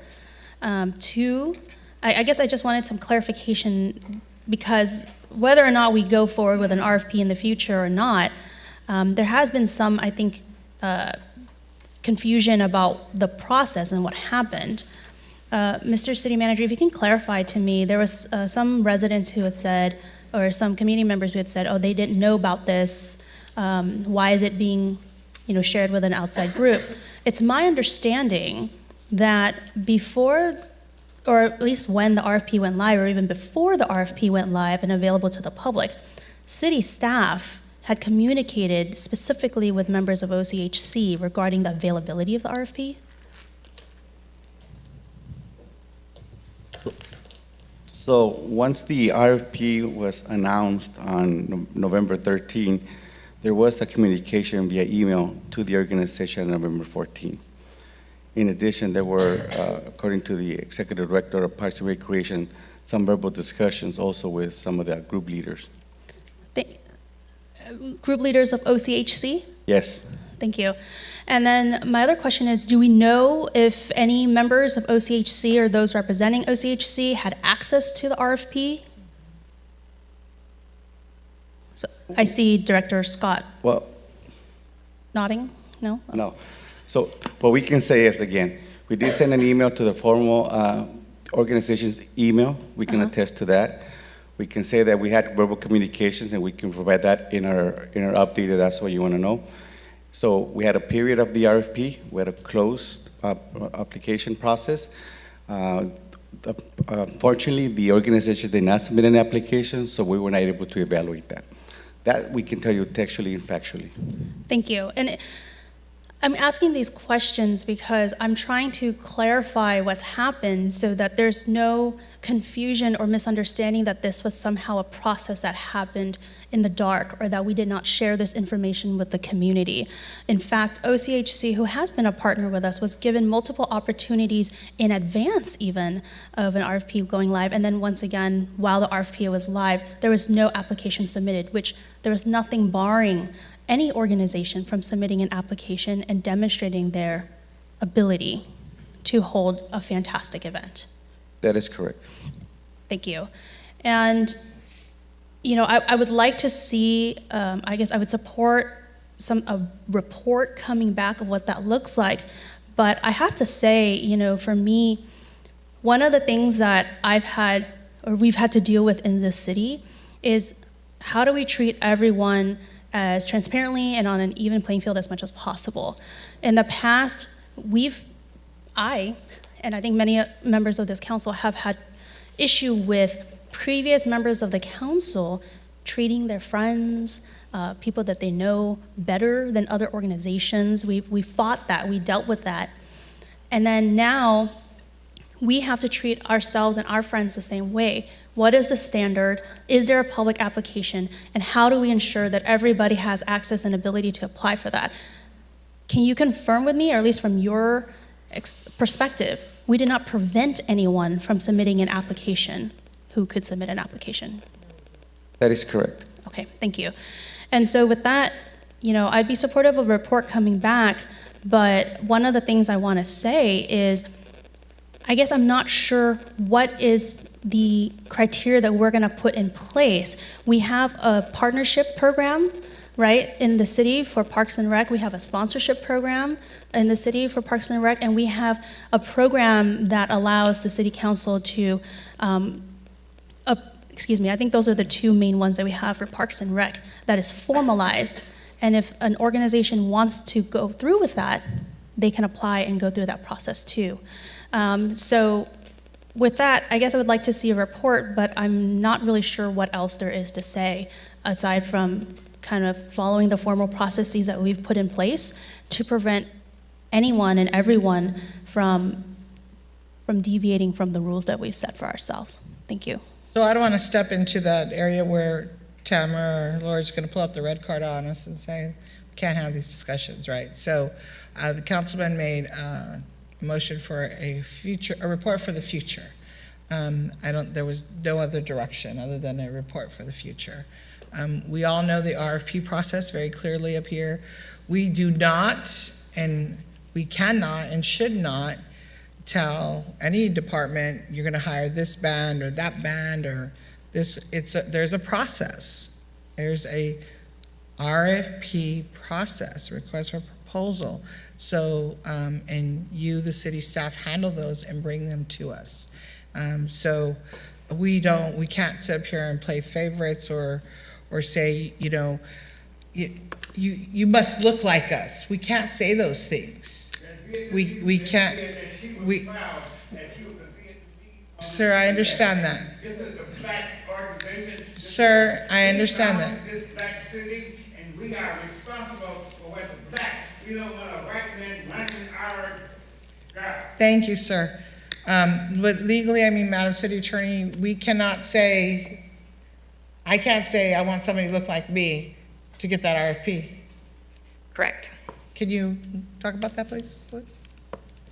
The RFP process should be evaluated on the merits of, what services are being requested, and then the proposal setting forth how they're going to provide those services, not taking into account any sort of protected class. Thank you for clarifying that, because I would hate for us to get into a situation where we're granting an RFP because they look like me. So again, there was a request for a report on the future of Juneteenth for the next fiscal year. And I believe you got a second. Is there any other comments? Mayor, if I just may clarify, I Sure, apologize, please. but this is a discussion item, and so typically with the council member generated items, we just hear from any council member that wants to discuss, and Right. then And we didn't need a motion. And I thought that, but I just want to clear. So do you understand, Mr. City Manager, we're good? Yes, we do. All right, good. We're going to move on now. Okay. Mayor, and Oh, then go ahead. I just had a comment too. First, I want to thank the Orange County Heritage Council for coming out. You guys do good work. However, it's hard to deviate from a process. And I think I was trying to understand what my colleague, Councilmember Hernandez, is requesting with this report and starting a clean slate. But that's what we did last year, is we started a clean slate. And because we're awarding tens of thousands of taxpayer dollars, it needs to be a clean process and an RFP where anybody and everybody has equal access to apply and go through. So I would just hope that as we move forward, we continue to work, because I know staff has, with educating the public and the various nonprofits and groups of how to go through this RFP process so that we ensure that they have the ample time and opportunity to apply. And we did that, right, already? As far as my review of the process, yes. Okay. I just hope that we continue to do that. We will. Forward. Councilman Vasquez? Thank you so much. I just want to add My position that was that when we have an RFP, I talked about not what somebody looks like, but their knowledge of local history and culture. So it wasn't about what you look like, but to understand of what you're representing. That's it. Thank you. Thank you, Councilman. And thank you for clarifying that. I just want to be clear that if it's a Caucasian person that can do whatever event it is, that's what happens. If it's a Vietnamese person that can run the event, then because they have the knowledge and they get the RFP, then that's what could happen. Because you said look in the mirror, so if I'm looking in the mirror and I see Mayor Pro Tem and she doesn't look like me, I don't want us to assume, or I don't want to assume that we have to give it to her. So you said that, I just wanted to clarify that and also for legal purposes, we cannot make those kind of comments or move in that direction, so we have to be very careful. So, Mr. City Manager, you're clear on everything that you need? I think I am. Perfect. Just one additional comment, Madam Mayor. Thank you so much. I just wanted to thank the Orange County Heritage Council for coming out and sharing your guys' public comments. And I also want to respond to the comments that are made about the city making decisions based off merit. I implore my colleagues, if they want to make an educated decision, go to the City of Santa Ana's website, type in that search bar, Juneteenth. The only organization that is going to pop up on the 2 pages of, several items that are going to pop up is the Orange County Heritage Council's work. The Juneteenth Festival was inspired by the Santa Ana residents who came together. Those are residents from the Black community. This event should be led by residents from our city and from the respective community members who were affected by 400 years of slavery, much like we have the Fiestas Patrias event being led by the Latino community who is celebrating Mexican independence. These events are about cultural competency, inclusivity, and ensuring that all of our residents have a seat at the table. And I just want to speak transparently as a council member. How the Juneteenth Festival was brought forward is all of us in 2021 were very new to being elected. A number of us brought different events to the dais. Councilmember Fan brought Mid-Autumn Festival at 30,000. I introduced Chicano Heritage Festival at 30,000, as well as Juneteenth. When we finally finalized the budget process in 2022, I made a motion to increase Juneteenth from 30,000 to 50,000, Chicano Heritage from 30,000 to 50,000, Mid-Autumn Festival from 30,000 to 50,000, as well as Indigenous Peoples Day. I made an equitable decision to uplift 4 impacted communities. And I believe that Santa Ana needs to continue to have that stance in being odious to any form of discrimination, racism, or anything that is going to make people feel excluded. Whether you're Asian, white, Black, Mexican, whatever your religious beliefs are, you have a place here in Santa Ana and you are welcome. I want to just thank my colleagues for the dialogue today. And I implore my colleagues to just think about the message that we're sending to the Black community. Orange County's Black population is only 2%, meaning the amount of infrastructure that exists is very limited for the Black community to advocate for resources. However, 80% of hate crimes in Orange County are targeting Black people. And so for us as a city that has over 30 years of working with the Heritage Council, they had the longest lasting parade in the city's history until it was defunded and pushed out. I don't want history to repeat itself, which is why I'm doing my due diligence to fight for my constituents. Thank you. Thank you, Councilman Hernandez. Mr. City Manager, you clear? We're good? Yes, I am. Thank you so very much. Okay, let's move on now to City Manager comments, please. I just want to thank the mayor and the city council for the actions on item 27 and 28. As you can see, we're moving in a direction where our policies are really advocating for our residents, and we're changing some of those aspects that we keep talking over and over again, and hopefully you see some real determination and decisive action when we set up those policies for your review. Thank you. Thank you, Mr. City Manager. Councilman Vasquez, we're going to start council member comments, please. Thank you, Mayor. Just for everybody to know, we have a few events coming up. April 20th, Me Encanta Santa Ana. It's a volunteer day. Everybody come out to Jerome Park and help out. Is there another park? I don't know. They're going to meet there. We agree we're all going to Jerome. So on the 20th, there's also a concert, the Music on Main Street Community Concert Series, the Aristocrats are playing at the OC Musician Union Hall. So go down there, it's down on Main. April 27th, Santa Ana Fun Run. And we also have El Dia del Niño coming up at the library on Saturday as well. I want to thank Council Member Mayor Pro Tem Fan and Supervisor Sarmiento for having a beautiful resource fair. I'm sorry I couldn't make it. I was at the Ethnic Studies Conference. My kids were presenting. But thank you for bringing all those resources to a community that's in need. We have 28% are housing insecure at Valley High School, which is one of the highest numbers in the whole district. So really appreciate you. Thank you. I'll give you a hug later. I want to thank Supervisor Sarmiento for fixing and beautifying and transforming the flood control channel. Imagine that. He came and he fixed the flood control channel, beautified it. He made a pathway that connects First Street to Friendship Park to Jerome Park, right where I grew up. So I really appreciate the work of Supervisor Sarmiento and the flood control channel. And with that, have a good night. Councilmember Lopez. Yes, thank you. Just want to remind the community that my office is hosting office hours on April the 20th at Park Santiago. And as always, we're going to be partnering with the local coffee business. So come out if you're a coffee connoisseur and try out something new. And also, I hope to be better by then. And happy early Cinco de Mayo. For those that don't know, Cinco de Mayo is a holiday that commemorates Mexico's victory over the French Empire. And the victory was led by General Ignacio Zaragoza, known as the Battle of Puebla. And so I hope that you enjoy your holiday, but please don't drink and drive. Please be mindful of your speeds when you're driving around the city and the neighborhoods, and stay healthy. Councilman Panalisa.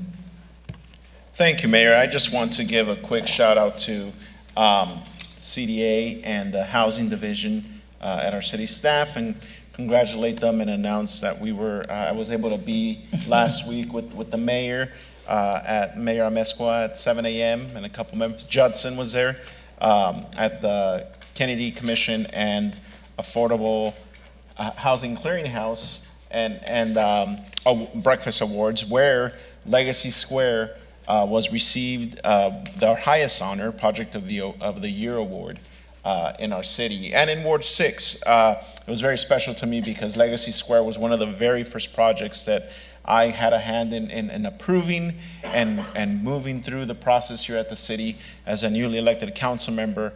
And then when I spent 4.5 years on the Orange County Housing Finance Trust, was also one of the first projects that we helped fund through various funding sources, the city as well as the Housing Trust. And it was nice to, now that that project is completed in the Lacey neighborhood, and also a huge shout out to the Lacey neighborhood who also had a hand in seeing what that project and development would be. It was everybody made this happen. So it was nice to be recognized that our city staff was recognized for their work in getting this project moving. And I would just ask our acting city manager that award be given to the housing department. Shouldn't be in your office, Salvador. You've been here a day. But it wasn't mine, and then I gave it to him. Yeah, I'm teasing. I was holding it for 48 hours. Teasing, but just wanted to congratulate our housing division. Every day, they're doing great things to house our community and ensure that there's affordability and a diverse housing stock in our city. So thank you. Thank you, Councilman Hernandez. Thank you, Madam Mayor. I just want to thank my colleagues for today's dialogue, and I'd like to thank our city staff for all of the hours on end that you guys put into making these council agendas. Thank you for your patience with all of us. I want to thank the residents who showed up today and shared your concerns, especially in regards to the needle program. We heard you loud and clear. We had a unified voice today, which is great. And I want to also just thank my colleagues, Councilman Vasquez, Councilmember Lopez, and Supervisor Sarmiento for recently, last week, unveiling a brand-new park in the Casa Bonita neighborhood. We have Friendship Park, which is now connecting the Santa Ana Gardens bikeway from Monte Vista down to First Street. So this was only made possible because we have a supervisor that understands that dirt roads, aren't attractive. We had these dirt roads that existed within the Casa Bonita neighborhood for many years. These roads would flood during the times where it would rain. Now we have a safe walkway for residents to use their bikes between Monte Vista to First Street. We have Friendship Park in the Casa Bonita neighborhood, and then we have safe routes to school for students who live adjacent to the community. And we also recently unveiled some protected bike lanes along Willits from Fairview to Bristol. So I just want to thank Public Works and just thank our residents again for their input. Councilmember Becerra. Thank you, Madam Mayor. I wanted to start off by just saying thank you to my colleagues for presenting a united front when it comes to our opposition as a city council and as a city when it comes to this needle distribution program. So I really want to thank all of you because it's important that we show a united front, something like this, because we keep fighting this over and over, and they do think that we're going to somehow show weakness. And obviously tonight was a great display of strength, and that shows that we're not going to show weakness. I wanted to thank staff for putting together the groundbreaking ceremony over at George Upton All Access Park to celebrate the construction of the new and improved playground. And I also wanted to thank staff for keeping access available to the recently resurfaced basketball courts that now have lights. So thank you, Hawk and Nabil, for making that happen. My next monthly community office hours will be held on Saturday, May 4th at 10 a.m. But for just this month, I'll be holding my office hours through Zoom. And finally, I want to express my appreciation to Mayor Mesqua and my colleagues for adjourning tonight's meeting in the memory of legendary Santa Ana College baseball coach Don Sneddon. Coach Sneddon passed away recently at the age of 72. Don Sneddon set the California Community College baseball record for career wins. Coach Sneddon won an impressive 1,072 games, 3 state championships in 1993, 1995, and 1996. He also had 16 conference championships. His teams at SAC never finished with a losing record. They were never below 500. He was named Conference Coach of the Year 16 times, including 5 straight seasons from 2007 to 2011. Coach Sneddon was inducted into the California Community College Baseball Coaches Association Hall of Fame and the American Baseball Coaches Association Hall of Fame in 2020. As a baseball player, Don Sneddon was an NCAA Division II All-American with Cal State Fullerton, where he played for another legendary baseball coach in Augie Garrido. Don Sneddon brought an enormous amount of pride to Santa Ana College and to the city of Santa Ana, and he will be truly missed. That's my comments for tonight. Thank you. Thank you, Mayor Pro Tem. Thank you, Mayor.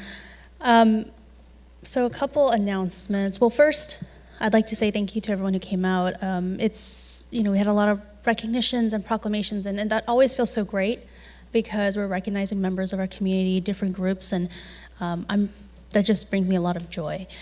The first thing I'd like to say is on this past week, on the 11th, we had our Los Amigos High School Youth Forum. It's the second year I've done it. It's probably about 100 high schoolers, mostly juniors and seniors, who come out and ask questions about government and some of the issues that they think is important to be addressed. I will share with you the very long list of issues raised by these students, but it was so incredible to hear young people be invested and interested in how to make the community better.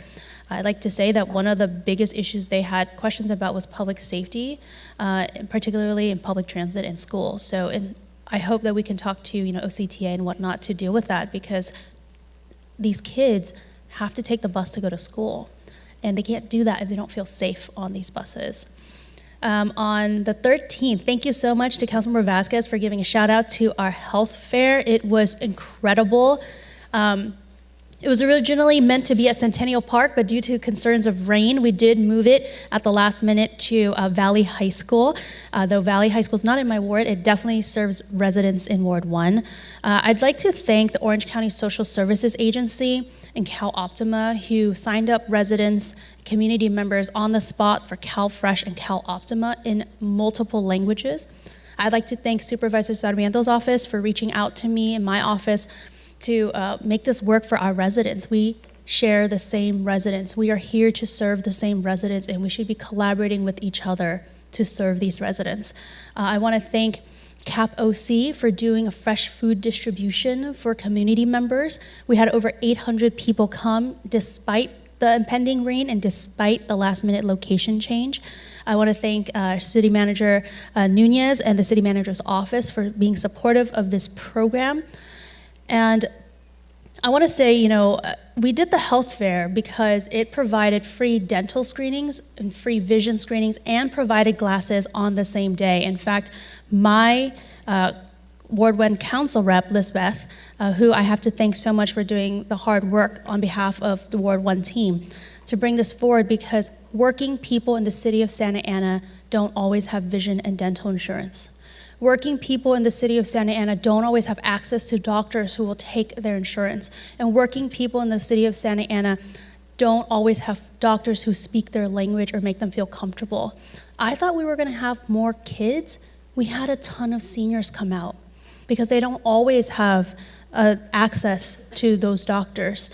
And there are always long lines and long waits. So I'm just really grateful. And the reason why I pushed for those services is because my sister didn't get glasses until she was 7. So for 3 years in school, she was struggling because she couldn't see. And how many of our students, our residents, struggle in school because they can't see, but for a cheap pair or free pair of glasses? And so to me, this is a health issue that we have to address because it's gonna make our community safer and better and brighter. And I really want to give a special thank you to Santa Ana Unified School District, and specifically Trustee Caitlin Brazier-Aceves for, within 4 days, being able to allow us to switch the location, to making it happen, making it so exciting and fun. We had performers from the local Valley High School and community. I was just so impressed, and thank you to City Manager for coming by and seeing what we can do and what it means when we collaborate with each other. Just 2 quick announcements. On April 24th, that is Wednesday, there is Denim Day. For those of you who do not know, April is Sexual Assault Awareness Month. And Denim Day is commemorated on April 24th due to a horrible ruling in Italy in which a woman who was sexually assaulted, her assaulter was deemed not guilty because she wore tight jeans. And so on Denim Day at 2 p.m. in Steelcraft and Garden Grove, thank you to my dear friend, Councilwoman Kim Bernice Wynn Benalosa, I gotta add that, for making sure that the county is aware of this. And so if you can, please take a picture wearing jeans, wearing denim, hashtag SAAM, so that more people can be aware of this really important issue. And finally, on May 1st, at Santa Ana College from 5 to 8 p.m., the Ward 1 team, in conjunction with Santa Ana College, is going to hold a law panel for high schoolers and college students who are interested in becoming attorneys. We are going to have speakers who are Santa Ana attorneys or residents who grew up in Santa Ana. Thank you. Thank you, Mayor Pro Tem. Mr. City Manager, wouldn't it be great on April 24th that all city staff can wear jeans? I think the email already went out that yes. All right, that's wonderful. Thank you. So I'll be short. On April 20th, we have a special meeting. So as long as there's a quorum, this council will be meeting on April 20th from about 8 a.m. to 5 p.m. I'd love to hear all the great work that Supervisor Sarmiento is doing. Mr. Acting City Manager, please reach out. We need street medicine, so hopefully he's got some money for that as well. It's great that he's cleaning up things, but we also have some really major issues that we need to address, which is the homeless and street medicine and things of that nature, and I know you'll get on it. So I want to thank, from day one that the Needle Exchange program came up, the Harm Reduction Institute dropped the gauntlet to say we were enemy number one. The neighbors of Santa Ana, Danny Vega is the host of that site. They were on it from day one. Danny Vega, Jeffrey Katz, Mario Alvarado, Alberta Christie, John Maris, and so many other people. I can just name all these people that were, getting online, signing petitions, just doing so much, sharing it with everybody about the needle exchange. So to everybody, and I can't mention everybody who's been involved, getting signatures, spreading the word, standing up and saying, no more in Santa Ana, go somewhere else. I want to say thank you, because we cannot do it by ourselves. We have to do it together. And to all the mayors that have submitted letters throughout the county, and the Board of Supervisors, and Sheriff Barnes, and all the other electeds, thank you so very much for the support that you're giving the city of Santa Ana to make sure we can keep HRI out of our city, because we do not want the needle exchange here, nor do we want it probably anywhere in Orange County, for that matter. Also, I do want to say, I would like, if we could, Mr. City Manager, we have a great, wonderful first-time homebuyers program, and I really would like it to be pushed out. Put up in our police department, on all of our city floors. I know we've talked about this a couple times. I've talked to Mike about this as well.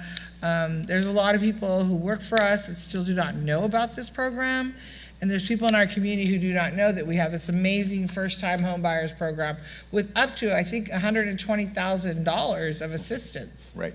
To purchase a home in the city of Santa Ana for first-time homebuyers. And so we really need to get that out to our community, to all of our staff, whether it's the police department, here in City Hall, wherever they are, we need to share it. So it'd be great. I know with the budget, we send out snail mail for the budget survey. I don't know, I'm sure you guys will get creative and do something, but we need to share with people, because what happens is those funds don't get spent, and people miss an opportunity to purchase a home under that first-time home buyers. Also, I want to just say that I had a wonderful coffee with the mayor this weekend at the Assistance League.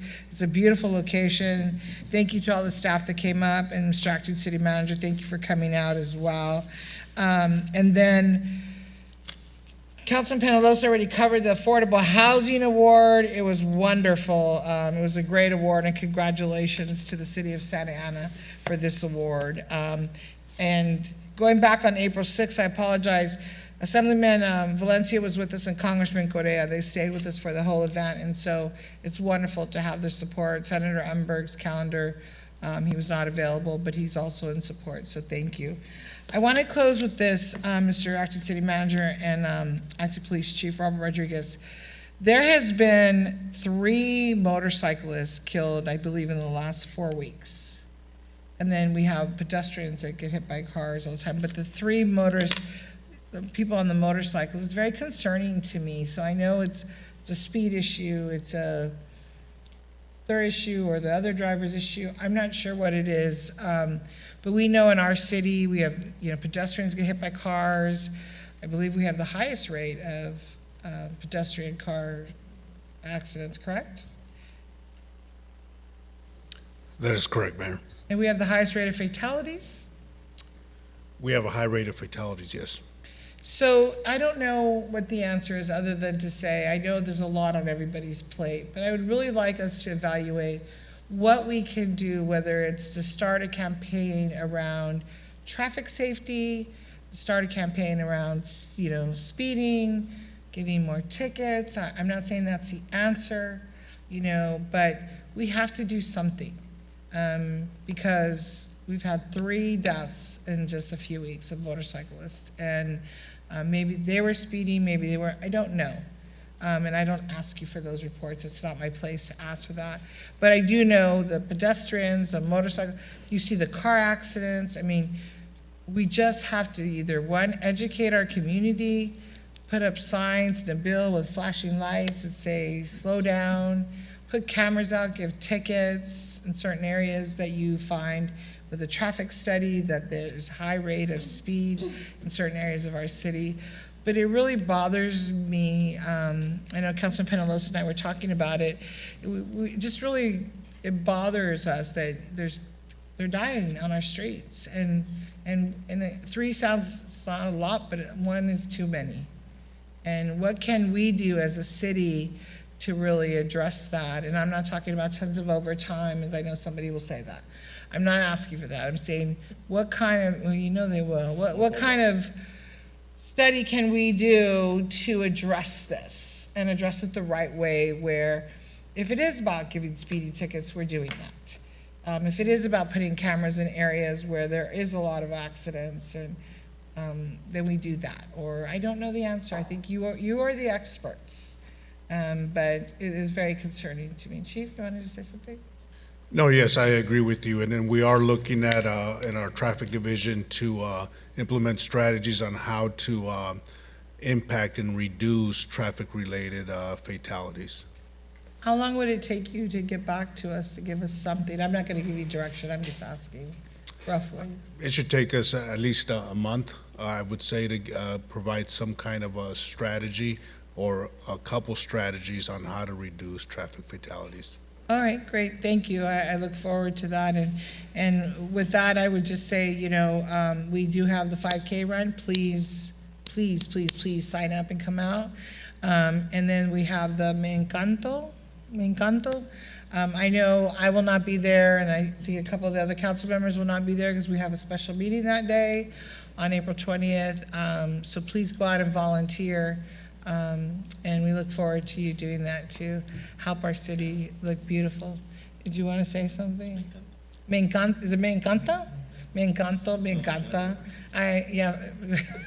Councilman Penelos always makes fun of the way I speak Spanish, so it's okay. He's going to give me trauma. Anyways, with that, I'm going to adjourn this meeting.